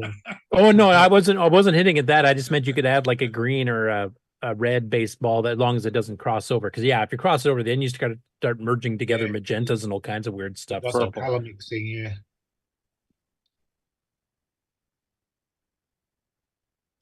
If he was on, he could talk about it. yeah, I think he'll wait. He'll probably come on to talk about it, but I think he'll wait until he gets at least the bouncing part done and anything else he wants to add. But you could technically, you have enough palettes there to do a second ball as long as they don't cross each other of a different base color, whether it's red or green or whatever. As long as he doesn't bounce her up. Well, yeah, he's shown that before. Yeah, I know. PG-13 time. Uh-huh. She's staying just low enough. Yeah. Yeah. Anyway, it's a really cool effect. I don't think I've ever seen it really done on a CoCo before. Dagger 3 kind of did a little bit similar, but on a smaller scale, and not which is with a 2-color background. But he was kind of doing the foreground background. You can kind of see a sprite go behind some things and in front of others simultaneously, and also a bit of a darkening effect if it was going into a tunnel. So that's about the closest I've seen to this previously, but it looked impressive in the demo. And his demo is actually pretty impressive to begin with. So adding this to it is actually really cool. Maybe I'll throw in some music playing in the background at the same time. Well, he could with his routine. Yeah, yeah, because this won't be that CPU intensive. It's just ordering on Yeah. the screen with a certain Well, specific color mix. The black and white dithering looks good. It looks good even though it's only a black and white image. Yeah, well, it's like classic Well- Mac, right? Yeah. And the way he's done his ball, it picks up the dithering as he goes over it. So that's really nice. He's going to come on and show us how his AI he developed works. Mark Siegel just mentioned, he said you may see some text also. So transparent text scrolling across the same time would be pretty cool. It's funny because Europeans especially, and machines that were popular in Europe, like the Amiga, etc., had really big demo scenes where they did all kinds of stuff, trying to push the hardware to the limit and making things that aren't strictly doing what they appear to be doing, but are visually impressive, like they look like a modern machine. And the CoCo and the Dragon, I guess, did a little bit, but the CoCo never really had much of a demo scene besides Simon, Sockmaster, and one or two others.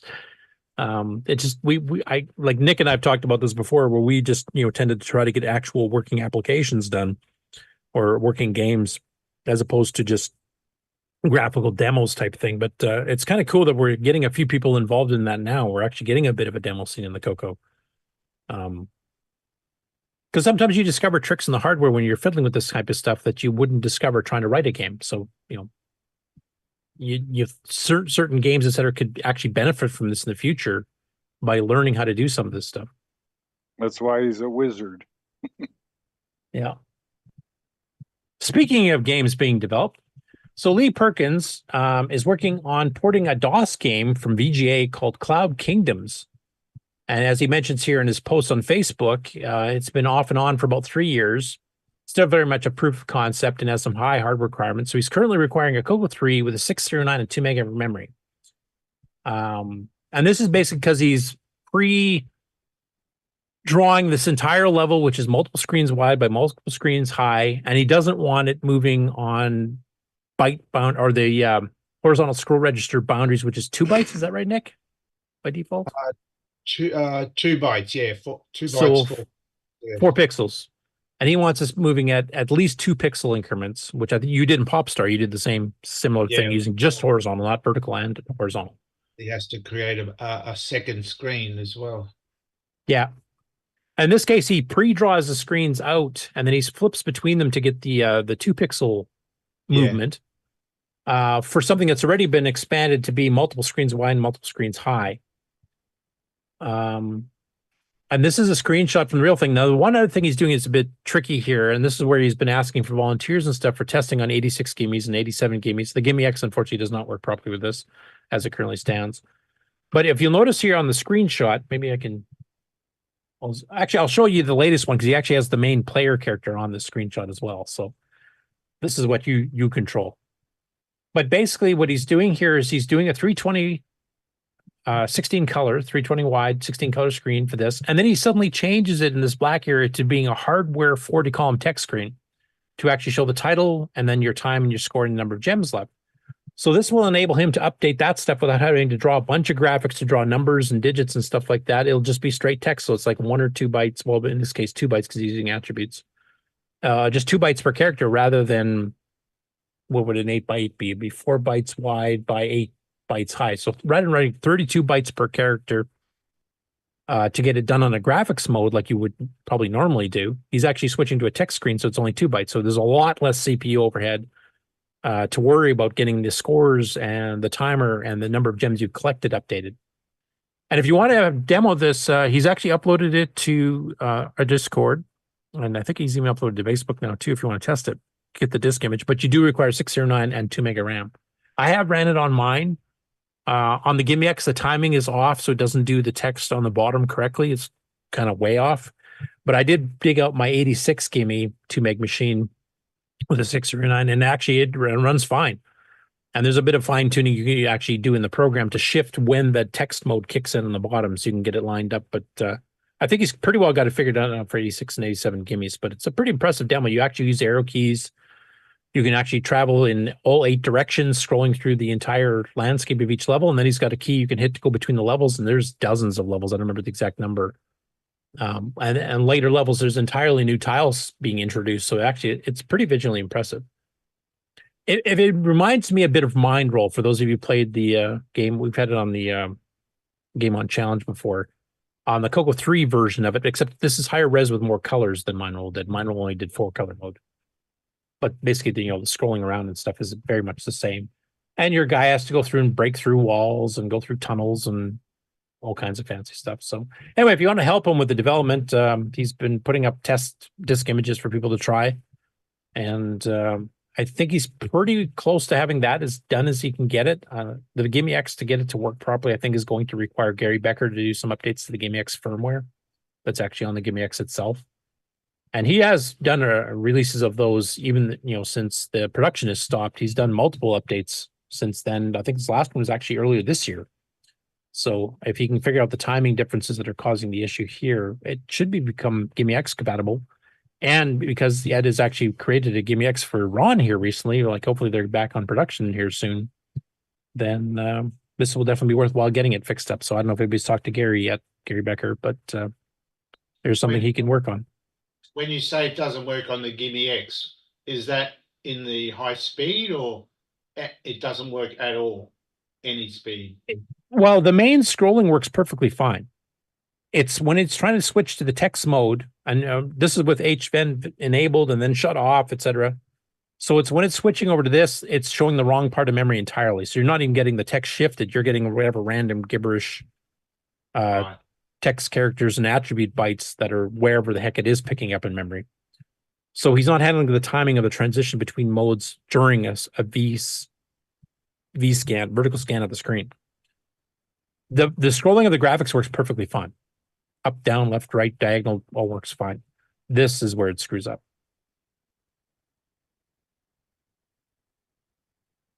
All right, he's actually got a link to his GitLab. If you want to go check that out, you will need, like I said, a 639 and 2 meg RAM CoCo 3.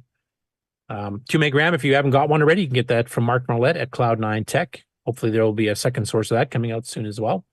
639s you can get from Retro Rewind. You can get it from Cloud9. I think there's some other people that actually have them too. In fact, there's a story coming up of an alternative way to get a 639 if you want to take a look at getting them. And here it is. So this is a post by Leslie Anderson in the Motorola 689, 639, 6800 Assembly Language Programming Group on Facebook. And he says, I found some more HD63C09 ECPs, the PLCC type. So what is that, you ask? This is a 44-pin version of the 609, the 3 megahertz rated version, so the highest speed one. And it's a square chip. You know, it looks like a mini gimme chip type thing. And I think you guys covered on one of the previous episodes when I was gone that there's a guy that's actually made an adapter board, so you can plug this chip into it, and then it adapts to a DIP 40-pin socket, so you can plug it into where the 609 normally goes. I think he's got a picture. Yeah, right here. Exactly. Yeah. So if it gets hard to get the DIP versions of 609s later on, this is an alternative. It will actually plug into a 609 socket on a CoCo 1, 2, 3, Dragon, whatever. You know, Thompson MO7, MO8, or Fujitsu FM77, whatever. But you can actually get the more common PLCC version, the 44-pin version of it, and actually plug that straight into there, and then it just runs like a normal 68090E, or 68090E, I should say. Are those chips being manufactured, are they? Yes. They're actually easier to get than the DIP versions. Oh, wow. That'd be good to have a new CoCo 3 Plus or CoCo 4 with a GIME-X and a 6309, one of these. Yeah, and then this one's rated for 3 megahertz, so the GIME-X 2.86 will run just fine, and that's well within spec, so it won't be overheating or anything. Yeah. These chips tend to run at 4 to 5 megahertz just fine. Yeah. I was going to say, they're probably overspec'd. Yeah. Yeah. Cool. So that was awesome, and he said right now, anyone wanting them, free. Because he found a whole whack load of them. They're already gone. He ran ran within a minute. Oh, that was quick, damn it. Yeah, they were gone within minutes of that showing up. I can't say I'm surprised, but did you get one of them, Henry, or no? No, I was way too late. Darn. Hopefully it went to 4 minutes at least. Now, mind you, if he finds more again, because this is a second batch he's actually offered, so keep an eye out on the 609, 609 Assembly Language Programming page on Facebook. If you catch them at the right time, maybe you can get some, and maybe you'll put some up for sale for cheap too. Maybe Retro Rewind should buy them all and then sell the completed adapters. Yeah, or if Pedro, decides to redefine the CoCo 3 motherboard duplicate that he's done to handle the square chip, which actually takes less real estate on the board and should be an more easily sourced chip, just switch over to this for the new ones. Strikes me that would be a relatively easy modification to make, and it'd be a relatively easy thing to just go ahead and make as you want to make it. Here's the Gerber file that has the one for the PLCC versus the one for the DIP. Yeah. Yeah. And how come they're free? Like, how's he getting that? I don't know why he did that, but obviously he's popular. No, I'm just wondering where he got them from. They fell off the back of a truck. He just says, I found some more. So did he inherit like a bunch after a store somewhere shut down? I have no idea. I mean, it could be one of those situations where he got a bunch of like electronic devices or something like that he was scrapping / e-wasting, and oh look. Yeah, could be. I honestly don't know. Tray of these. Yeah. Now, William Athing has an interesting question, and I don't know the answer to this because I haven't actually looked at the spec for the PLCC version. But what are the extra 4 pins for? Because this is a 44 They're pin not chip. connected.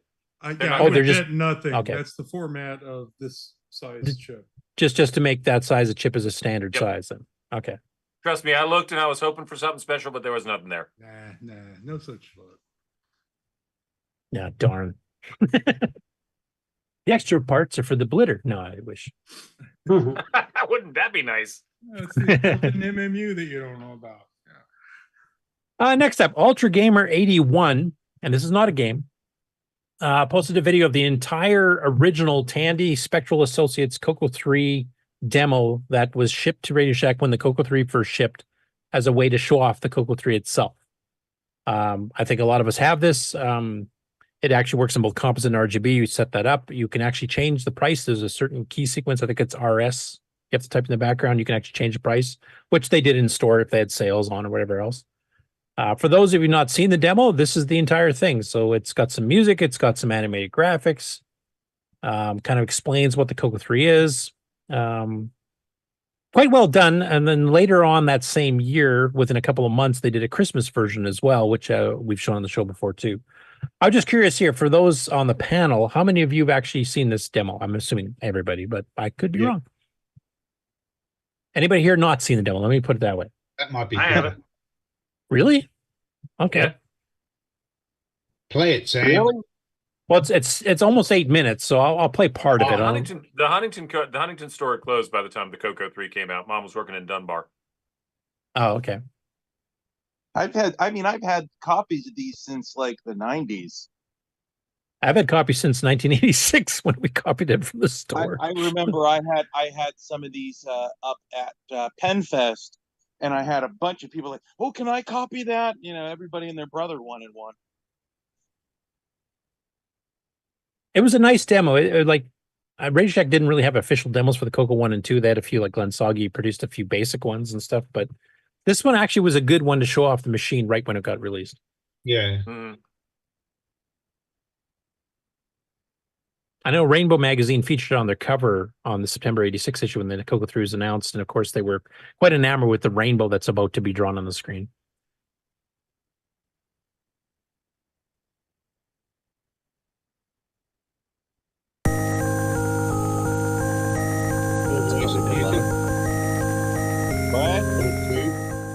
Full voice music. Yeah. Now they do have the 60 hertz V-Sync warbliness in here, which they could have fixed if they probably didn't have time, honestly, because they were developing this, when it was still in prototype stage.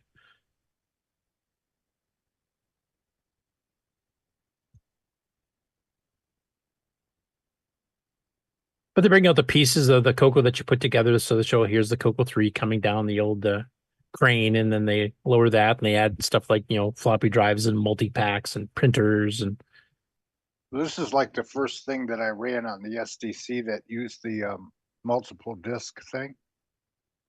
Wasn't it more than one disc? Oh, was it? I can't even remember now. I think it was a flippy. Yeah, you're right. Yeah, it was a flippy. It was it didn't need a double side drive. You had to flip the disc over. Yeah, and then it pre-buffered it all in, if I remember correctly. And to make it work was an awesome thing.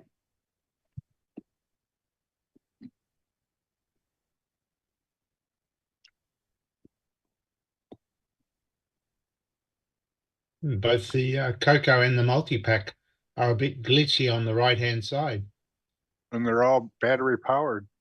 You mean the black outline there, Nick? Or hey, you mean the black outline on part of it? Yeah, it's missing on both of them. I think they did that just for the contrast, to show them separate instead of running together. Otherwise, the white kind of makes it look like one piece. Okay, yeah. Yeah, but they should have finished it off on the edges. I agree, but yeah.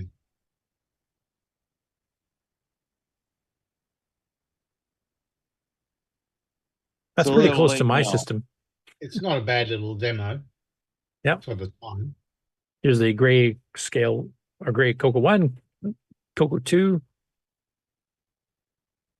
and the CoCo 3, where they lightly changed the foreground color of the text up to blue, and they showed like overlapping windows and stuff, which of course And was the- a and they jammed the F keys in there.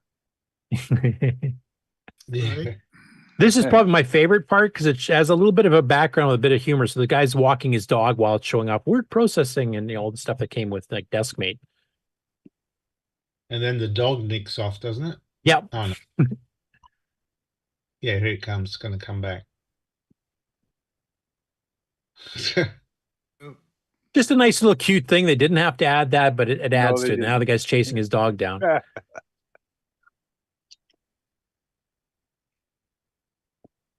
And Interbank Incident. That was another Spectral game, so I had to show that, of course. So this came out in 86. This came out when the CoCo 3 made it to our stores in October. This demo was included. Right, so 86. It's pretty good for way back then. Yeah. It was a launch title, basically. It was a launch demo. Being known, yeah, launch titles for any given platform aren't going to show everything it can do. Yeah. I don't know if we've still shown everything you can do yet because we keep discovering new stuff. I never saw a game like this on the CoCo, though. It would have been nice.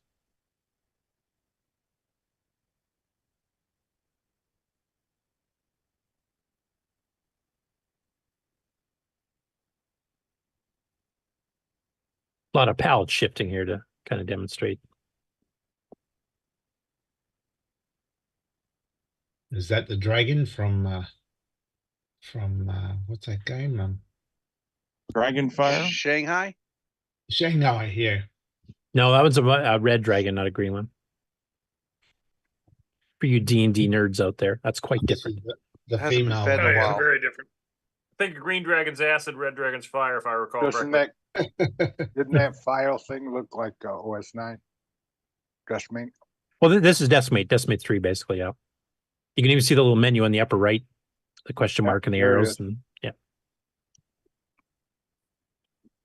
I would never run this on floppies. I'd be throwing a hard drive on there, except the Tandy hard drive was so expensive, I wouldn't use theirs. This is one of the poor bouncing ball ones. I mean, it's fast and it's just palette shifting and shifting the horizontal and vertical position of the screen here, but they made that shadowing look so choppy. Yeah, I don't know why they did that. Should have talked to John. I'm getting Heisenbergian. They're taking it too small and they're making the thing bounce around too fast. Well, they wanted to show the speed because they said this will rival the Amiga, right? Well, that's what they said anyway. I know Steve mentioned that during his talk when the CoCo 3 was released. You can He's rather infamous. You know, we're doing stuff that'll make Zaxxon look like a Pong game. Check the comment, Curtis. For Uh, Mr. Siegel.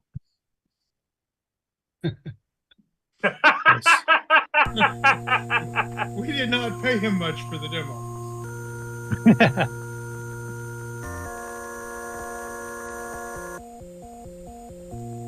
Oh, Grant Lee's back on there too. He says, I like Deskmate.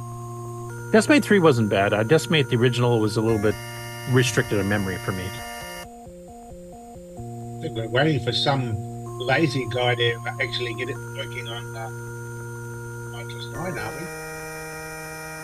It was a good demo, though. I mean, this did show off a lot of the features, especially the color, etc. There's Yeah. Orion on the left with the belt. Right? Yeah, there's real constellations in this. We got a belt. Here's the Little Dipper up here. We got another Ursa different Minor. below ya.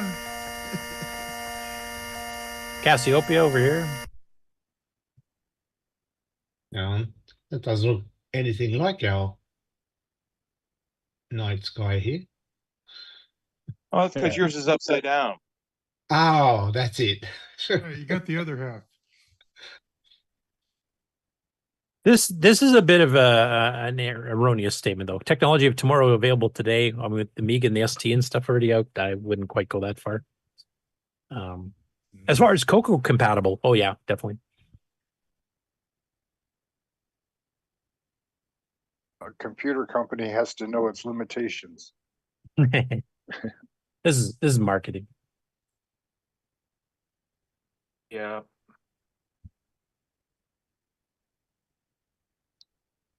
Obviously, this was patched for some of the sale prices, when the CoCo 3 was getting discontinued, but it was actually priced at that at one point. I think it started at $219.95 in the States and $329 in Canada. I can't remember what it was in Australia. Someone should recreate this demo using, modern, giving it a more modern look, like the same thing, but really the polish new it Radio up. Shack logo, right, with the circle. You'd get rid of that part, maybe. Well, all the tricks we know now, right? So Yeah, you mean they updated for modern, what we discovered how the gaming works and stuff since like then. the graphics now, we can create more cleaner looking text, better looking drawn CoCo 3s, and smoother audio, where you a actually use the better Vatfire bouncing cue ball. instead of the V-Sync thingy, warbling it around. Ball. You can have Neutroid playing in the middle of the screen. Oh, definitely. Yeah. And that's why they bought Amigas. No, I'm just kidding. Someone spent a lot of time making all of these fonts look right. The Radio Shack and the Tandy and the Clearly Superior. Yep. Well, actually, watch the guy. Clear to Superior, because it's the one change that they added in here.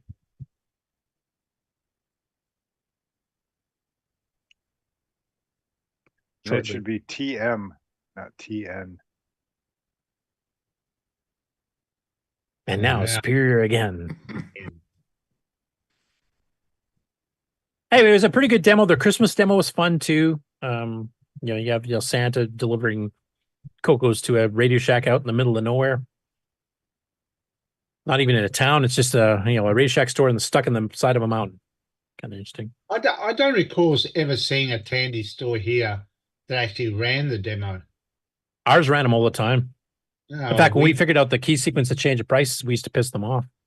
$9.99 for a CoCo 3. Nope, that's wrong. Yeah. The manager of the store usually didn't even know how to load anything on a CoCo anyway. So I got lucky. Like, we had multiple stores here in Saskatoon that the managers, the assistant managers were CoCo fans and had them at home. So they were quite happy pushing it. But that, from what I understand from talking to other people, was quite a rarity. Yeah. I don't know what your guys' experience was, but yeah, rarity again. We had a Radio Shack close to us that had the what do you call it? Where they taught, or like a computer center where they actually had the computer classes for center. teaching. Yeah. And so they were, any question you had, they knew. I just remember when the Tandy 1000 came out, the CoCos all got shoved back with the CB radios in the back. Yeah. Of the store, and that was kind of. See, I was lucky too. Two of our stores here, the CoCo was not up front and center, obviously, but it was side by side with the Tandy 1000s.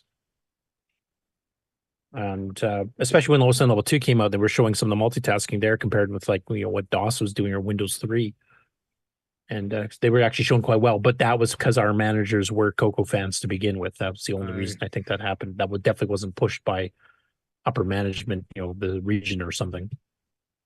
And I know they used to get ticked off when they were the upper management people got ticked off when they compared like Rampage between the Tandy 1000 version and the CoCo 3 version, because CoCo version actually played better.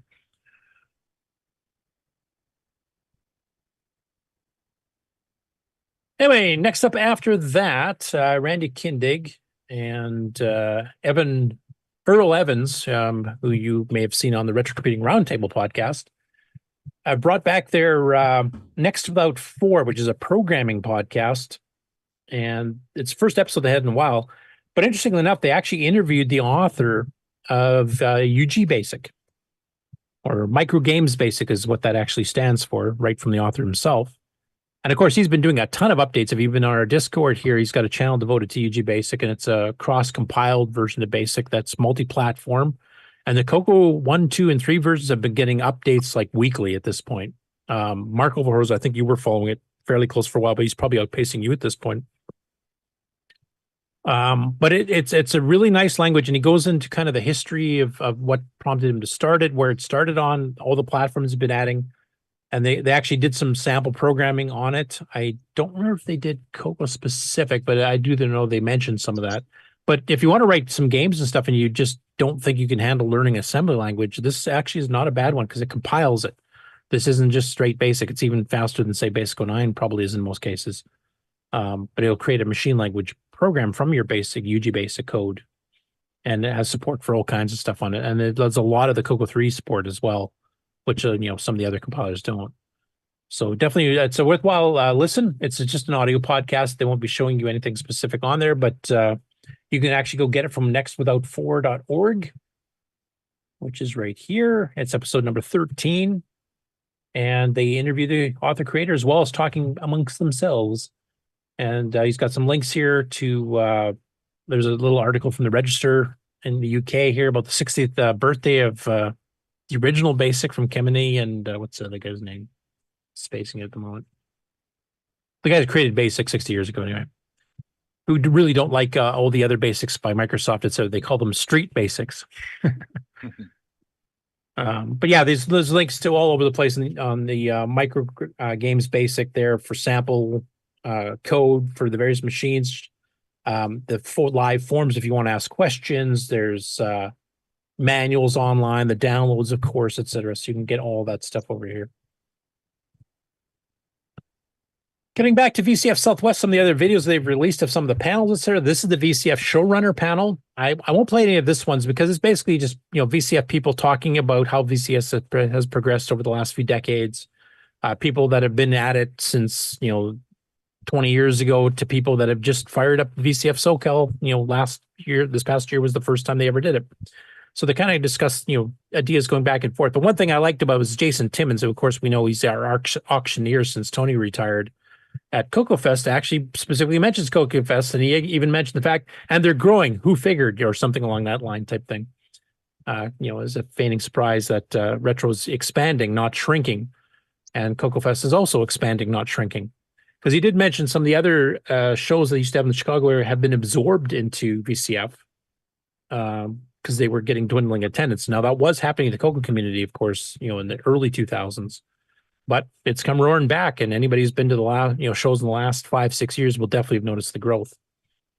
So anyway, I just wanted to give a shout out to this panel thing because Jason gave a shout out to us, and it's actually interesting, kind of going through the history of some of the VCF. There was a lot of stuff there I did not know before. Next up, and Jason just uploaded this literally like half an hour before the show, so I have not even had a chance to watch this, but it's his review of Boatfest. Jason, is there anything specific I should show off or anything here? That must have been one sour pickle. You should move his face expression a little bit. You really had to freeze frame right there, didn't you? Let's find a natural. That's the very beginning. That's actually your launch photo here, Jason. That's the frame you picked. You may want to change the frame, but it's all on you, bud. Yeah, I blame my producer. Maybe we can explain this. This is due to the weather in West Virginia. Is this due to the? I think, David Ladd showed up. Yeah, David Ladd's on the other side of the camera. That's why. I'm going to blame my trip to that janky amusement park. There you go. That was right before this too, wasn't it? It was the day before. Yeah. Yeah. So you're still smarting from that experience. I guess so. Yes. Wait, did you call my name? Yeah, we did. Yeah. Don't say it 3 times. So anyway, Jason, is there a particular part here I should play? Like I said, I've not had a chance to watch this, so I don't know. Or do you want me to just play the intro or what? I'll just move it along a little bit. I'll move it along a little bit. All right, today I've traveled here to Hurricane, West Virginia, to the social event space for a retro computer convention here known as Boat Fest. Let's go in and check it out. All right, there we go. Yeah. So you got the musical interlude there. But the first segment, I actually talked about. Oh, right. Yeah. I think, you have a little section for that. When I was sharing YouTube video earlier, I was getting a lot of skip frames. Yeah, I don't think I was up until just now. I'm not quite sure. Okay, now we're inside. We're here at BoatFest. Boat. John, a.k.a. Boat, So there was actually no boats here at Boat Fest. No boats. Nothing nautical. That's right. That's the boat. Fest is named after me because I'm the best. And this is what this is West Virginia's retro computer festival. It started out as a joke because nobody thought it would happen, and then 3 years ago we decided to do it. Our third year leads us to our best and largest venue yet. As you can see, we have plenty of room for expansion. We sold 41 tickets. Yeah, that's going to be stuttering. Go watch the video. Yeah, because I bought a hat just for this occasion. That's right. You were the one person that actually did have boat related stuff. Now, I have heard from John and them, they're actually going to be renaming the show starting next year. Boat Fest will still be included in it just for tradition's sake, but it has confused a lot of people looking for retro shows as to why it's called Boat Fest. So and I'm sure they've gotten a lot of queries from people like going, what are you putting boats in the river in Hurricane or what? He did mention the Western Virginia Computer Fest just seconds ago. Yeah, I think that actually is going to be the new name. That's what he told me right there. Yeah. Except for YouTube stuttering. Yeah, and you're even in it, Curtis. You and the other fellow that you rode with. It's the fellow from France. Oh, that the fellow from France were playing joust. I don't remember his name. I'm terrible with names. Oh, not Ken. You mean Lamont? From not Ken, not from Frank, France? not Jason, the other guy. Yeah, Lamont from France. Yeah, a little bit of you guys playing joust in there, and see if I can find that. I'll probably just be able to show a still shot because it's. I think it's YouTube actually buffering. listed as joust in the index. Blue Magnavox chat. I missed it. I thought it was in there.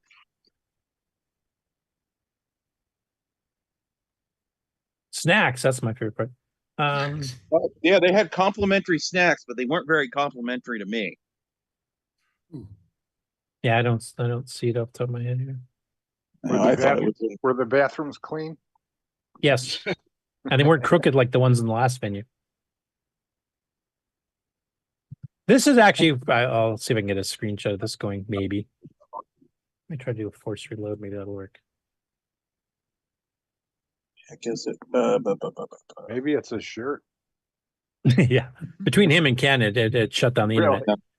Joust was at 22 minutes and 19 seconds. There's your hat. There's the hat, yes. Ah, Captain Jason. Captain of the Boat Fest. He must have been a Commodore. There's Frank. There's Jason Warrens from Calgary.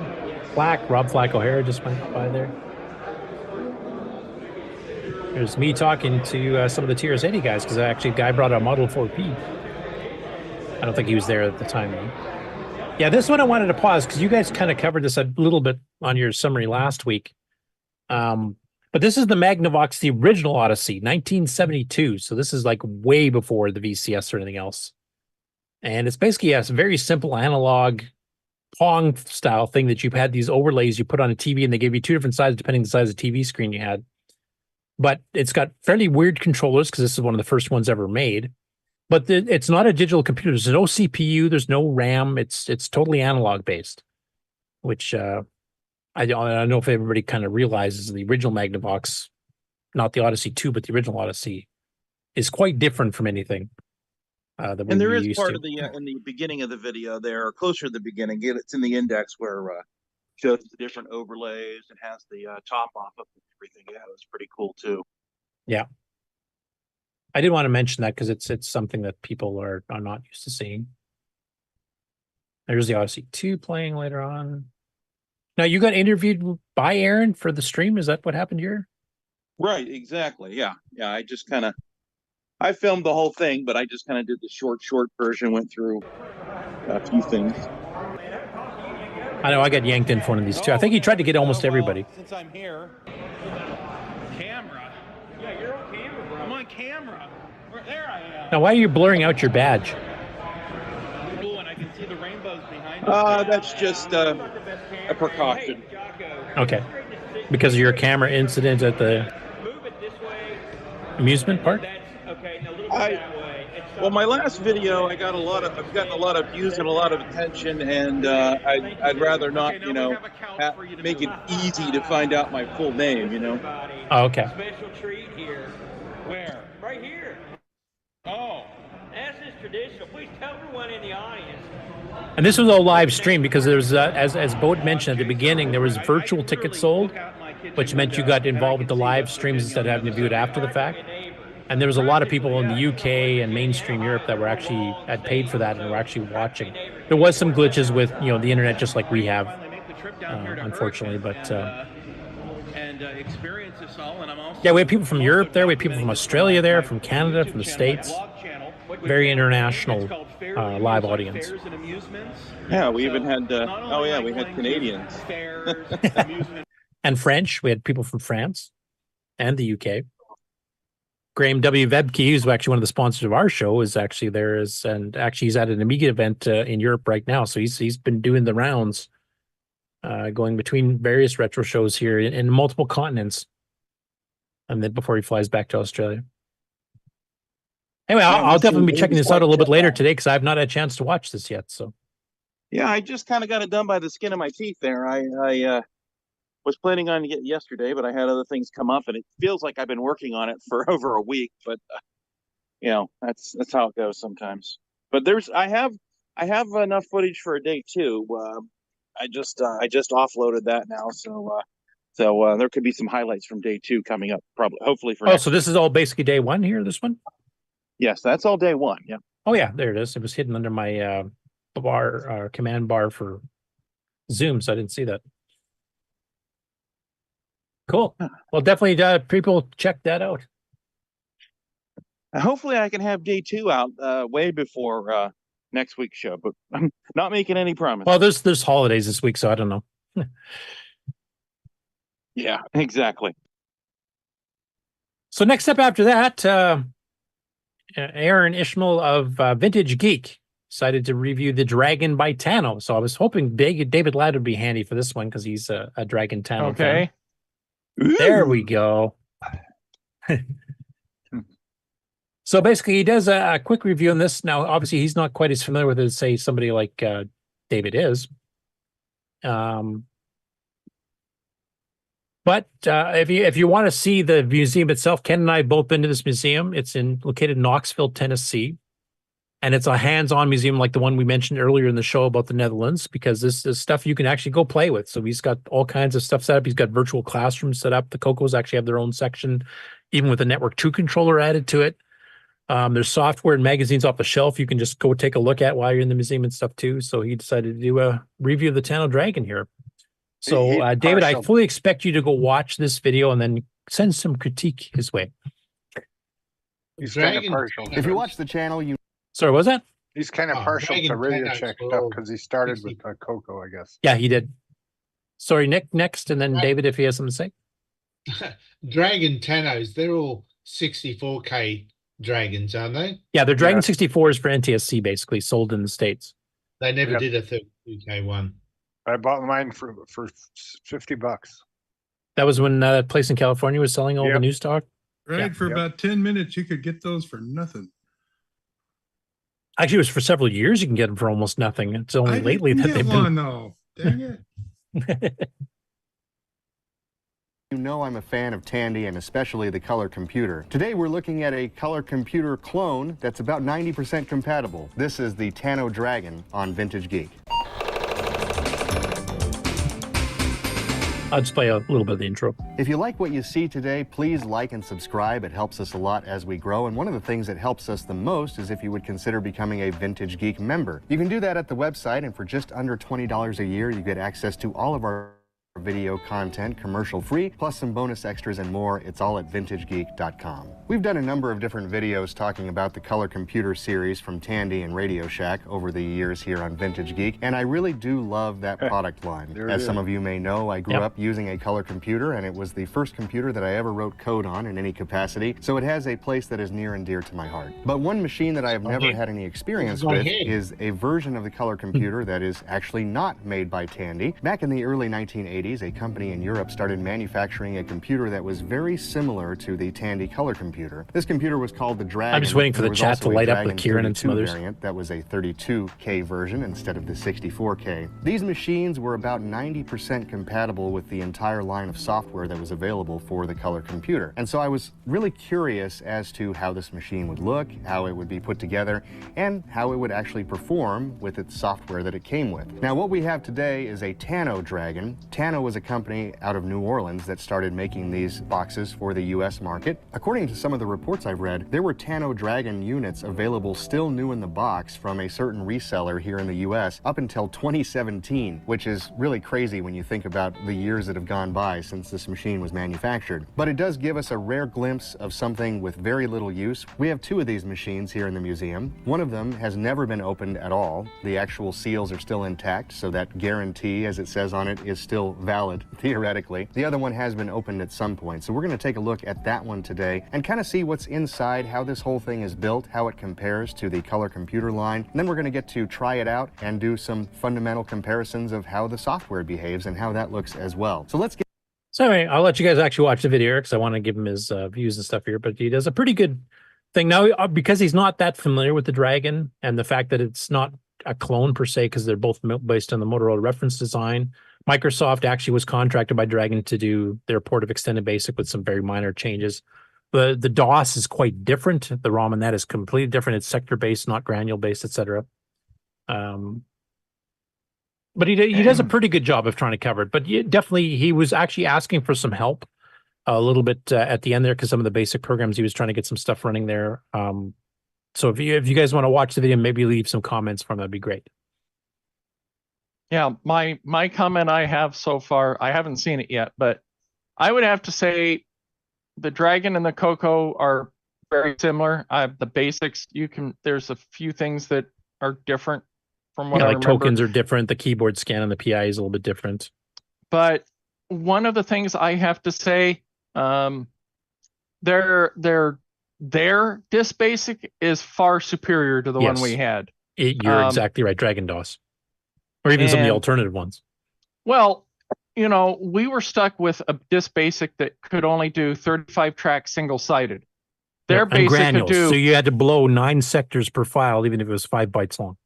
Right. Where with theirs, it was you could do the 35 track single sided, 40 track single sided. You could do double sided. And from what I remember when I was playing around with it, you could go all the way up to 80 track. So you could take advantage of a full 3.5-inch disc, unlike our disk basic that always stayed. Yeah, on ours you had to get third-party stuff like ADOS or ADOS 3 to get that kind of. So did level. Dragon write their own disk basic? Because we just bought Microsoft, so we couldn't change it.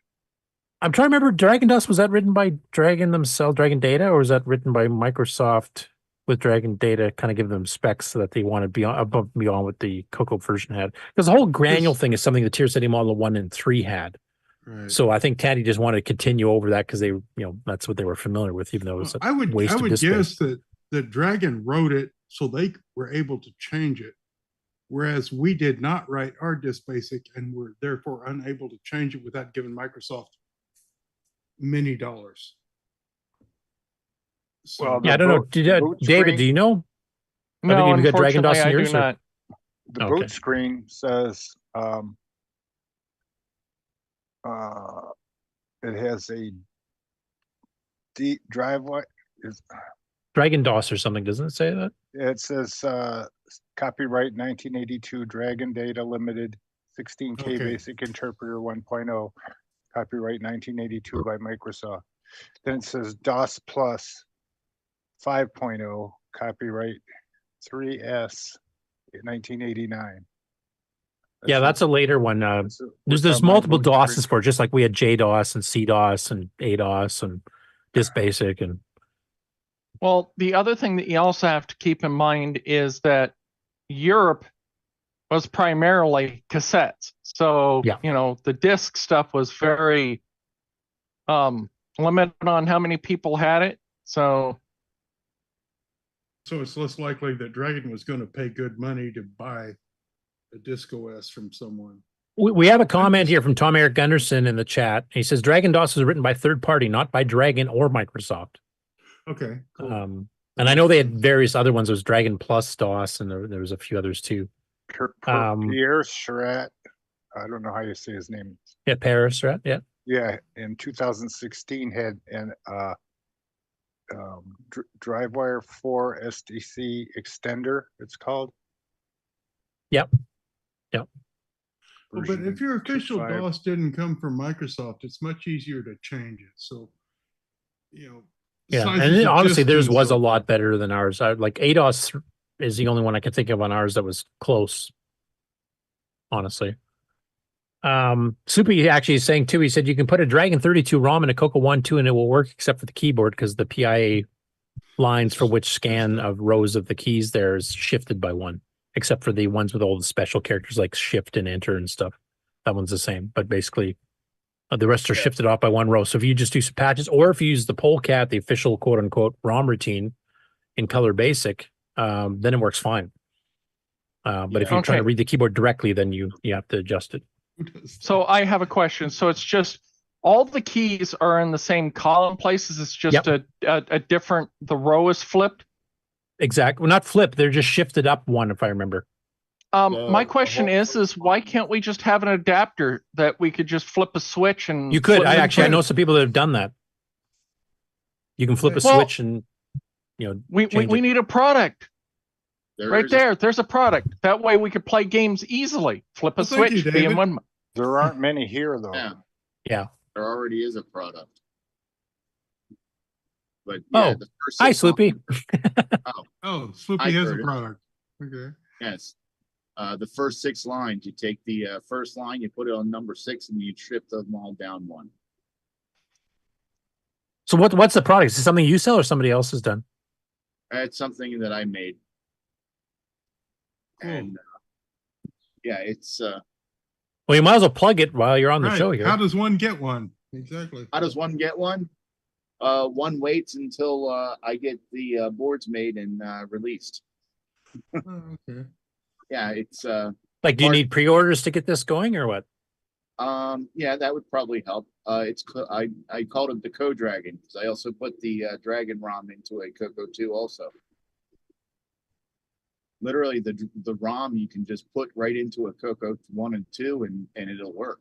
And and I've seen multiple people do the ROM swap thing. Like it's that close. Cool. I'll get one. Okay.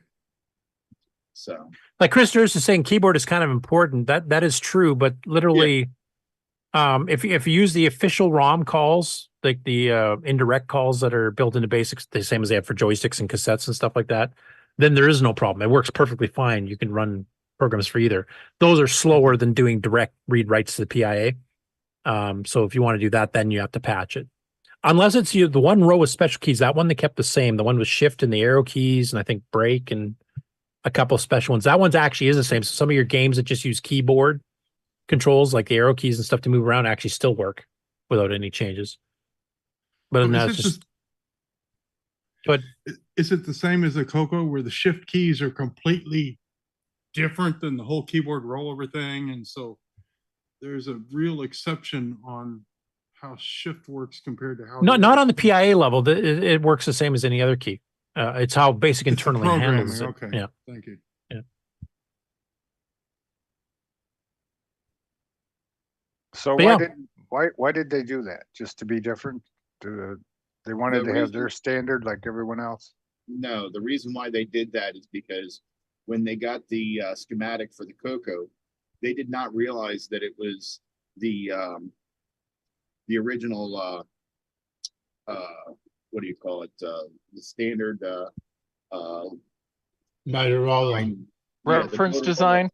Yeah, they didn't realize that it was the Motorola reference design, so they changed it slightly in a few ways so that Tandy couldn't sue them, not realizing that Tandy couldn't sue them in the first place because Tandy copped it from Motorola. Didn't own it.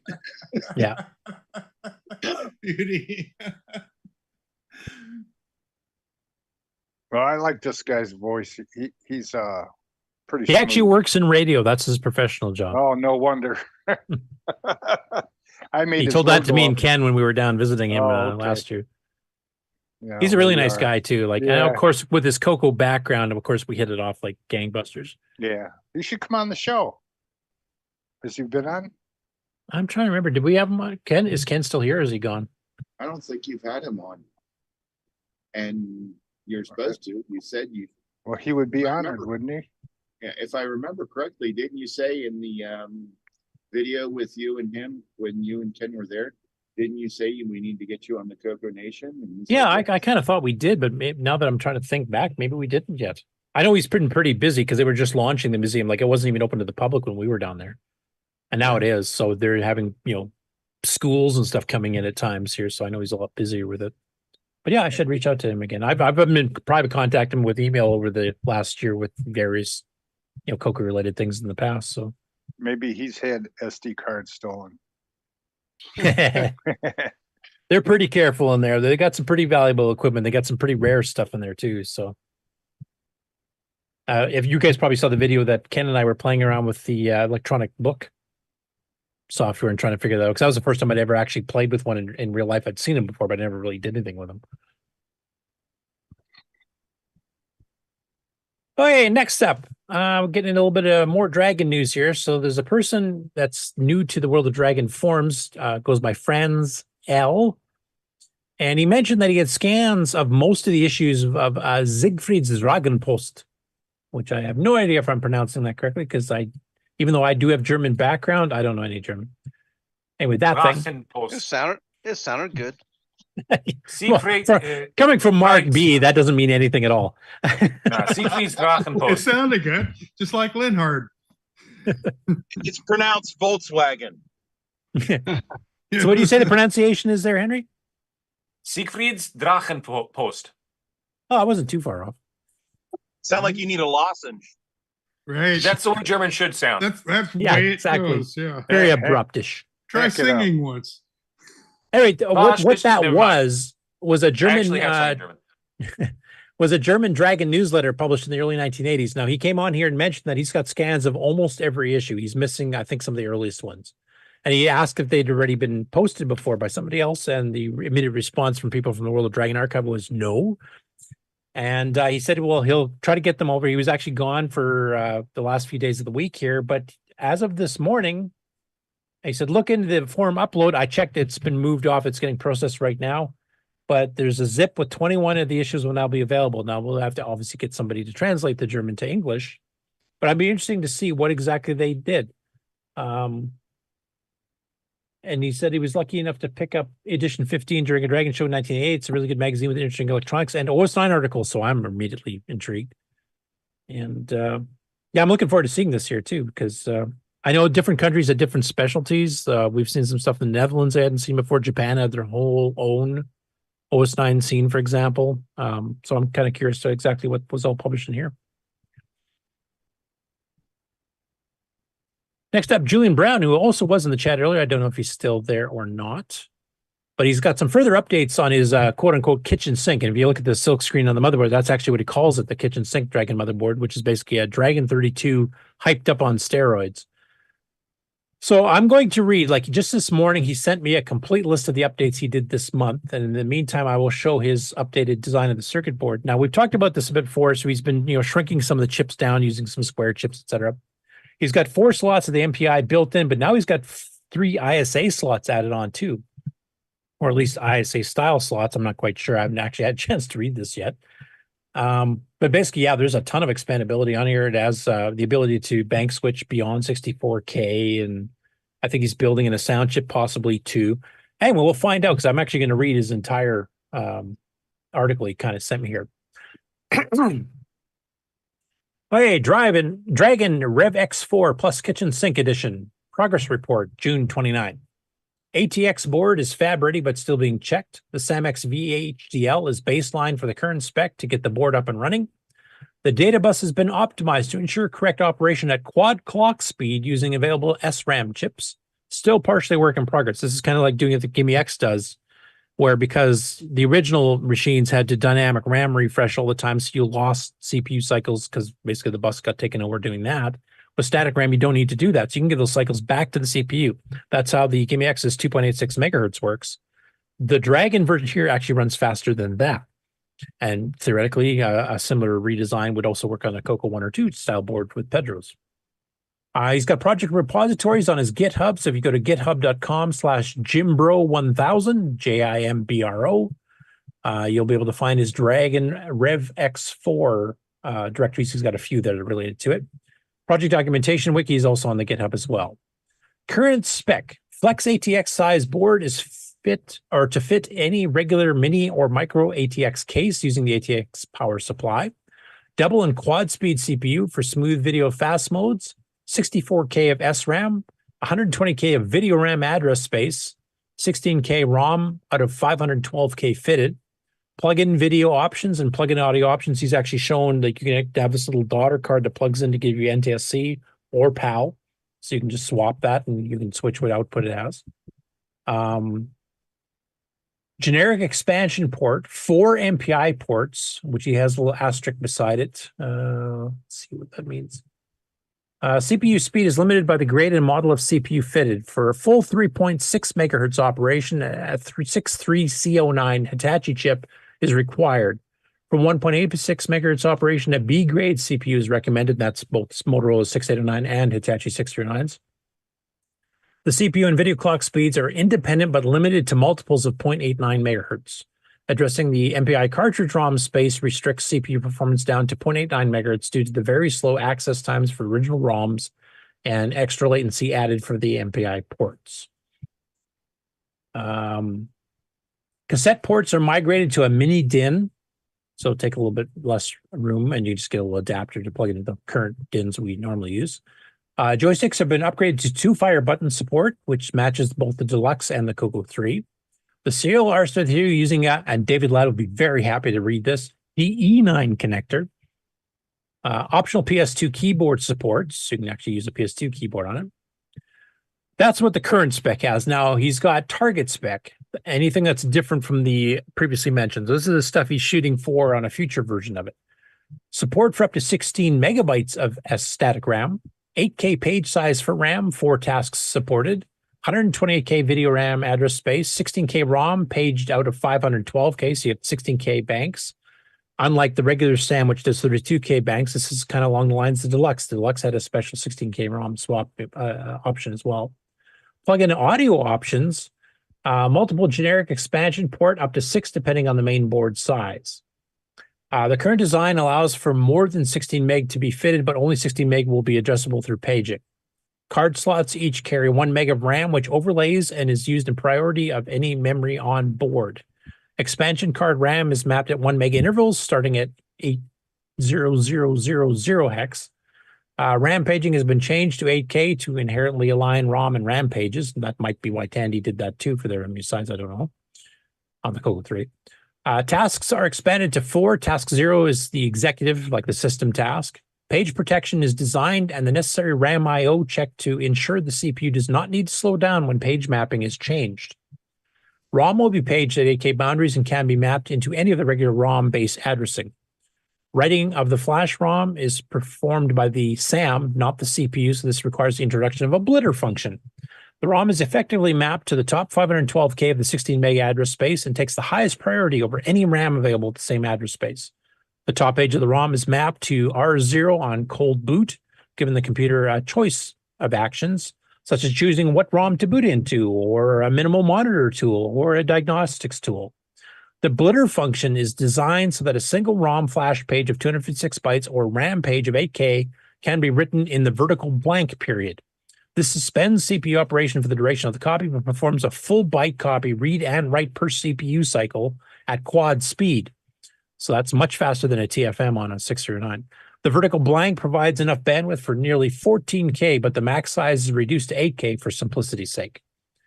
The second, third, and fourth expansion slots have 2 PIA blocks associated with each, selected from the PIA1 address space of FF20 to FF3F. Further expansion slots not on the Flex ATX form factor will have PIA blocks derived from PIA0, The first 2 blocks are PI0 and the UART, leaving 6 more address blocks.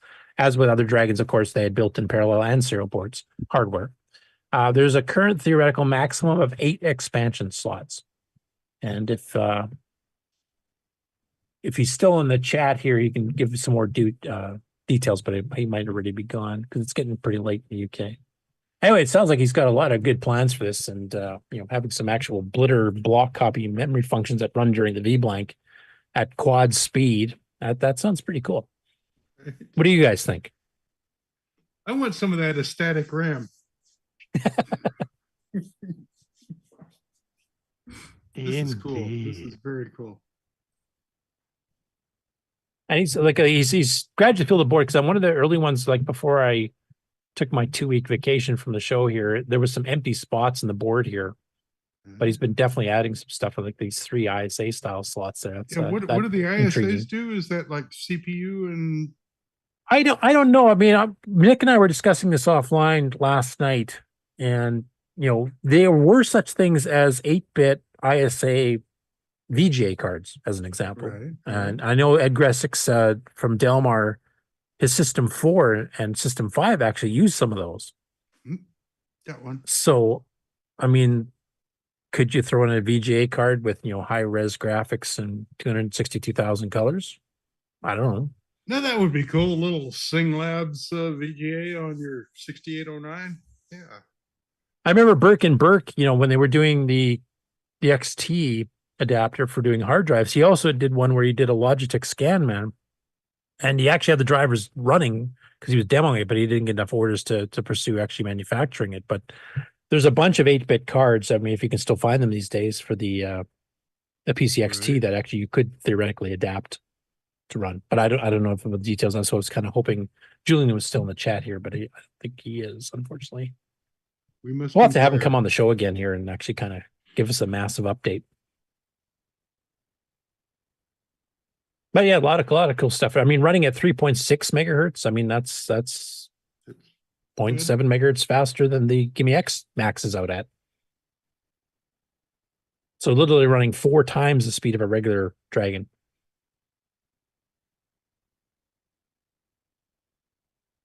With a blitter and a built-in multi-pack.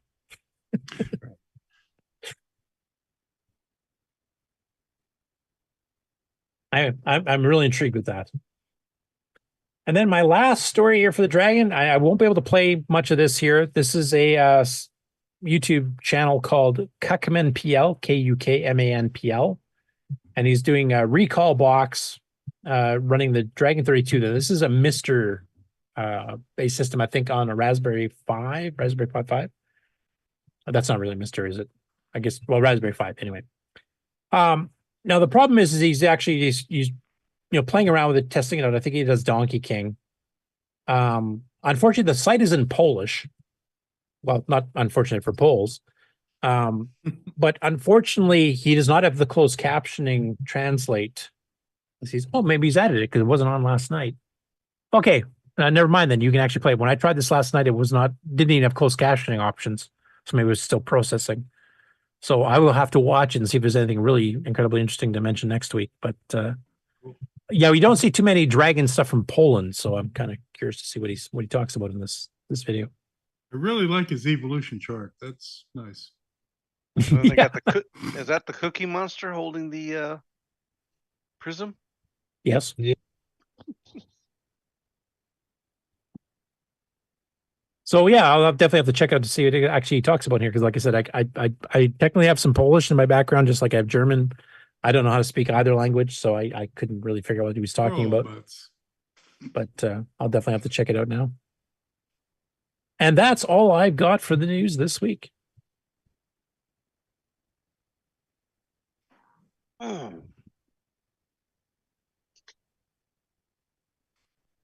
So are we back up to a 4-hour show again? Did we make it? Yeah, we've made 4 hours.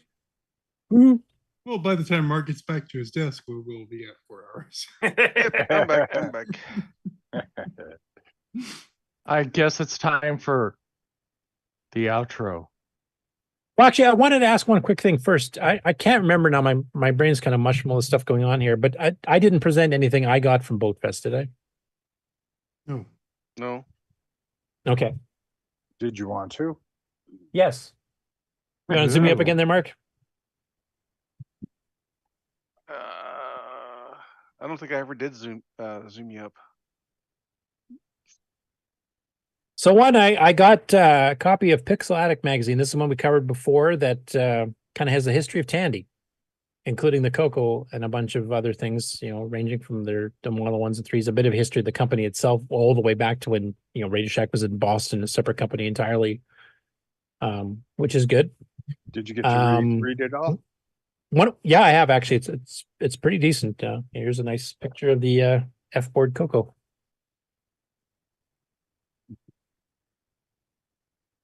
So at any rate, it covers a lot of that. Thanks to Ian.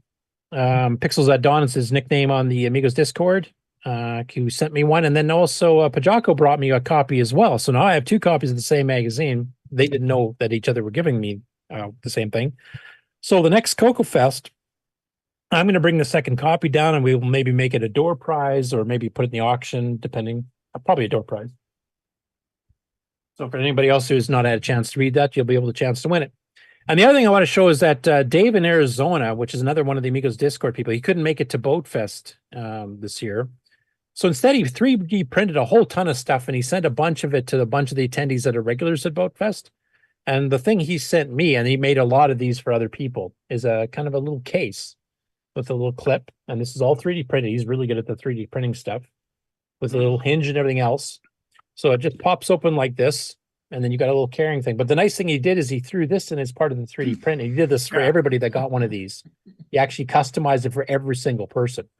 And this is like embossed 3-dimensional, you know, feeling type thing. So I thought that was really cool. Oh, that's another thing I didn't notice is that's a print in place piece too. Yeah. Like it prints in one piece. Yep. Yeah. But he had, you know, a variety of colors in these, and he made several dozen of these that he sent up. And then he did some other 3D prints for other things too. I'm just trying to remember what all he had when they had that huge box that he was emptying out. And they, you know, Aaron was handing his out as they got, but he had like, I think, a Millennium Falcon model thing you could put together. He had all 3D printed pieces to do that, and a bunch of these and a bunch of other things too. So a big thanks to Dave in Arizona for that. And anyway, for CoCo Fest next year, if you guys want to win or you know, I guess depending on how we do it as a prize or whatever, the Pixel Attic magazine covering Tandy Corporation from the UK perspective, I might add, then it will be one of the giveaways. Yeah, Dave does a really good job at 3D printing stuff. He sent me a few things. So yeah, I wish I could remember all he had there. I mean, he had about like several dozen of those of different colors for different people, but he had some other things there too. And I'm blanking on it all because it's all been a blur the last few weeks. So to answer a question in the chat, Chris Durst is asking, did the Dragon have a multi-pack? I think there was some third-party stuff, but I don't think Dragon themselves made one.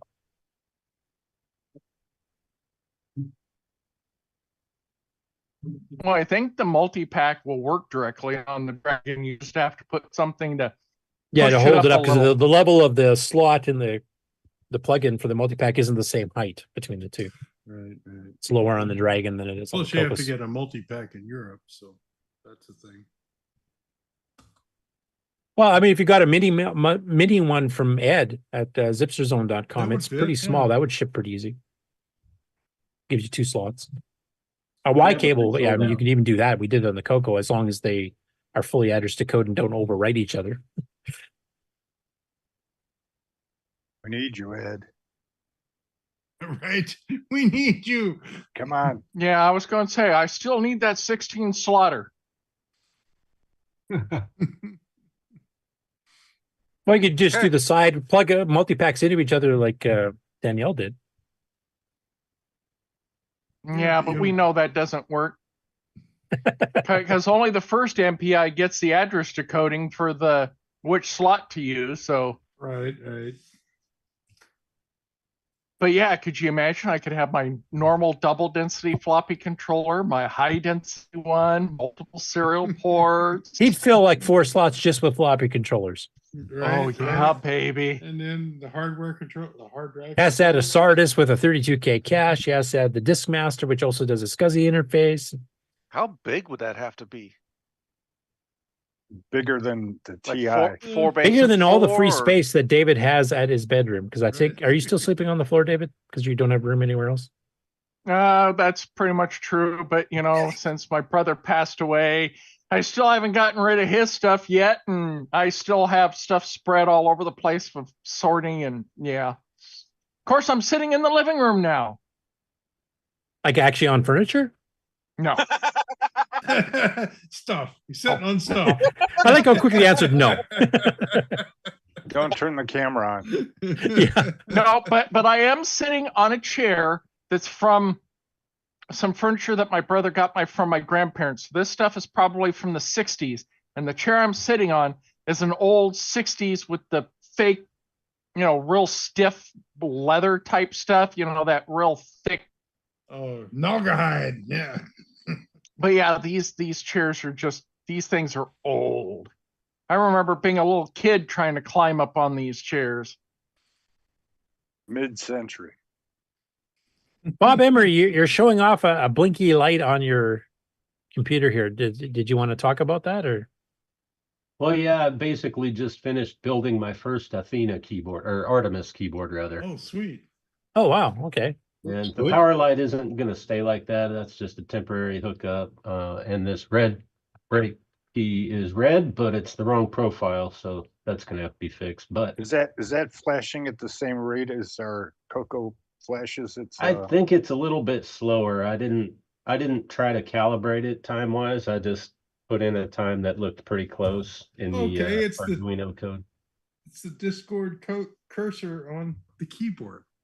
Yeah, right. A quick question for you, Bob. I noticed your like left, right, and up, down arrow keys also have numbers. So obviously, from a keypad part of the thing, you don't have the wired to actually duplicate the numbers, do you? No, these are just arrow keys. So these are like CoCo 1, 2 arrow keys, and then you got your regular inverted T down here, and they're basically okay, gotcha. parallel. The best of both worlds. Yep. If you want your CoCo 2 arrows, they're there. There's definitely some games that works better, especially for me. Yeah. I was just playing some Pac-Man with it, and the inverted T is pretty nice. You know, if we came and visited you at your place, we would have a 22-hour show. Because you probably have all kinds of goodies all over the place, don't you? Yeah, I kind of do. Yeah. Also, I got this. Was able to verify that this ribbon cable works pretty well. So I really like that. Did you ever try that, Rick, with your keyboards, or did you always just? No, I have not. I've always gone for save a buck and solder it myself. Because there's not really any money in keyboards. So no, exactly. That's why I think it might be a cheaper option for you and a little bit less labor than building. If I paid myself, it would be cheaper. Well, maybe I'll order a batch and I'll send you some. Cool. But yep. Nice project. I like it. Okay, we ready for the outro? I believe so. Let her roll. This concludes another episode of the CoCoNation, the world's leading live interactive talk show featuring the Tandy Color Computer. For all things the CoCoNation, visit us on the web at thecoconation.com. We'd love to hear from you. Send feedback, suggestions, even segments via email to show@thecoconation.com. The CoCoNation show would not exist without the community and its cast and crew. The CoCoNation theme song, copyright 2022, D. Bruce Moore. Mixed, mastered, and produced by D. Bruce Moore. The CoCoNation is over. Join us on the CoCo Discord server. CoCo forever.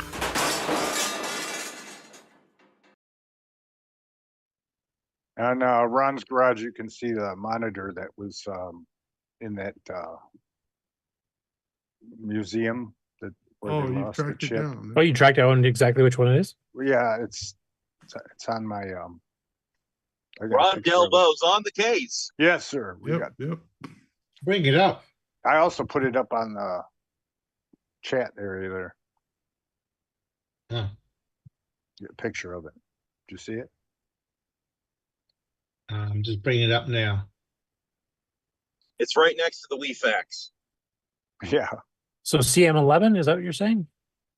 It's a RGB 11. RGB11. RGB 11. I think the one I have is made in Canada. Okay. So an Yeah. RGB11 is not an analog.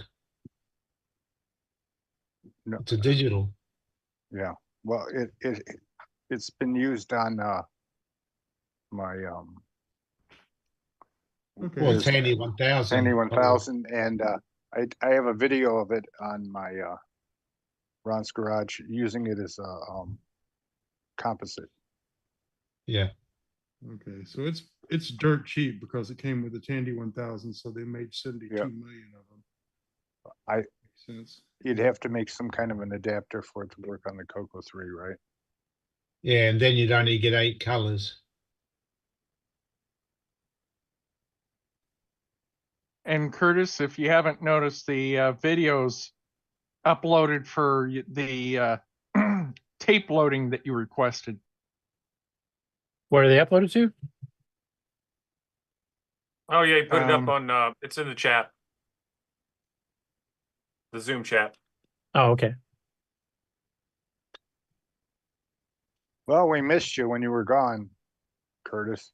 Right? we didn't know what to do. We were scrambling. Well, you guys had technical issues. That would have been the same if I was here. Yeah, Trying well, to we were pop all up looking at tabs each when other. someone else was talking. Yeah, it was great. Okay. Hey, well, I guess we'll see you guys next week. Happy Canada Day to everybody in Canada on Monday, and a happy July 4th for everybody in the States on, what is that, All Thursday? right. Yes, Yeah, Thursday. Thursday's Independence Day here in the United States. Yes. Yes. All right, everybody have a good one. Push See that you button. later. See you next week. Bye.